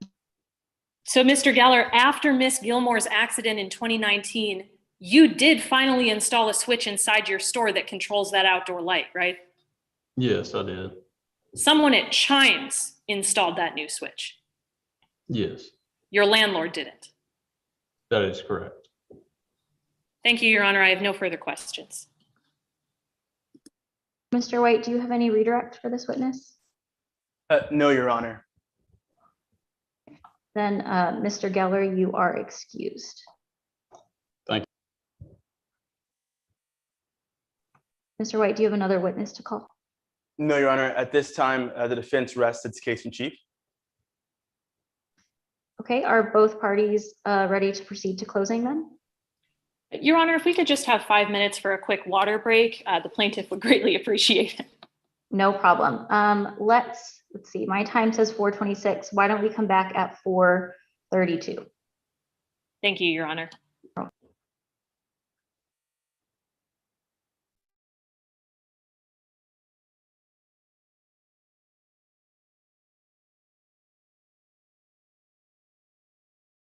Your Honor, if I could just ask for a brief time check as to what time you have left for each side, that would be great.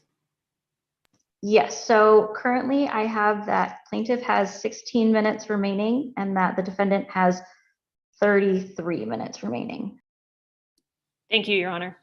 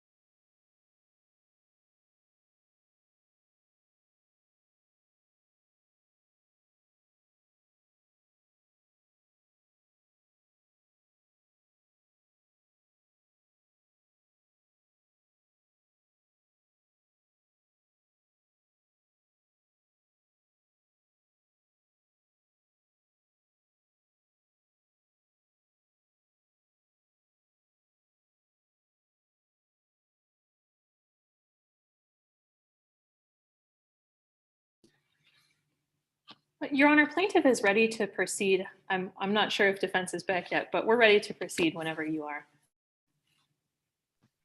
Okay, do you want me to reserve any specific amount of time for your rebuttal?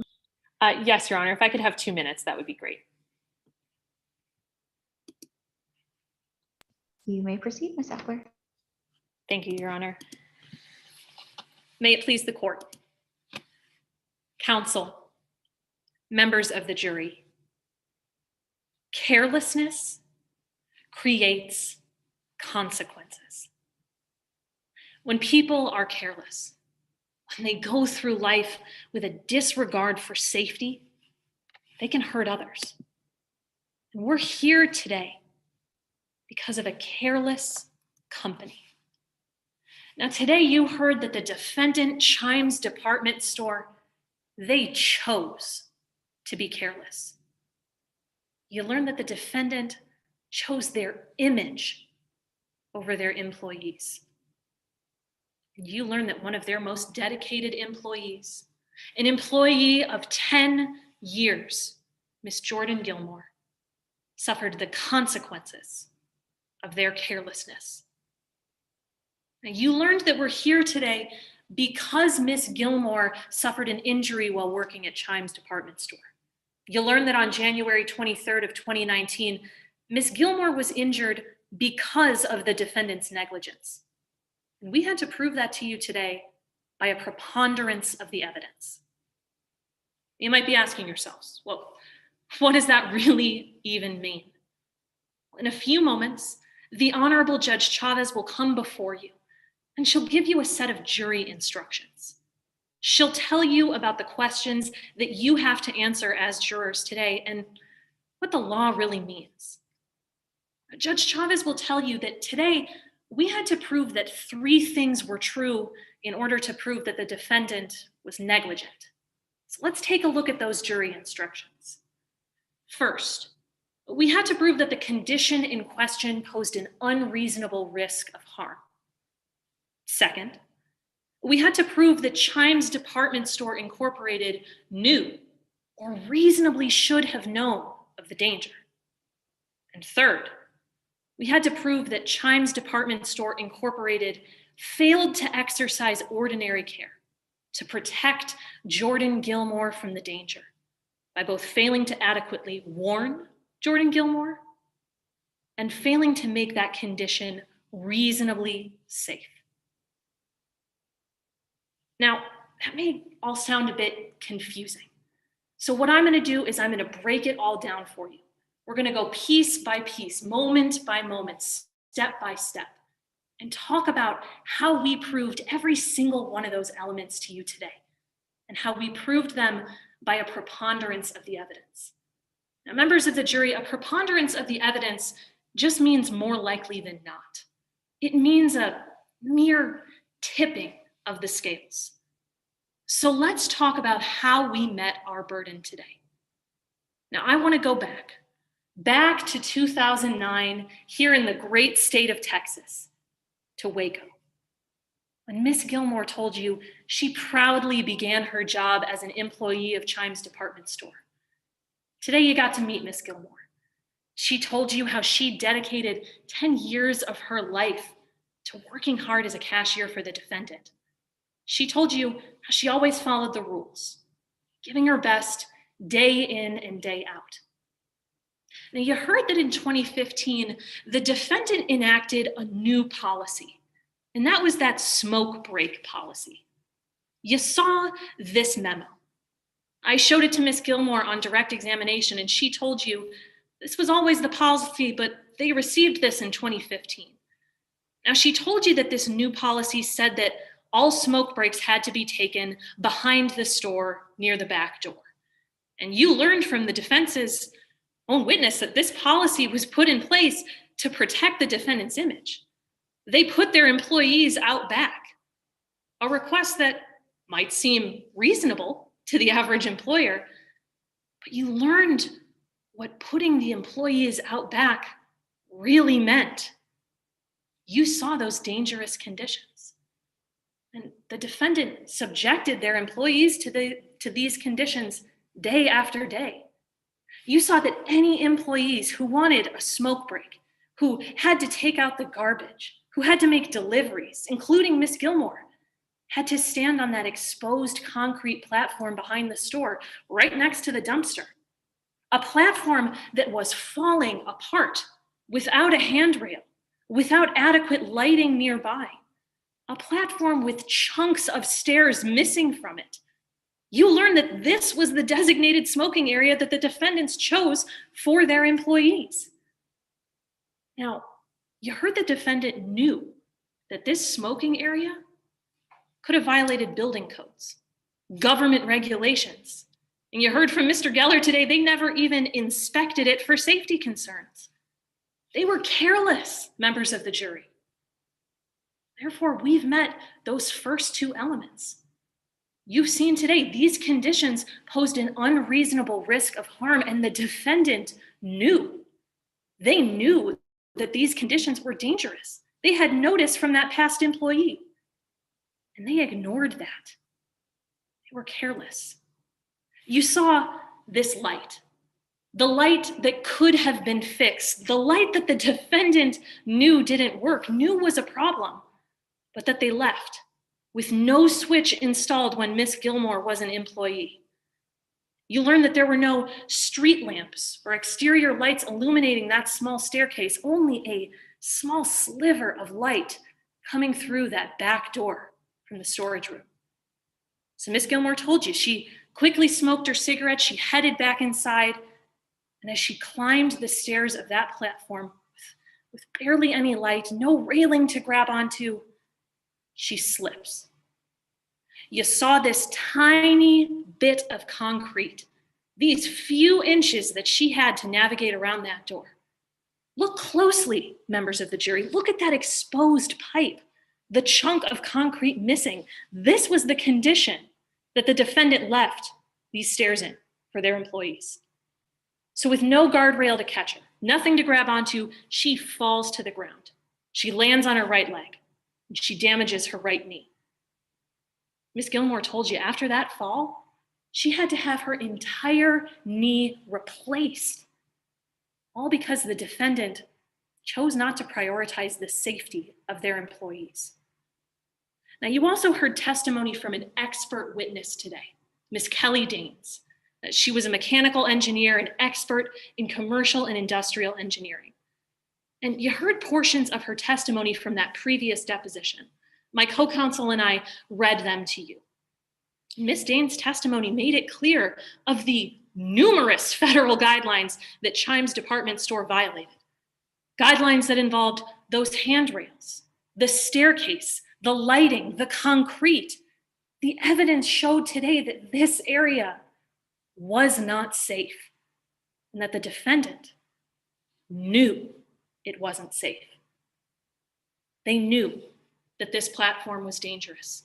They knew that those stairs were missing chunks. They knew that that lighting wasn't adequate, but they didn't do anything to fix it. They couldn't be bothered to make this area safe. This area used not only by smokers, but even by other employees. The defendant didn't just put Miss Gilmore at risk. The defendant put all of their employees at risk. They breached their duty to Miss Gilmore and to all their employees. Their duty to protect them from danger, to make their workplace safe. They violated that duty. And we've proven that to you today. And that was the third and final element. Members of the jury, we've proven that they were negligent. We've met our burden. Now, in a moment, the Honorable Judge Chavez will tell you about the questions that you have to answer as jurors today. So I want to take a look at them now. She'll show you this first question. Did the negligence, if any, of those named below proximately cause the occurrence or injury in question? And here, members of the jury, you know now, you can write yes next to Chimes department store. We've proven that they proximately caused Miss Gilmore's injury. Now, you might think, hey, maybe somebody else might be partially responsible too. And if you do, you could write yes next to their name. If you do that, you got to move on to question number 2. So let's take a look at that now. Judge Chavez will tell you that this second question asks, for those found by you to have caused the damages, if any, to Jordan Gilmore, find the percentage caused by the following parties: Chimes Department Store and Kermit Realty Group, LLC. And here, you can fill in those percentages. Next to Chimes Department Store, you could even write 100%. Members of the jury, the evidence showed you today that the defendant chose carelessness. They chose laziness. They chose ignorance over their employees, over safety. And Jordan Gilmore, she suffered the consequences of their carelessness. And that's why we ask you to look at the facts. Look at the evidence that you were brought today and to apply the law. Find the only verdict that's supported by the truth and by the facts. We ask you to hold the defendant liable. Thank you.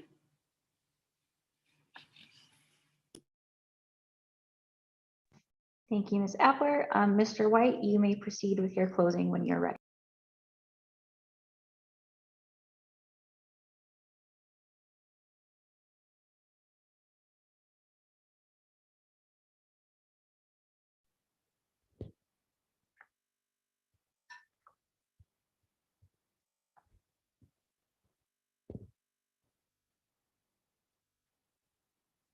The landlord's property, the landlord's stairway, the landlord's responsibility.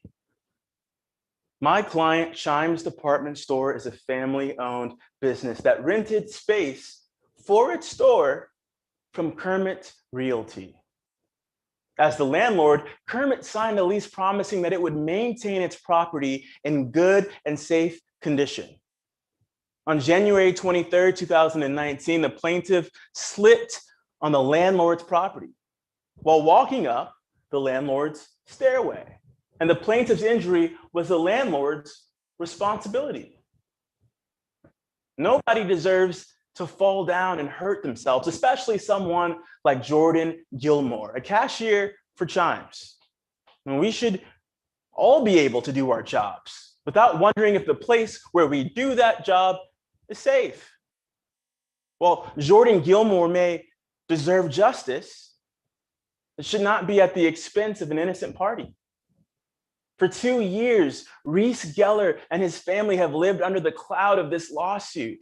He has sat here this entire trial, but that seat does not belong to him.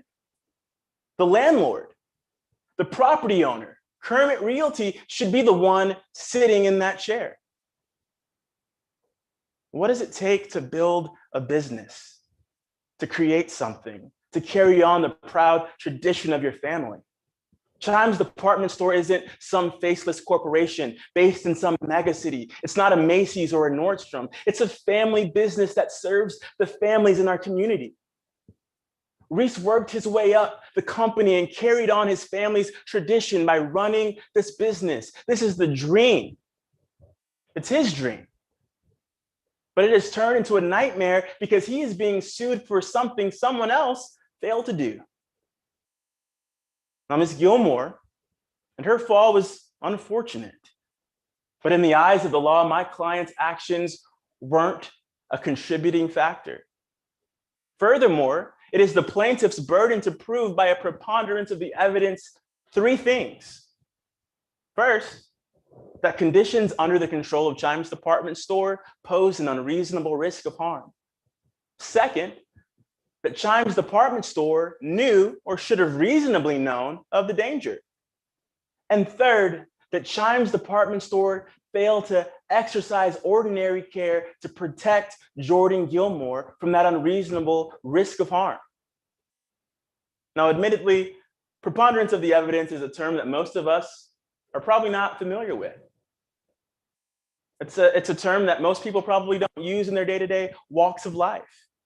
To help you better understand, I want you to imagine this standard as a football field, with the plaintiff's case beginning at the goal line on the end zone.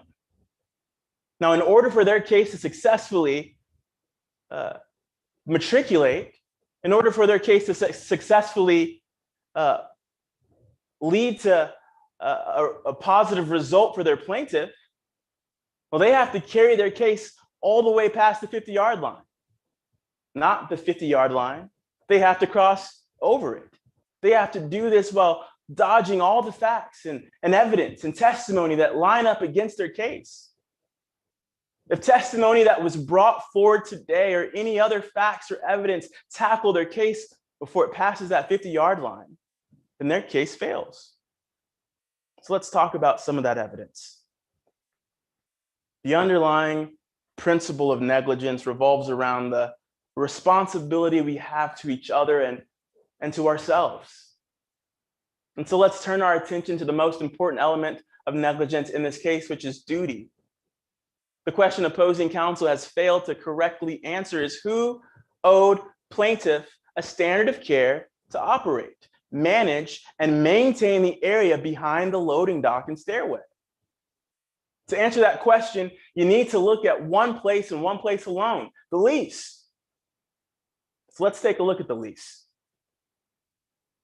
The lease agreement between Chimes and Kermit identifies the loading area as a common area.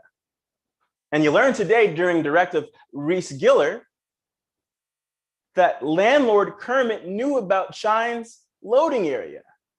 They knew because they turned it into one. Now, if we look at page 10 of the lease, you'll find some very helpful language. Landlord shall be responsible for the good and safe operation and maintenance of the common area, and the landlord shall operate, manage, and maintain the common area in good and safe condition. As we learned today, the lease defines the common area to include the loading area. A lease is more than just a contract. It's a handshake. It's a promise to do something.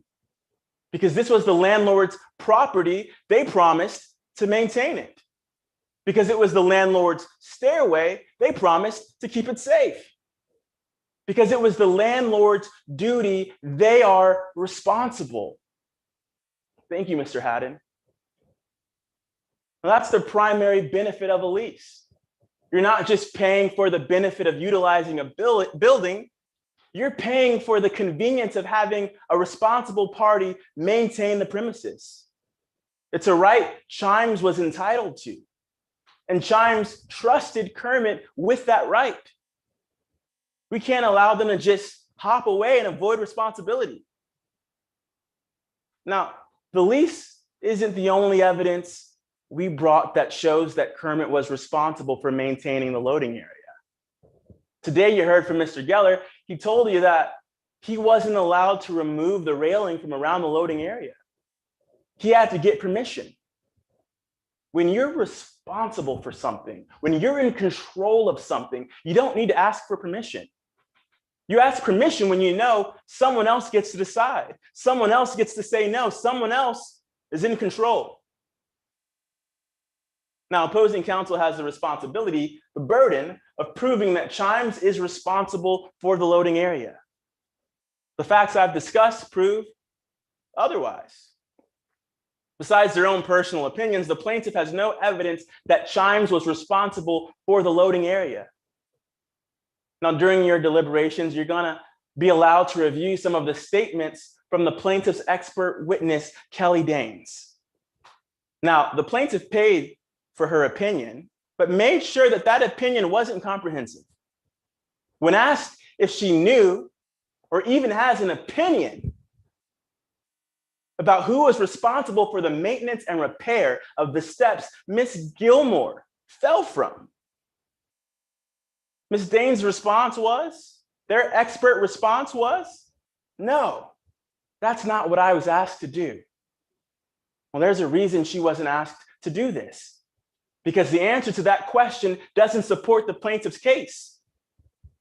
when the expert was asked if they had any criticism of the plaintiff at all. Again, they replied, "That's not what I do."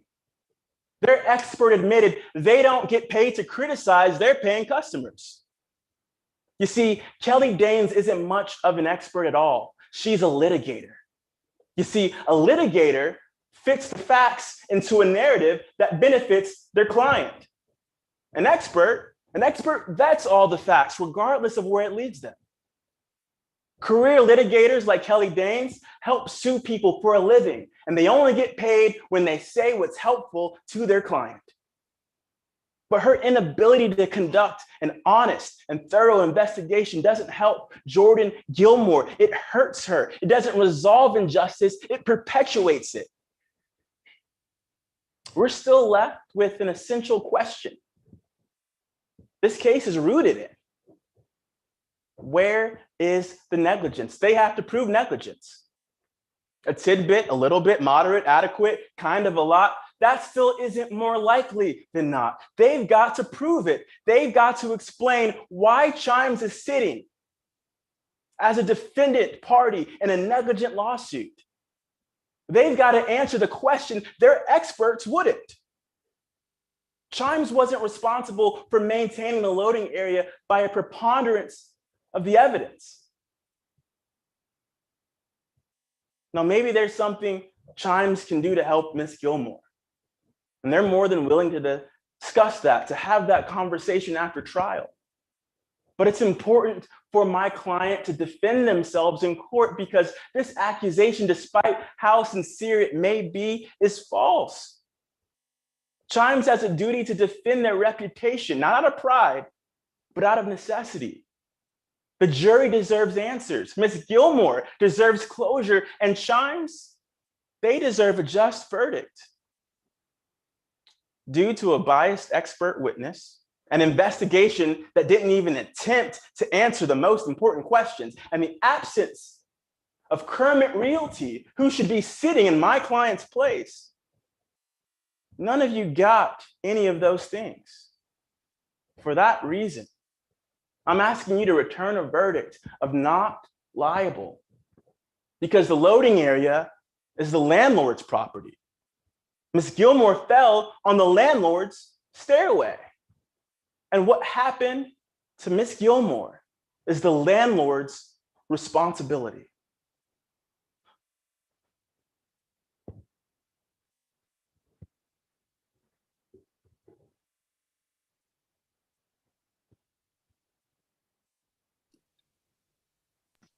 Ms. Eckler, you have 5 minutes remaining for your use for your rebuttal. Thank you, Your Honor. Members of the jury, Mr. White just got up here and he told you that this is all the landlord's fault. The defense wants you to believe that this was a landlord's fault. But remember who was really in control here. You heard today, they had control of that dock because they made repairs to it. You heard it from Mr. Geller today. After Miss Gilmore's accident, they installed a light switch to that light, and they did it without asking the landlord. Members of the jury, they had control, and they had knowledge. They knew that there were problems. They knew that those stairs were dangerous, that a hand railing should be put up. And they could have told their landlord these things. They could have asked the landlord to make those repairs. But they didn't. Find them liable. Thank you.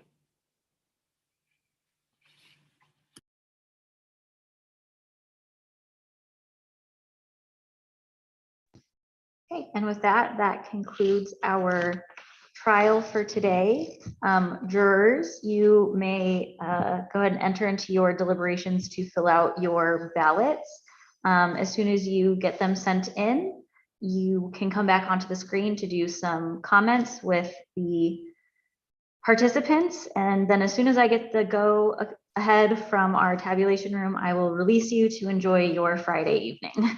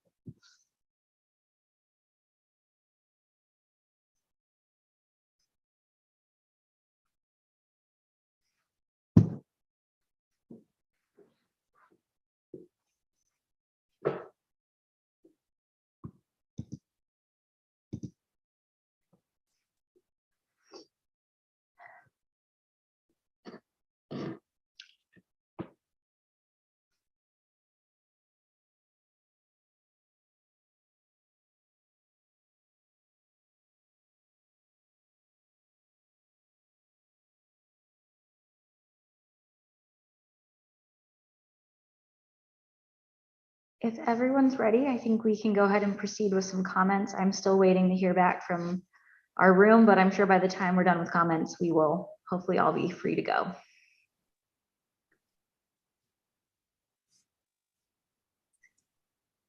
Mr. White, are you still with us? Perfect. I am. I'm trying to spare you from my like sweaty glisten, but I'll turn my camera on. It doesn't look too sweaty from here, so you're fine.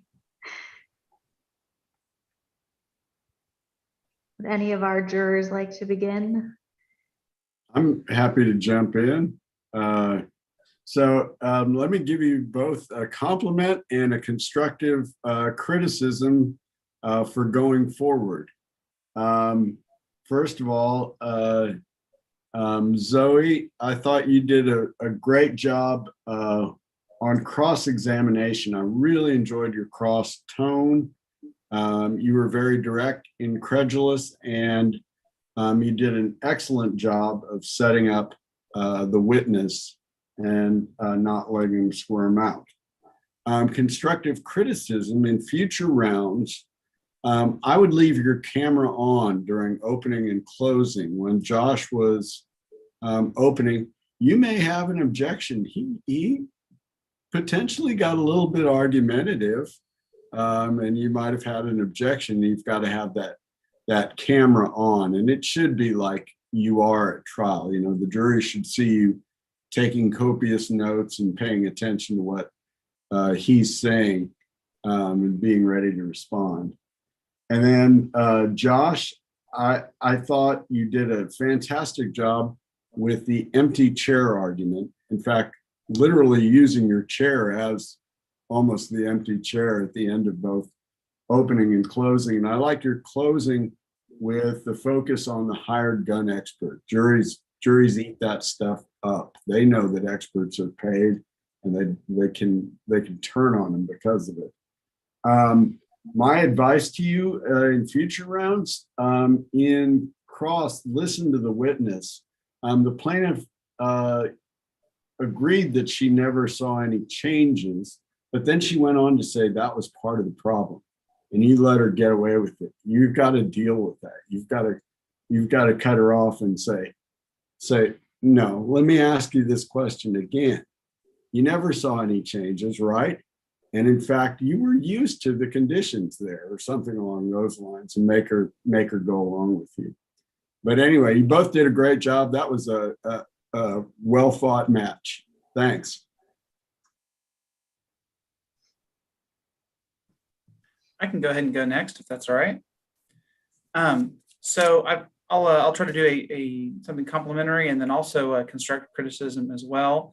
I'll start with Zoe. I enjoyed your opening statement. I thought that you did a good job in keeping it a statement. You know, I'm going to tell you some things, you're going to learn some things, and not getting too argumentative. The one constructive criticism I'd have in that same vein, though, is word choice.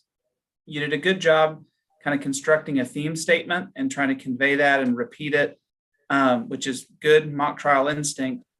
But the law has a better word for you than careless. The law provides for you the word that you're going to be drilling on into the jury's head when you get to closing argument. Careless doesn't have any meaning. Negligence has a meaning, and everybody kind of knows it instinctually from just common use. It's not that foreign a legal term. You're going to have a legal definition for them, but it's not that foreign to your jury. You can use the word negligence for exactly what you mean it to be. It doesn't flow sometimes as well as careless, but it has a meaning that you're going to be kind of going back to. Josh, for you, I've got I guess my complimentary statement would be I really liked your righteous indignation. We don't always get to see that out of a defendant. There's a time and place for it. Opening statement's not always the place for it because they don't know that you're the good guy yet. They think maybe you're still the bad guy. But there's a time to turn it on, and closing statement is when you turn that on. And I think that was the appropriate time for you to convey to the jury that you're defending the little guy here. This isn't some big corporation you've never heard of, people you've never seen before. all that kind of stuff. That's exactly the right time to use it. My constructive criticism for you would also kind of revolve around word choice. You a couple of times used the word accident, but I'm not sure you used it to your best advantage, because you did have another, you're pointing blame at another party, you're assigning some liability to another party, but there's also the strong possibility that accidents just happen, right? You never forget that as a defense, especially in a slip and fall or a car wreck case. Sometimes bad stuff just happens. And when you had that word available to you and you could have used it to better effect. I'm not sure what your theory of the case is going to be when you're on defense next, if you're on defense next or the next time this comes around to you, but keep that in mind that that's available to you as well, that nobody has any liability.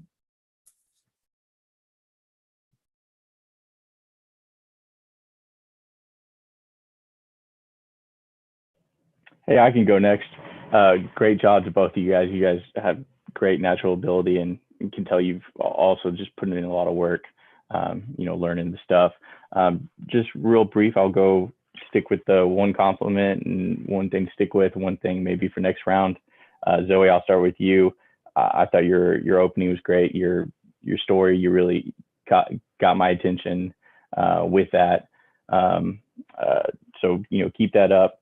One thing for future rounds, during your cross-examination, you were you came right out the bat. It was great.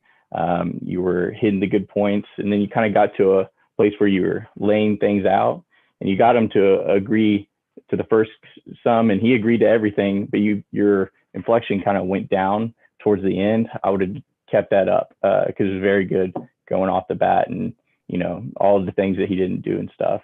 But very good job. And Josh, compliment, something to keep up. Your evidence, it was clear that you know your evidence. Maybe didn't get in the packet last night, didn't have a chance to check every rule, but it was clear that you knew when something should and shouldn't get in. And so I like that. One thing I would say, opening statement, maybe a little bit argumentative.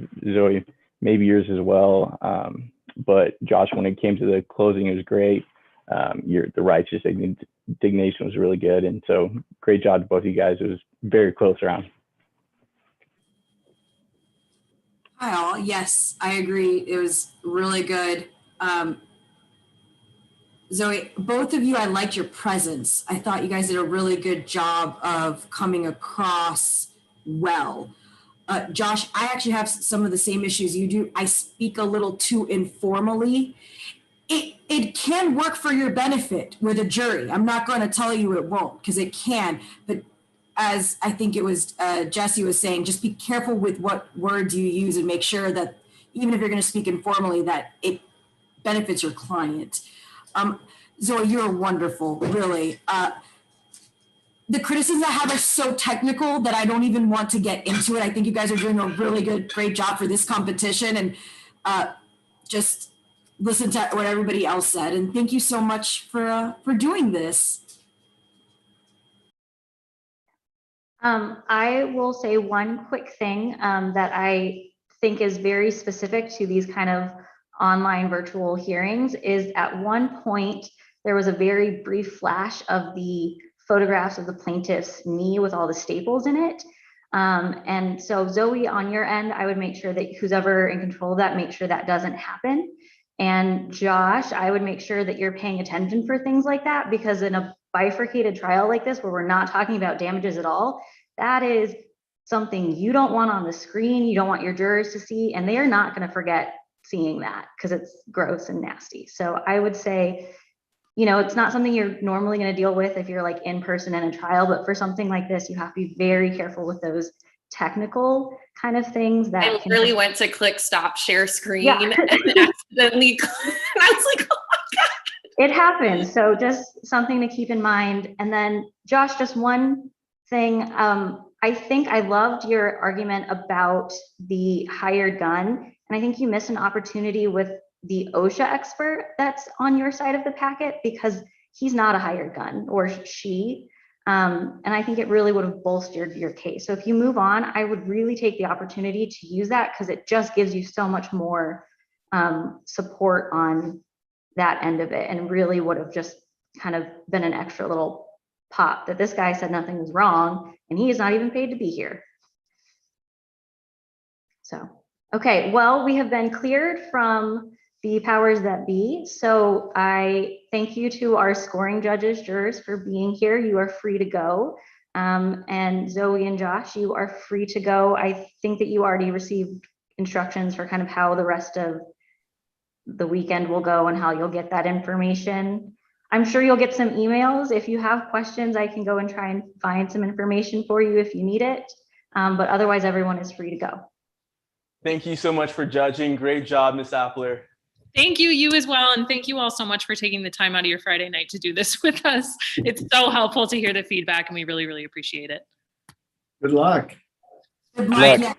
Bye, Luck, best y'all. Josh. Bye. Thank you so much. Number 2. Then, See you later. then Or you have to judge tomorrow?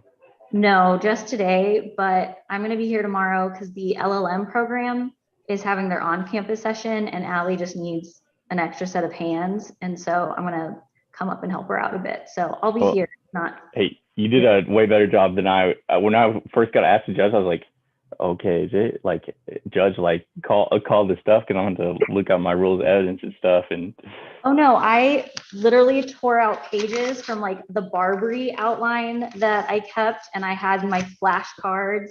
And I think this morning I might have made a few kind of like rogue rulings that maybe weren't so great, but you know, it was interesting. you got it this time. It was good. Great rulings, and it was a good round. Awesome. That makes me feel better. Yeah, no, it was great. Take care.